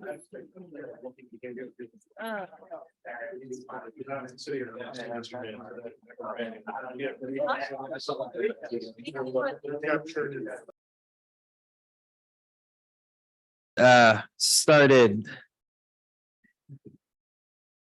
Hello, everyone. Thank you for joining us. My name is Santiago Garces. I am the Chief Information Officer for the City of Boston. And I'll just frame a little bit our conversation. Digital equity is something that I care about deeply, that our mayor, Michelle Wu, cares about deeply, because we know that connectivity is such a precursor to participating meaningfully in so many things. Getting access to knowledge, getting access to job opportunities, being able to connect with loved ones that are far away. And, you know, like at the city, we've been working for a long time in being able to make sure that everybody has access to connectivity, to devices, and to skills. And the pandemic, I think there's the framing. The pandemic really showed how critical these services that we had, and how terribly impactful the lack of the access to those that did not have access to affordable, high quality connectivity. So we have an amazing panel of people that have been doing really interesting things in this area. Marvin will be our provocateur, so he will have an opportunity to respond to each panelist and ask some pointed questions, and then we'll open it up for discussion. And I just, before we start, I'll tell you a little bit about like what are some of the things, particularly in a research conference like this. In government, we have limited resources to deploy to solve different problems, right? And we know that particularly digital equity is one area that is so complex, where there's all these correlations between the perception of value versus the likelihood that someone's going to actually get connected, affordability. It's a very complex issue.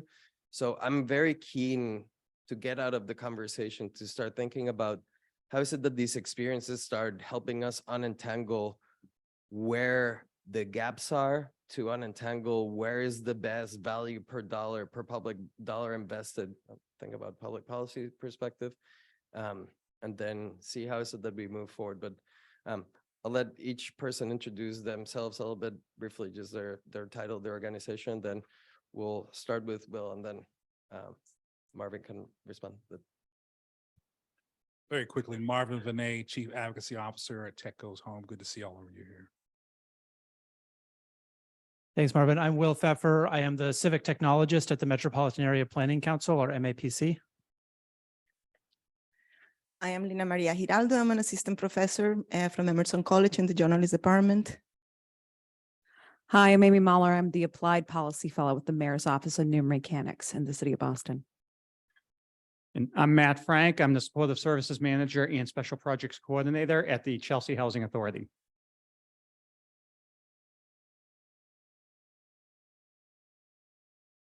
All right, so maybe we can pull up my presentation there. Is there a way to present it so this clicker will actually work on a PDF? Perhaps this will work. Hopefully this will work. So as I said, I'm Will. I'm from the Metropolitan Area Planning Council.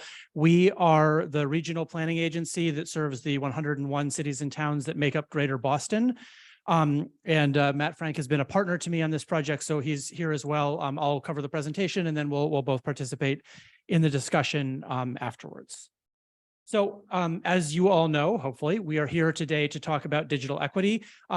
Probably not the first time you've heard this, and it certainly won't be the last time you hear this afternoon, but we think about digital equity as being made up of three key components.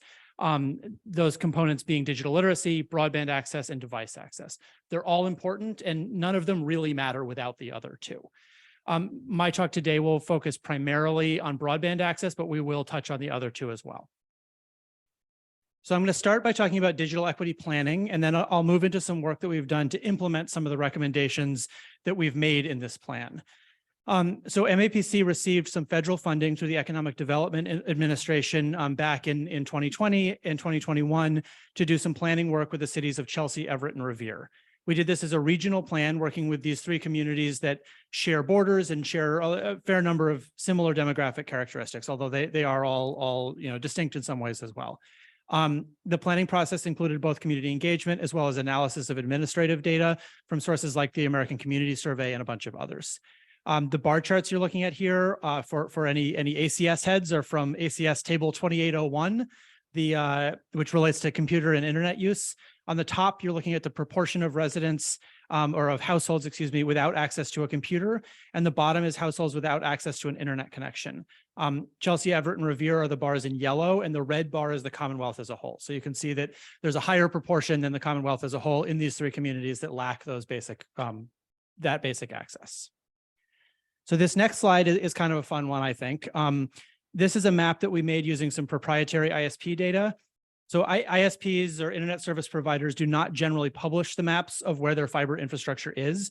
But thanks to the cable franchise agreements that these ISPs hold with the city governments are able to request copies of those maps that aren't normally available to the public. What we did here, or I should say what my colleague Lex Berman did, was to match those static PDF maps of where the infrastructure is against a base map. He then compared the locations of fiber infrastructure to census blocks and did some calculations to determine what percentage of addresses within a given census block fell within 200 feet of a mapped fiber line. We selected 200 feet because this is sort of the maximum distance over which you can run a traditional copper cable before you start to see some the quality decrease over what's being provided by the fiber infrastructure. A couple of notes on the map here before we move on are that this map doesn't tell us anything about actual connections. This is just about existing infrastructure. It's showing a best case scenario, or sort of a ceiling of what service could look like without putting additional fiber in the ground. And it also doesn't tell us anything about cost, which is a really, really big factor in people's access to the internet, especially in a more dense area like Greater Boston. So finally, I mentioned that there was a pretty significant community engagement component to this planning process. This photo is sort of representative of that. That community engagement process looked like going to community events like this. This is a community movie night at the Prattville Apartments, which is a Chelsea Housing Authority property, which will be sort of the focus of the second half of what I'll be talking about today. But we also did survey outreach, individual, like one-on-one interviews, and focus groups. All right, so just to wrap up on planning, I wanted to share a couple of the key recommendations that we made in this plan. This isn't all of them, but I think it's a pretty good selection of the type of actions that we're suggesting that the cities take.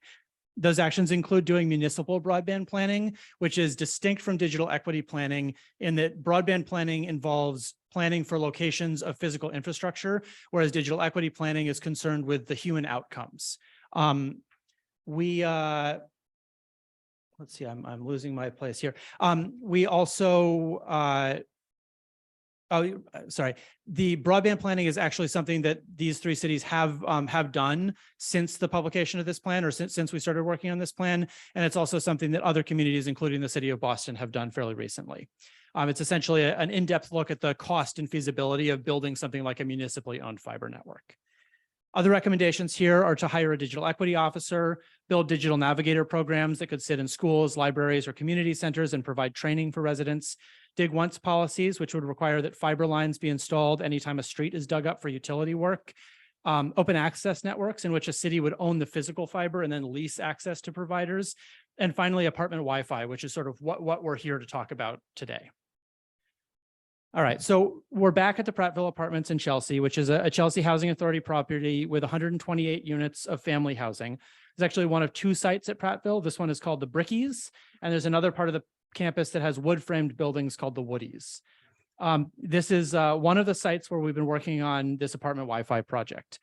So MAPC is a planning agency first and foremost, but one of the other things that we're really good at is helping cities and towns buy stuff.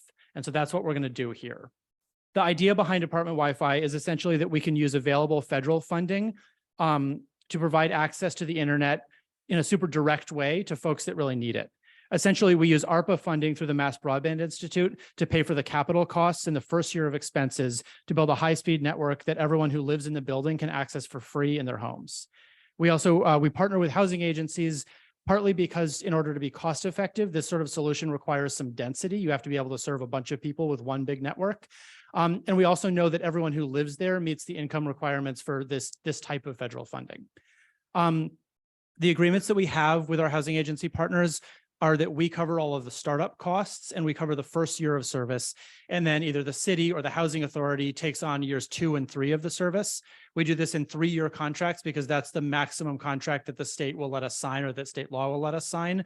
But the expectation is that this service will continue on after year 3 and will continue to be funded by either the city or the housing authority, depending on the context. All right, so we have the idea, we have the funding, we have willing partners, but how do we actually get this done? So it turns out that the procurement laws in Massachusetts are kind of complicated, and I'm told even more so than in other states. I'm sure this is a surprise to no one here, but I'll run through some of what we did and some of the learnings that we had here. This is federal funding, which comes with its own set of requirements. And then MAPC as an agency follows Chapter 30B, which is the same procurement requirement that municipalities have to follow when they buy things. So there's a few things we need to do before we even issue a procurement. The first of which is to sign an MOU with both the city and the housing authority. We also select a procurement pathway. So is this a request for quotes, a request for proposals, or an invitation for bids? These different pathways allow us to evaluate the different bids in different ways, whether that is by lowest cost, by best design, or a variety of other factors. But whatever we do, we need to clearly define it from the start. From there, we draft the specifications and the solicitation itself. And one thing that we've done to help with this is to do a wireless signal survey. So this is an example of the wireless signal survey that we did at Prattville. Our goal with these projects is to only install access points or routers in stairwells, hallways, and other sort of public spaces. Part of that is so that we can cover a lot of people with less hardware. And part of that is that it means that the housing authority doesn't have to enter people's homes if there's ever maintenance that needs to be done. So this makes it a lot simpler. The challenge, though, is that Wi-Fi signals don't always like to go through walls and still work well on the other side. And it's especially challenging at Prattville because this is a building made out of cinder blocks. So what we do is hire a vendor to go do a signal strength survey. They essentially put up basically a test access point in a hallway, go into an apartment and measure the signal strength. This helps them figure out where the best places to put the hardware is and what type of hardware is best to be used.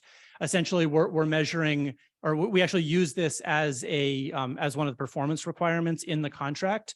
So we require that the vendors produce a signal strength inside apartments of at least -60 dBm, which is decibels per milliwatt. We find that signal strength is a much more enforceable and a much more consistent measurement than just doing like internet speed tests on a laptop. There's a lot of other ways that can that those can get sort of screwed up or affected by outside factors. All right. So once we issue the solicitation, there's a fair amount of vendor engagement that needs to happen to ensure that we get good competitive bids. This usually starts with an optional Zoom call where we basically just explain the project and take verbal questions.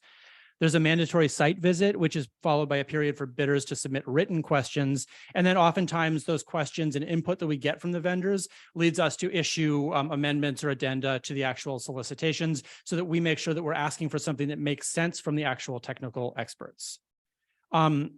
These are just a couple of photos from some of our site visits. This is just a sort of a fun personal perk of this kind of work that it allows me to have the opportunity occasionally to do things like go up on a roof or in a utility room where you're not normally allowed to go. So that's always fun for me. Okay. It's the little things. I love to go on a roof. So that's why I brought you along. All right. So once the solicitation deadline passes and we've received bids, the next step is to evaluate them. As I said before, how we do this is defined by the procurement pathway that we use, but there's a couple of things to call out here. First is that it's really important to engage local stakeholders in this process because ultimately we are buying something that they will have to live with. So we need to make sure that the solution makes sense for the people who are benefiting and the people who are maintaining it. There's also a couple of different ways in which a bid can be structured. So there's a little explanation here. We're essentially working with 3 different components here. There's a managed network that is being provided by a managed service provider. There's a cabling provider that actually goes on site and installs cables and access points and hardware. And then there's the backhaul connection, which is being provided by an internet service provider.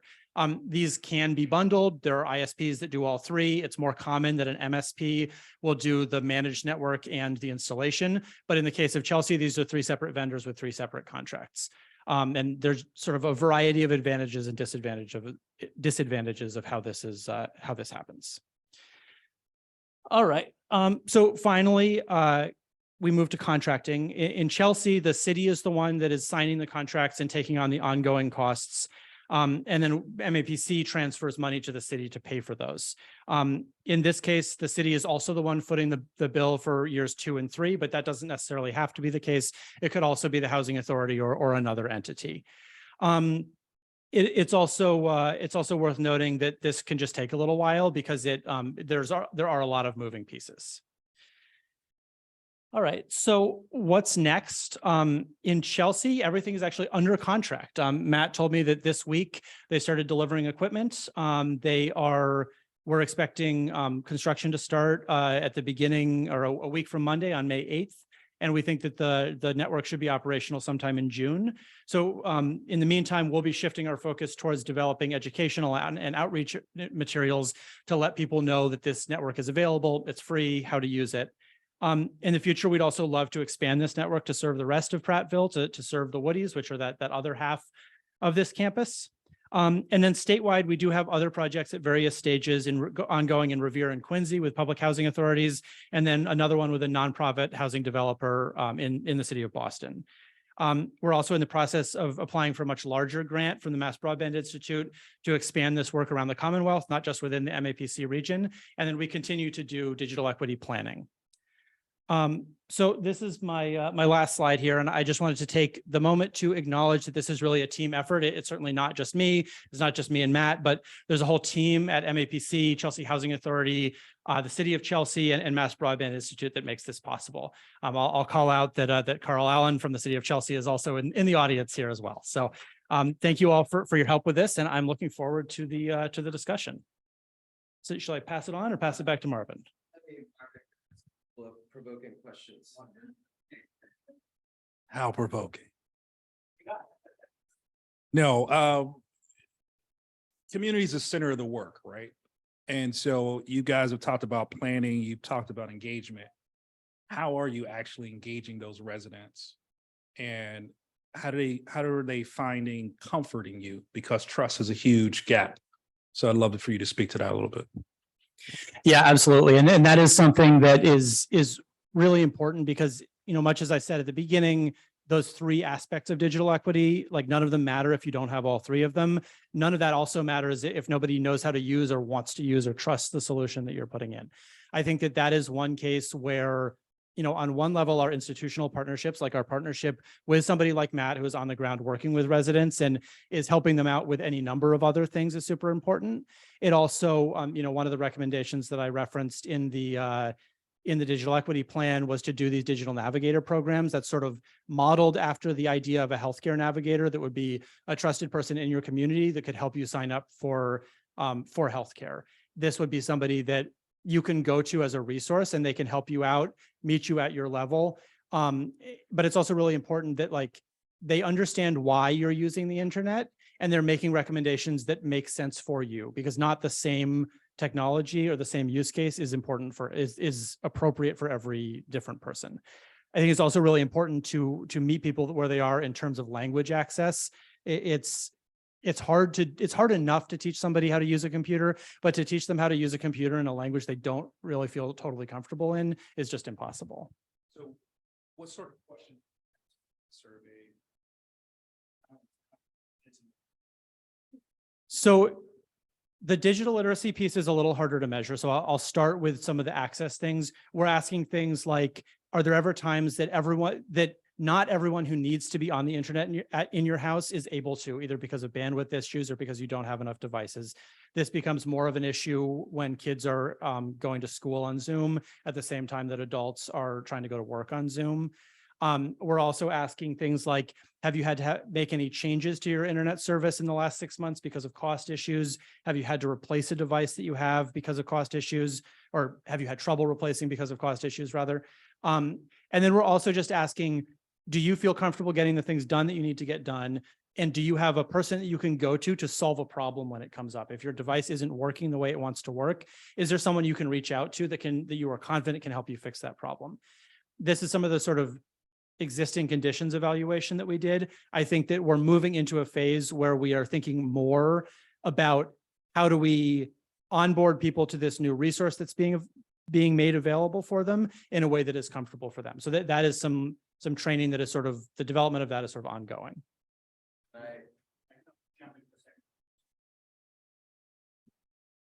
I guess I should have sat next to him, but next time. So a major thing is, and this isn't really data, but it's more kind of just talking to people. I realize that we have two white guys here who don't speak Spanish. The majority of my staff is actually Latina and Latino. They speak Spanish. Our property manager has been talking to people. I've been talking to people.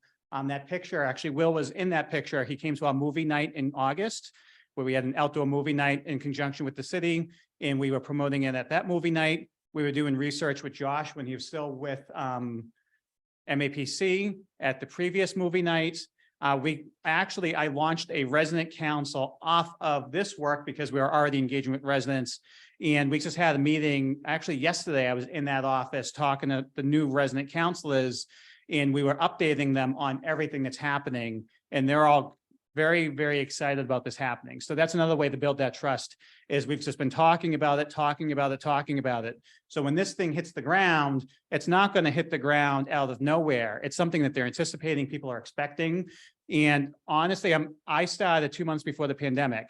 And I know that one of the other fellow presenters is going to talk about access during the pandemic using the hotspots and things like that. We had a lot of people that were actually congregated around McDonald's trying to get their schoolwork done, trying to get their work done. We had employers for low-level jobs saying, oh, we'll just do a Zoom interview. And I had residents telling me, like, I don't know how to do that. I don't have this internet. So that's how we built that trust, was basically just talking to people. And as Will said, talking to them in a language that they understand. Because me talking at them without speaking Spanish, if they don't speak English, that's not going to do much. So we have people that actually know that language in that culture talking to them as well. All right. So we'll go to Real quick. Not off the hook just yet. So how are we transitioning them from their current where I'm assuming they're paid subscribers, correct, at this current point? Some of them are. Some of them are. 25% of the people in the city of Chelsea don't even have broadband. Okay, And that number is going to be higher on our sites because the way how public housing works is state sites actually accept people that don't have documentation. Yep. So our state sites are going to be even higher concentration of people with English language skills on lacking that and lacking that broadband. So I'd say probably 60 to 70% of our residents probably already have broadband, but a good chunk of them don't have anything. so the ones who have broadband, what's the transition gonna be like for them? Is there a gap in service? That's more of a will question. Okay. The That's one, all the numbers. yeah, the ones who already have broadband, and yeah, I don't have the numbers in front of me of how many that is, but we're, yeah, There's an assumption that their broadband is not adequate for Yeah. service bandwidth, which is the reason why you're interested in transferring everyone yeah. instead of leaving some. So that's the reason. It's not an assumption. It's not an assumption. It's true. Okay. So I think that the idea here is that we are providing service at a level that is sufficient to do everything you need to do online. The idea, our original spec was to try to do 100 meg symmetrical, so 100 megabits up, 100 megabits down, which is, enough to do most things that a family would need to do from home. That is a relatively speaking, expensive level of service to purchase from an ISP. So the assumption is that if we are providing something for free that can fully replace at-home internet, there is an incentive to use that service rather than continuing to pay for private service. My last question would be.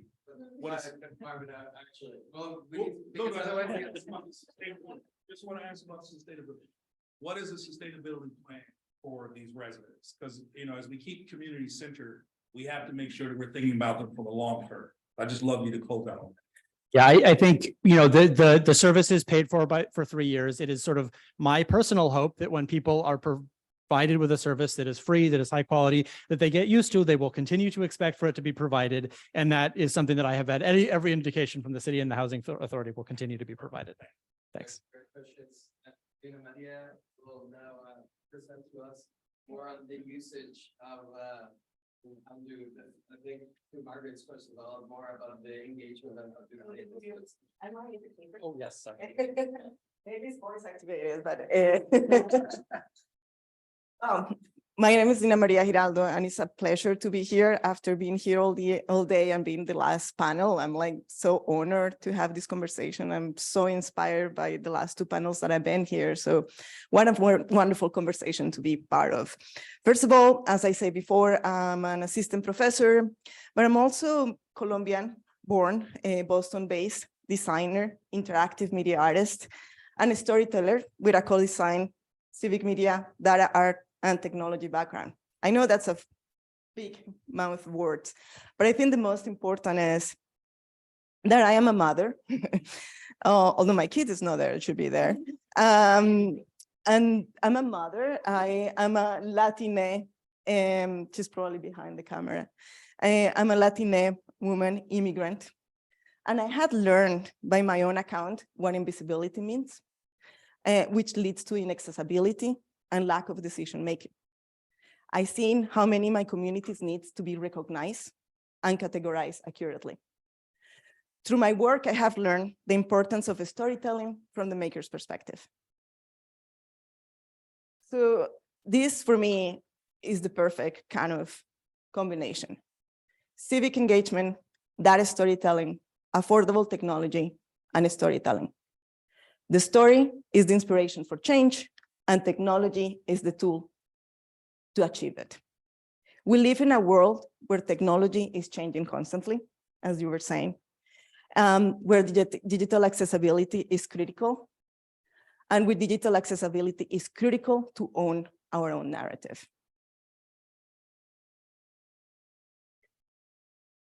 Data storytelling must include marginalized communities with a datification process, humanize the data from a hyperlocal perspective, data literacy focusing on environmental justice communities. When these steps are included in the process, it creates an opportunity to empower minorities, particularly the Latina community, with lower proficiency English, seniors, disabled, which do not trust media talking about trust, particularly in this political realm.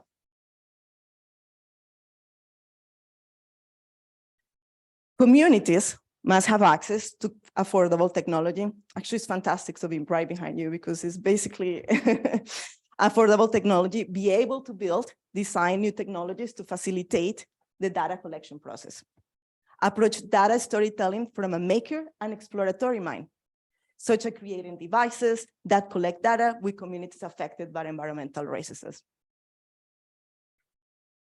From the civic perspective, we implement methodology to explore new ways to narrate stories from a participatory process with a human-centered design.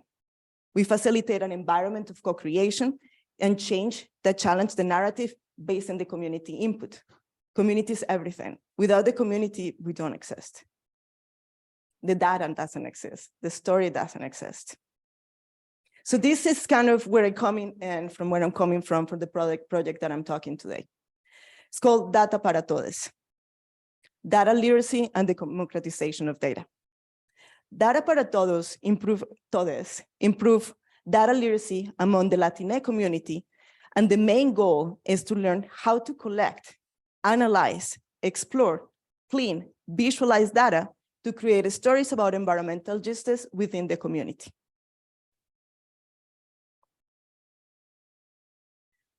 The first instance of this project happened through a collaboration with a local nonprofit via workshops we held through last summer and fall.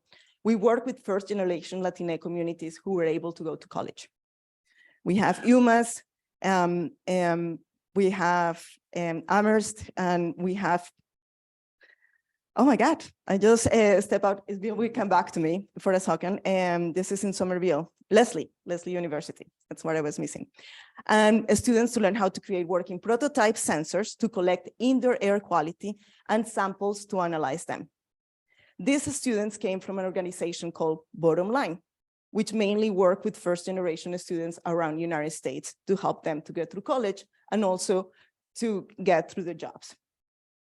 The amazing cohort that you see right here behind is George Acosta-Lemus, Marvin Baez, and Jailene Goodman. They learn how to build Arduino-based, and you can see them in the photo, sensors. They learn how to solder, they learn how to program, and the series of the workshops led to the creation of working sensors where we could create, we collected particulate matter, VOC, humidity, and temperature. Having in consideration that many of the sensors are created from scratch, we understand the margin of error that we are including, but the process of this and the ownership of this creation, it was an experience for the both parties. Why? Environmental justice affects minorities mainly, and it's not just air. We have housing through accessibility of transportation and access to clean air. We have talked about clean air in other different panels, and air is not equal. Indoor air quality depending where you live. And as we have more sensors around us and we have more data, I keep seeing data, and we produce more data and we collect more data. But what we are missing is that ownership of the data, that consent of or creating our own data and telling our own stories. We have to have ownership over our own data. We need to tell and create our own perspective.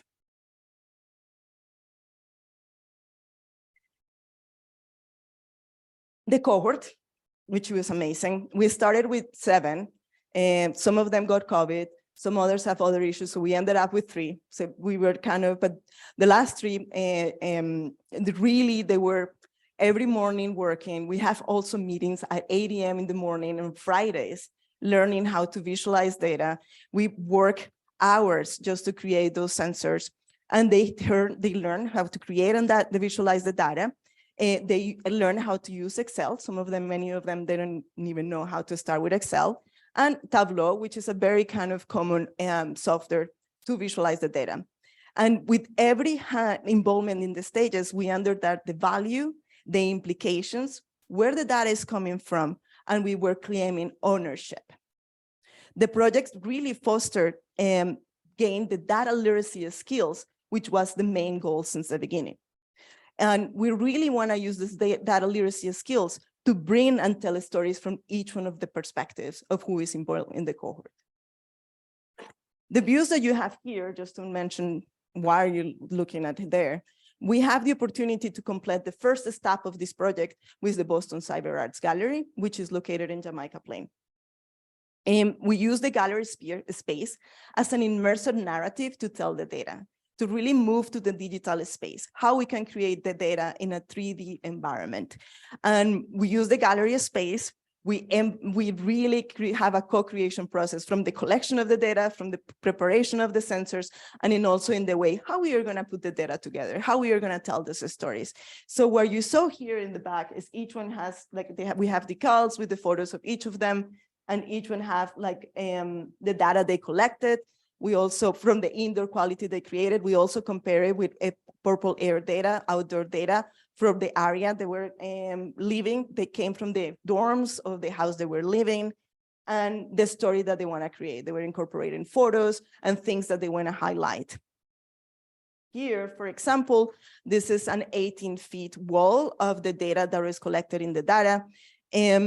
We have physical visual experience. This is a close-up where we are combining the data of everyone who participated. And we have temperature, humidity, VOC, PM, particulate matter of 2.5. And we cannot really project it, and we really want to have a kind of a textual opportunity to see how this affected. So we really moved from the digital realm to bring it into a more one-on-one experience. I'm confused with my device. As well, I think we really we cannot talk about air quality. We really not mention what is income, population, where are we located as the Latina community, and accessibility. And this is pretty much one of them. Different, like when we are looking at this process, you can see this data came from the US Census, and we start thinking about understanding the geographic locations, highlight the income within the community, compare it with the other races. And as you can see here, actually it's right in the middle of the 4 screens, the Hispanic 12% of the population only made $48K. So we cannot tell one story without really connecting the other one. So we start kind of learning really and looking in the census data and really questioning the categorization of the data. Why is the data, like why Native people and Brazilian is still categorized under Hispanic? Why are we seeing the numbers? The numbers that we are seeing really are not portraying the stories that we are telling. So we have a lot of questions through that visualization process and how we are telling the stories. And this is another map that we created. I really debated if I should bring the interactive visualizations of the photo of the 2D visualization that we created. But this is a map that usually you don't see. This is where the Hispanic population is in Massachusetts.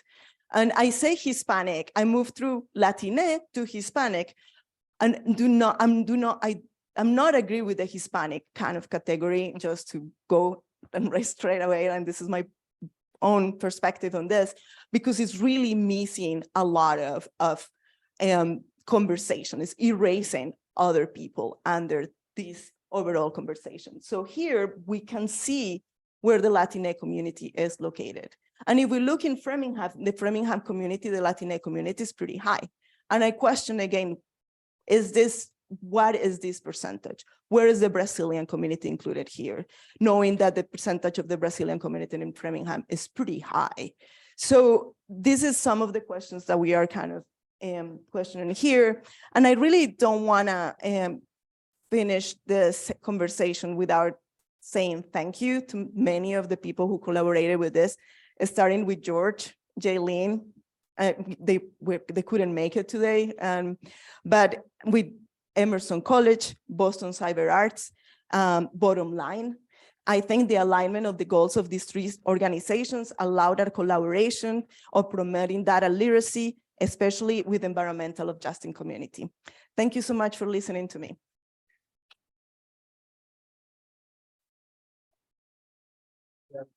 Margaret asked a couple of questions, and then I'm ready for this. Excellent presentation. You're doing some magnificent work. And I'd love to see young people who are getting into the particulars of data collecting and the particulars around creating real change that, you know, they can create symbolization for, but they can also speak to it from their own personal story. And so just one question I'm gonna ask. Ownership seems to be a core focus of the project. Yeah. Right? How do you think schools, governments, and other institutions can create more community ownership of the data? That's an excellent question, and I think, I'm really thinking about that in the research that I'm doing, and I think my first answer really just is about data literacy and knowledge. I think we need to include more knowledge. Just when I was listening to the environmental justice panel this morning, and I said, like, 4,500,000 sensors of air quality in most public schools. And what are we doing with this data? So I think I actually see you there, and I was like, so amazing. So how can actually we just kind of bring this as part of the curriculum? How can actually we bring this conversation into the schools to start teaching what means data? Like, we produce data as we read, how we are bringing that conversation, how we are learning to tell a story. So I think it's all about that literacy and bringing it into the conversation. I'm going to follow up. I know it was That's totally fine. how are you teaching the young people to have ownership of the data and to translate that data into something that is reflective of where they're going? You know, are you teaching them to think progressively about how to use this work versus just in the moment? That's a good curriculum. So I think, yeah, and I think that also goes back a little bit of the collection process of the data. And I think I'm just gonna bring the example of the census and the categorization of it. I think the way that we start teaching this is questioning, like, how they collected the data, how much access I have to that data, how they are using the data in my name to tell a story without my consent. So I think it's really just to bring that kind of critical thinking of why and knowing the why, how I can take decisions to own and move forward. So I think that's what we need to focus. Thank you. So thank you. Thank you. Welcome my colleague, Amy Mahler from Mayor's Office of Urban Mechanics. Thank you. Great. So as you look at these like beautiful faces of our incredible Boston residents, I'd love to ask the group, actually, our panel, but also our audience, like a quick little series of questions. Can you raise your hand if you learned how to use the internet via like AOL Instant Messenger or that sort of platform? Raise your hand. Great. For how many of you would you say that your computer is integral to your job? Okay. How many of you use FaceTime or similar like face messaging software like that? Great. Okay. The reason why I asked those series of questions is I wanted us to like really think about how the demands of the lives that we currently lead ask us to incorporate technology and force us to be data literate to participate in the lives that we are currently leading and the parts of society that we are existing in. So as I start talking about this incredible program that I was lucky enough to work on in partnership with the Boston Housing Authority and the Boston Public Library, it's called the Long-Term Lending Program. I just really wanted everyone to think about like, where are we operating from, especially as we're designing programs. So this was the photo on the left is from the Mary Ellen McCormick, which is a public housing site, formerly BHA, but is mostly managed by one of the property management companies. I believe it's Winco. I could be wrong, so correct. I apologize if I am. And then to the right is one of our residents who really benefited from this program. I know she's so glamorous. And so long-term lending program, it started just before I joined this team at the city, but basically it was through CARES Act dollars, and the Boston Public Library basically got a ton of money and was like, we know that the people who were the most isolated during the pandemic were the people who did not have access to technology, because literally being in the same room as somebody was dangerous. And so as we were developing this program and thinking about how to bring it to residents, our hypothesis was really by providing free technology and internet to those vulnerable residents, especially those in public housing. Can we give them greater opportunity for community connection? Can we give them greater resilience? By that, I mean giving them the tools to develop those skills, hopefully by us giving them resources, but also, you know, doing what we hope good programs do, which is let people find their full potential on their own terms by making a burden not something that they have to worry about anymore. And so the timeline for the program was December of 2021 to November 22. We gave over 9,000 pieces of technology, so over 6,000 Chromebooks, 3,000 routers, and we partnered with over 29 community-based organizations with totally different identities, totally different constituencies that we've served. I think one of the biggest things that we took away in the program, so we had, from December of 2021 to about the end of April 2021, we exclusively focused on Boston Housing Authority residents. We really wanted to make sure that the residents that we, the city of Boston, are responsible for, that we care for, that we know that if we do the outreach, we can have real permeation into this community, that we can connect with them the most. But we also recognize, as I hope every good government can, that there are a lot of different people who don't trust government. And that is completely fair, because there are a lot of parts of the world where the government are not the good people. And sometimes we're not even the best people. I'm great, but but I think we're very lucky in that, you know, we have a lot of really wonderful colleagues, but we understand that we do not have expertise. And so we need to partner with people who do have that expertise, and hopefully make it worth their time, worth their while. So this is just some of the social media content. We also provided this content in multiple, at the city of Boston, if you're not familiar, we have a language and communications access ordinance. So we have, I believe it's like 9 or 10 threshold languages that we translate everything through. So we also put this content in those languages as well.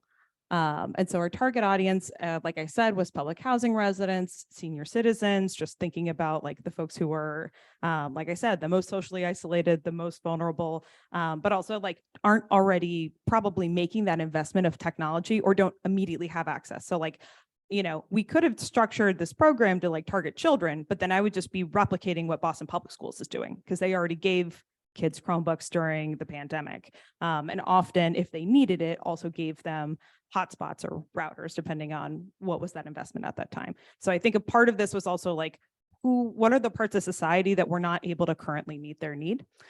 And the target audience also included the post-BPS students. So once a student graduates from BPS, they no longer have access to that Chromebook that they learned on. And that was something that I got really furious about, quite frankly. Some of my colleagues and friends who are in the room can tell you that my best work comes out when I'm really mad. I'm much like Mark Ruffalo's Hulk in that fashion. But, you know, so we specifically partnered with like community-based organizations that especially targeted community college youth. I'm of course forgetting the organization right now because that would be helpful to you. And then we also focused on recent migrants and refugees, so especially folks where documentation was just not something that, you know, their home government was good enough or trusted or in the position to be able to help them with, or we, the American government, were either too overwhelmed, couldn't do it, or also couldn't be trusted in those conversations as well. And so I mentioned up here, Haitian migrants and Afghan refugees in particular. And in particular, I want to acknowledge IFC, who helped us in particular with connecting with our Haitian migrant neighbors, and then ICNA with our Afghan refugee neighbors. And so the folks who qualified were Boston Public Library card holders. It's free to sign up. You just need to give us an address and an email for the e-card. You can obviously, you can also go into your local public library and get a physical card. I think it's notable to say that the library is the most trusted public institution in America.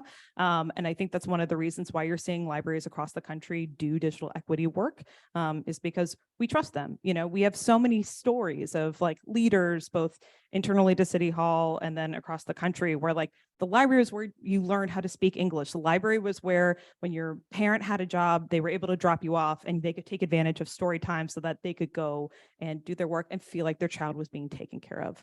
And that trust is something that we take very seriously. You had to be over the age of 18. And then originally our pool was exclusively Boston residents. This was opened up in our summertime to the Metro Boston Library Network and then Chelsea and Malden Public Schools. I think I just hit on this a little bit earlier about like why BHA first. You know, obviously you're hearing some similar tones with Will and Matt's incredible work. But we have we as government have a responsibility to the people who are in public housing. They are literally means tested often to be in that housing and helping them be connected. And also just like more and more services and more communications are coming online digitally. And by giving these people this tool, this mechanism to be able to connect to those resources, we will then be doing a better job of serving our residents. I was in a city council hearing talking about winter placemaking, and literally City Council President Ed Flynn specifically was like, well, how do we make sure that these resources, I am not going to imitate a South Boston accent. How do we make sure that these resources get to the children who are in public housing? And I thought to myself, like, you know, Council President, I don't always agree with you on things, but that is a fabulous question. And I would say to that, before this program, how could we make sure that seniors in public housing had access to programs and resources? Because children will probably, they might not be interested in civic avenues because I too would rather play Minecraft than go to a community meeting. But thinking very seriously, like the children are not going to be intimidated by getting an email. It's whether or not we can interest them, which is a whole separate question about whether or not we structure government and meetings and information in a way that's actually interesting to people. That's a different panel. So our methods of outreach for this program were 2 separate BHA-wide mailings to all of our residents. We had over 9,000 recipients. Like I said, those were available in multiple languages, so it was a very long letter. But thankfully, BHA is a really incredible logistical partner. If you were not already blown away by what you heard about the Chelsea Housing Authority and MAPC's partnership and what they were able to accomplish, BHA, knock your socks off. They also did the distribution of the devices within BHA themselves. So all of our devices came from our provider to BHA central office, and then were split apart into the 5 main sectors of BHA housing and then distributed directly to the buildings themselves. So when somebody would fill out the form for this program, they could select their own BHA site, and that helped us better organize how they got the devices, but also made sure that the devices weren't going to get stolen or get lost, which was important. Also in that, when we were saying that conversation about trust earlier, logistics are a big part of trust. They're also terrifying. We did signups directly at BHA sites, especially at Unity Days, which are they're very much designed to bring everybody in. And then usually whoever's the management company or even BHA themselves will have tons of entertainment. They're usually intergenerational, and there's free food, which is crucial. And then also BPO branch librarians are heroes in society, and we could not have done this without them. They're perfect. This is me smiling at residents because I love them and I'm obsessed with them. The left is from the Mary Ellen McCormick Unity Day, and then the right is at the Doris Bunty housing and Eggleston area.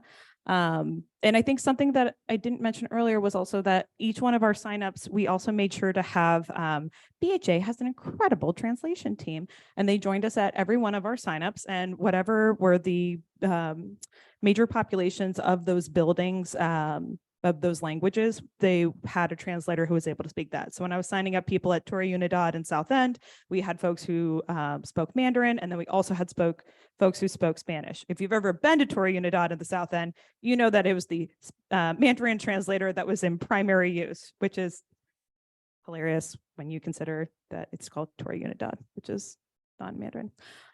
This was our map request list by zip code. You can see that the majority of our requests came from Roxbury, Dorchester, Mattapan, and also East Boston. I think that's also, again, like a reflection of both need, but also the level of outreach we did, and then the amazing community partners. There are just some community partners where they know the game of getting resources out to their constituents, and they're incredibly good at it. I will say that Dudley Square Neighborhood Initiative, John Smith, who was one of the partners here at Bari, his organization was one of our first partners to sign on, and it's because we have such a high level of trust in their excellence. What worked is that, yeah, community members were most excited about, we had a smaller program that led into this that was like, we had like 200 hotspots that we gave away. People were so much more jazzed about hotspots. They're so much more intuitive, and also mobile internet matters so much more to residents than being able to use internet specifically in their home. But I would say, or at least that was a takeaway that jumped out at me, because I was thinking about it, especially from the perspective of like people live lives on the go, especially if they were cooped up in their houses or their apartments for a year and a half.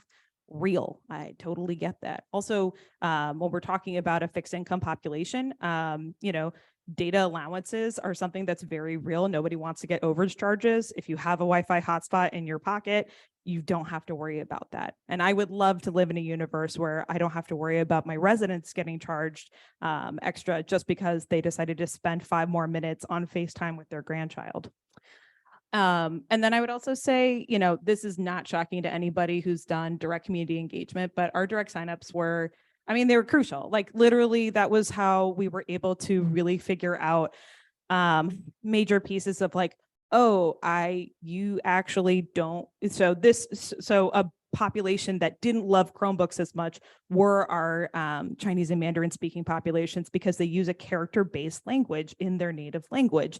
And a Chromebook is not as flexible to character-based languages as, say, other tablets. But that said, I can get huge quantity of free resources for constituents if I'm choosing Chromebook over arguably other tablets. So if that's a provocateur question, I would say that is a very, very real question. And were I the one who had bought these tablets, that is something I would have factored into it.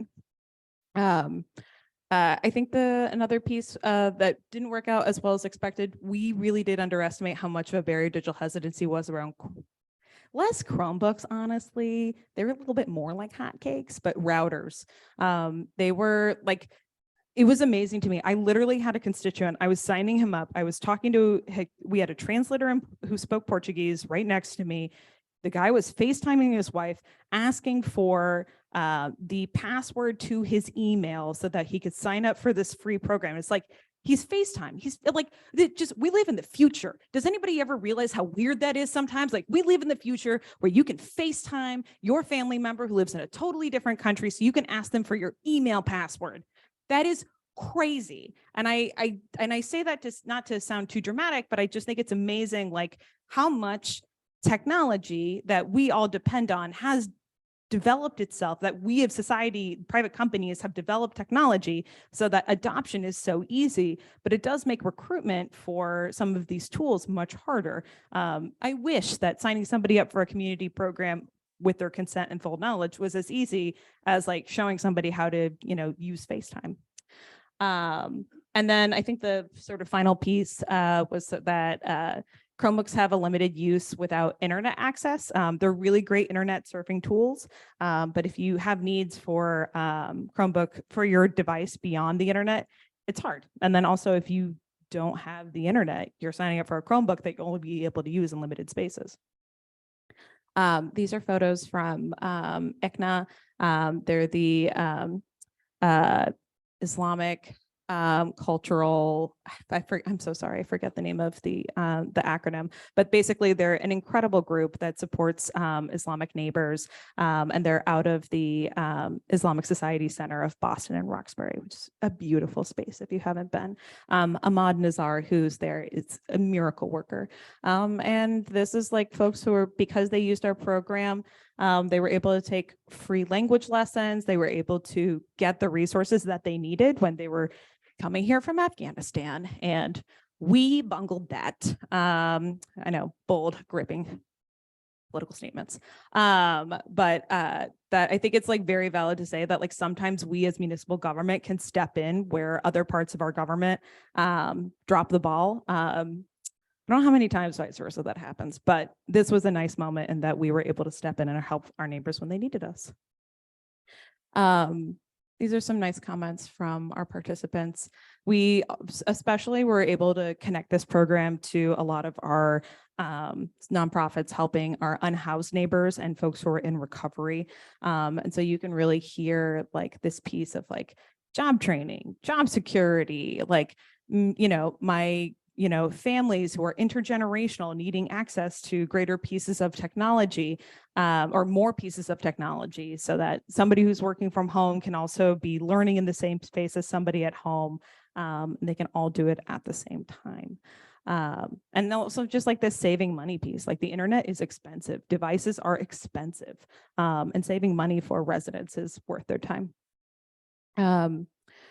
What's next? So we're going to continue to keep pushing things to the residents to the American Connectivity Program. The free internet on the routers ends December of this year. But so we're using this as a tool to recruit people to the Affordable Connectivity Plan as they're interested. And then the BPL hosts computer and tech literacy classes, as you can see above, and they're at different branch libraries across the city. And also we're anticipating to receive more funding to further support ACP enrollment, telehealth programming, digital skills training, and then improve our data and digital gaps. And we're excited to see what's next. Thank you.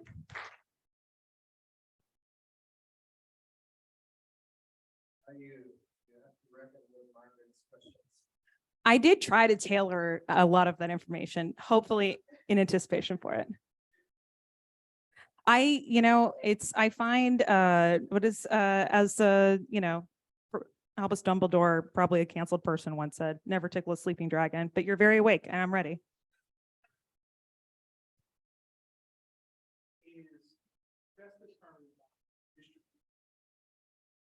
Ooh, such a good question. It took us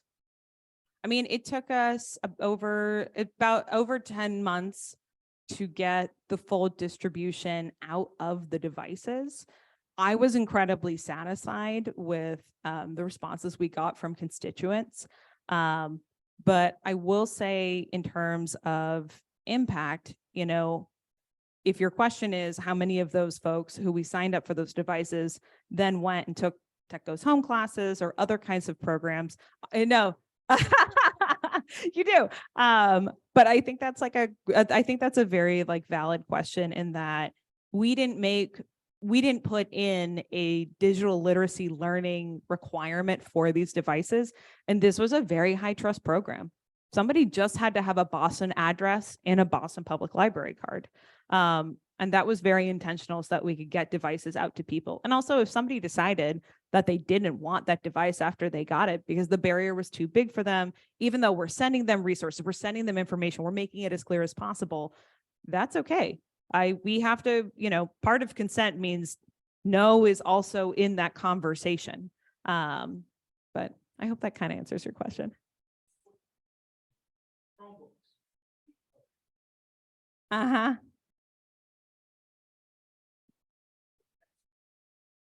Mm.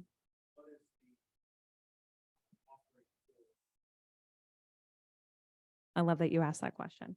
So if you look right in the photo, right next to that little Chromebook, we have basically an explainer that has listed all of the numbers and information necessary. And I believe, let's see, So we've got the phone numbers right here, and I believe on the back we have translated, simplified version of this in other languages as well. I don't know why I had to stand up. I felt compelled. But yes, so the answer is we made sure that all these devices had that information directly with it as well. Because if we just said like, scan this QR code, then we're assuming that people have phones. Exactly. They know how to scan, that they have phones with a camera screen in them. Rude, presumptuous.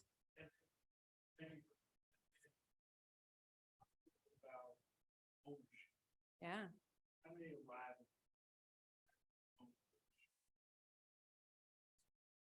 Or are you saying that when you're distributing, they're able to keep it down The answer that what we wrote in the language was borrow them for as long as you want.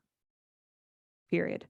And the reason why we use that language was we can recognize that some people may have a time-bound interest to learn on a free device, and maybe they would then want to purchase something else and they don't need that device anymore. They'd like to give it back. And then there are residents where this is what they want to keep. But we say nowhere on here, we say nowhere on our other public communications that anybody needs to return these devices. They are yours as long as you need them. Yeah. Mm-hmm.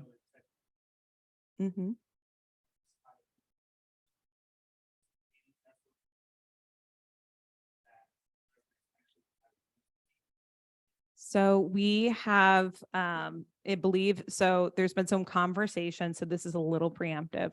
So it's been some conversations between, I believe, Boston Public Library and Boston Housing Authority on offering some digital literacy programming, some computer training in certain BHA sites. That's still being developed, and that's also about capacity right now. Our community learning team at the BPL, incredible human beings. They are still hiring folks for some of these different positions.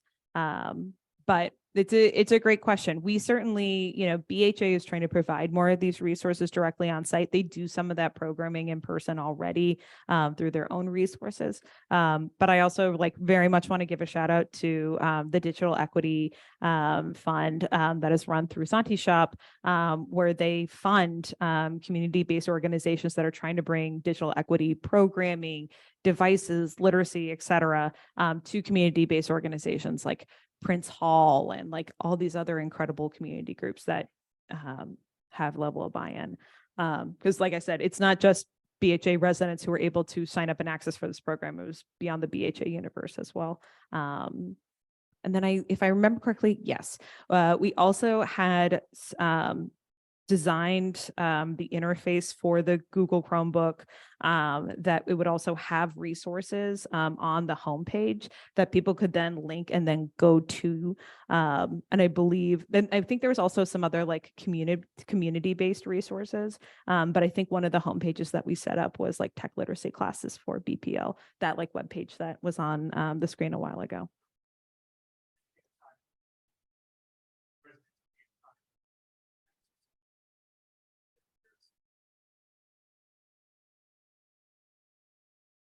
So the only timeout that existed in the program was all of the devices being claimed. Is that what you mean? Okay, cool. Then yes, there's no limit. They can use the devices as long as they last as identified. Chromebooks, they break. But yes, cool. Thank you.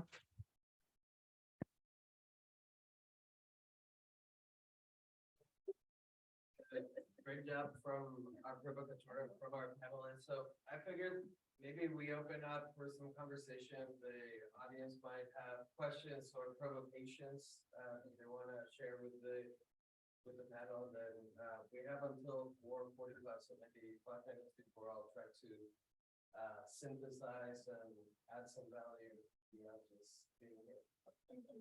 So people have questions, thoughts. All fascinating, love all the presentations. Oh my God, one rule here. Maybe this one. Who's okay? I can hear you. Okay. I'll just try this one just in case. Yes. Okay, better. My question for Lena is, I was curious, like, I love the like vertical integration you had going on where they literally like start and build the sensor all the way to like curating the data. Which part of the process did the students appreciate? Did different students appreciate different parts? And did the fact that they were doing all of the parts of it make them like, if there wasn't some part that they like there was something to I just love that how you did all of the different parts. What did they like the most? What they like the most? Yeah. We all want to hear you. Thank you. Well, I think all of them have different challenges, and all of them brought satisfaction and failure and frustration. So I think to just put it in that way, I think when you actually pass that frustration moment is where they like the most. And for example, when they were building the sensors, a lot of the things didn't work, or because it's a lot of failure and error. When the things start moving on, and when they start seeing the data, and when they start kind of understanding, that is where is and that's a happy moment. I think they also seeing the whole work together, that was also another moment that I think that's where they like the most.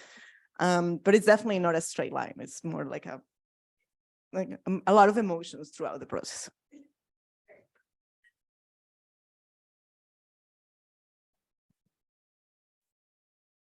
Which one works?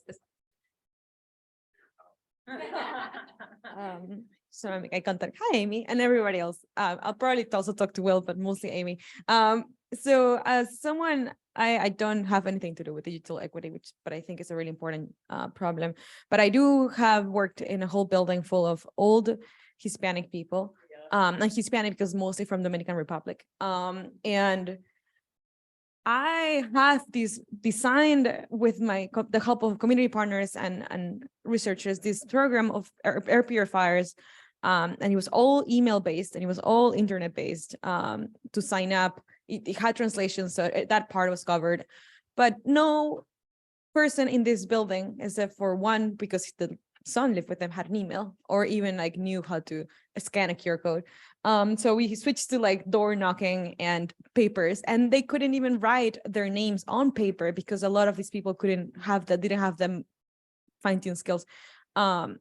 So my question is more about like what options and flexibility is built into your program, because knowing my people, I call them my people now because like I've spent so much time with them that I feel like they're my family. Knowing my family, if I gave them this option, I talked them about this program, 99% of them would say, can you just give me a phone so I can call my family? Or can you just give me, if I need, internet would be great for WhatsApp because they all use WhatsApp to call family. But I really cannot deal with any of this stuff. So I wonder if there's any options, flexibility built into the program for. Thank you. I love that you asked that question because I think that's so before I started working in public service, so I've been in like government since about 2013, but before that I used to run campaigns. And if anybody who's knocked a door or run a campaign before, our bread and butter is talking to a human being, get the read on their pulse, decide if it's a yes or no, and then you figure it out from there. And the best part about moving to government coming from that place is you recognize that there are people who are able to do all the skills that you were good at in a political arena, but they have it in community-based organizations.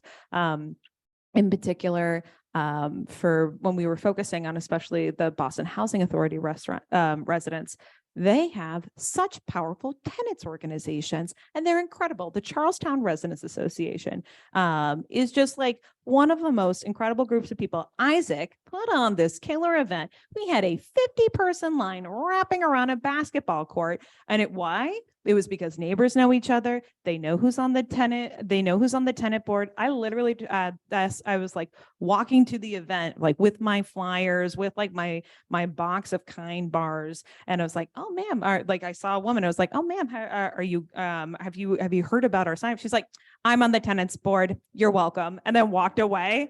And like that is community. And so to answer your question, like, yes, I like, there is like and it's actually like one of the things I really struggle with as we like look at digitizing like more and more city services and state services and federal services. Like the Affordable Connectivity Program is like basically like this generation of government's attempt to get everybody on the internet in the way that, like, I think it was the Clinton administration, might have been one of the Bush administrations, launched Lifeline to make sure that every American had access to a telephone for emergency services.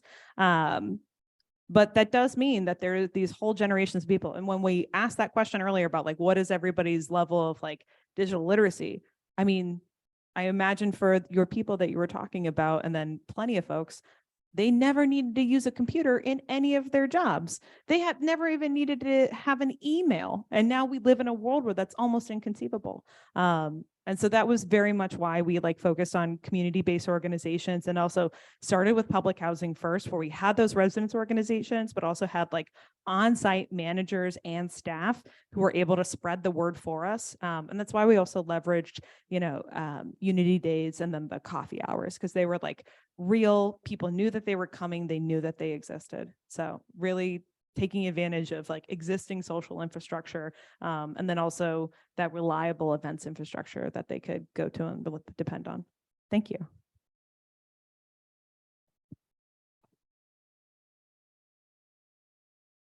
Hi. I'm Carl Allen.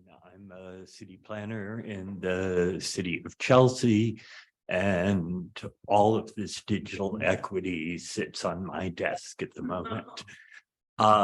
Thank you, Marvin, for that question on sustainability, because that is not solved. You know, we're doing one housing authority property in Prattville. Our previous city manager committed to 2 years of funding so that the contract could be signed. Thank you for that, by the way. But we can't replicate that and permanently pay Wi-Fi out of the city budget for every low-income resident in Chelsea. That is not a sustainable model. And Comcast has totally failed us. You know, we are the victims of a market failure. ACP is a Band-Aid at best. Couldn't agree more. And it's for bad service. You know, it's whatever the minimum they can get away with, and then it's only up to, so they don't have to even give them that. But so does Boston have any ideas? I can share how I'm thinking about sustainability, but I'm curious, you know, you're deep into this. I'm deep into it, but Santi's even deeper into it. Sorry, Santi, go ahead. I'll passing it off to somebody. Yeah. Thanks. I mean, and maybe this is a good segue because we only have 5 minutes left. So look, I think there's questions around sustainability and scale. I think when we look at the data, particularly in Boston, ISPs are able to provide a sufficient level of access. Obviously, quality of service depends on how many people, and similarly with Will, if you're sharing a hotspot between 5 households, the quality of the internet depends on how many people are connecting at any given time. So, but based on the data that we have, we believe that the ISPs are able to provide a sufficient level of service. Now, the affordability piece is where we think that ACP comes in very handily. The city of Boston is receiving over $12 million a year for free connectivity that the city nor the Commonwealth has to put up with. It's because we have over 34,000 subscribers to ACP in the city. So it's not a trivial amount of money that we're getting from the federal funding through ACP. That being said, I think that we are looking at what's happening in Chelsea as the beginning of, yeah, and Urban Edge in Boston is looking at having, you know, like we've been talking about, one of the themes that I get here is the shift of, is digital equity infrastructure public infrastructure, the same that a road the same that a sidewalk. The sidewalks are a little bit special, right? Sometimes are the property of the property owner, but so there does seem to be a theme both in the devices and in the access to connectivity, particularly looking at people that live in affordable housing. Seems like the answer, at least the arrows are pointing towards, it's the public's responsibility to ensure that people have access when they choose to, and we still have ways to go to getting it in the way that is the most impactful and useful for them. I think, so long story short, for high density urban dwellings, I think that increasing the availability of competition within the affordable housing units, increasing the availability of a free Wi-Fi alternative is kind of what we are looking for. And I think that there's ways of creating a structural subsidy for that, but it doesn't start working when you go to scattered site and you start going to some places where you don't have the density per household to serve. That's my take on it. But again, like many of the things that we do, we will continue to have to think about how is it that with limit, yeah, go ahead. Yeah, you have the advantage that you can think of competition as an option. In Chelsea, it doesn't exist and no one wants to provide it. But yes, I have worked in other places, but Marvin, do you want to provoke on this one? I won't provoke. Oh. You're saying that the competition doesn't exist, it's only Comcast. Effectively, is there any other options? We've asked Verizon. They said, how much will you pay us? Okay. So if you remember a couple of years ago, Mayor Walsh made that move, and some of you guys are probably involved in it. And he said, you can't get to the wealthy neighborhoods unless you go through Dorchester and Roxbury. We're Dorchester and Roxbury with no Mayor Walsh, no Boston, no Mayor Wu behind us. And no wealthy neighbors. And they refuse, and no wealthy neighbors you have to go through. So they refuse to basically build that infrastructure because it's too expensive and they don't think they can recoup that money. So we didn't have that advantage that of having the wealthy neighborhoods to. And like I said, that was an amazing thing that Walsh and probably you guys were involved in did for your lower income neighborhoods. Our predecessors did that, but go ahead. I'm late, I came late, so sorry about that.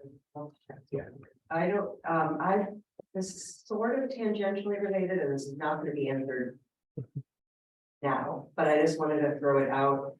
And that is, I've been in a lot of discussions around EVs and the grid and community benefit and EJ, environmental justice, and it is tied into connectivity. And when this and national grid and all of that stuff is going to become very important for communities to be engaged and how it affects them in all kinds of different ways. So obviously we can't discuss this now, but this came to mind.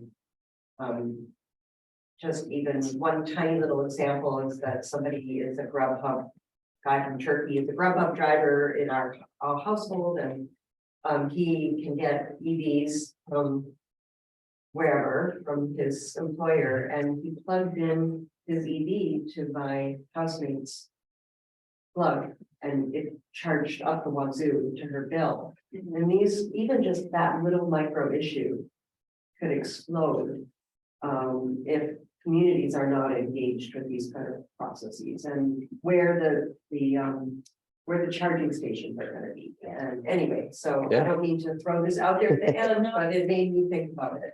So do you want to take it? Oh, well, I was gonna wrap this up because we happen to be at time. Yeah, maybe a topic for next year's Bari conference.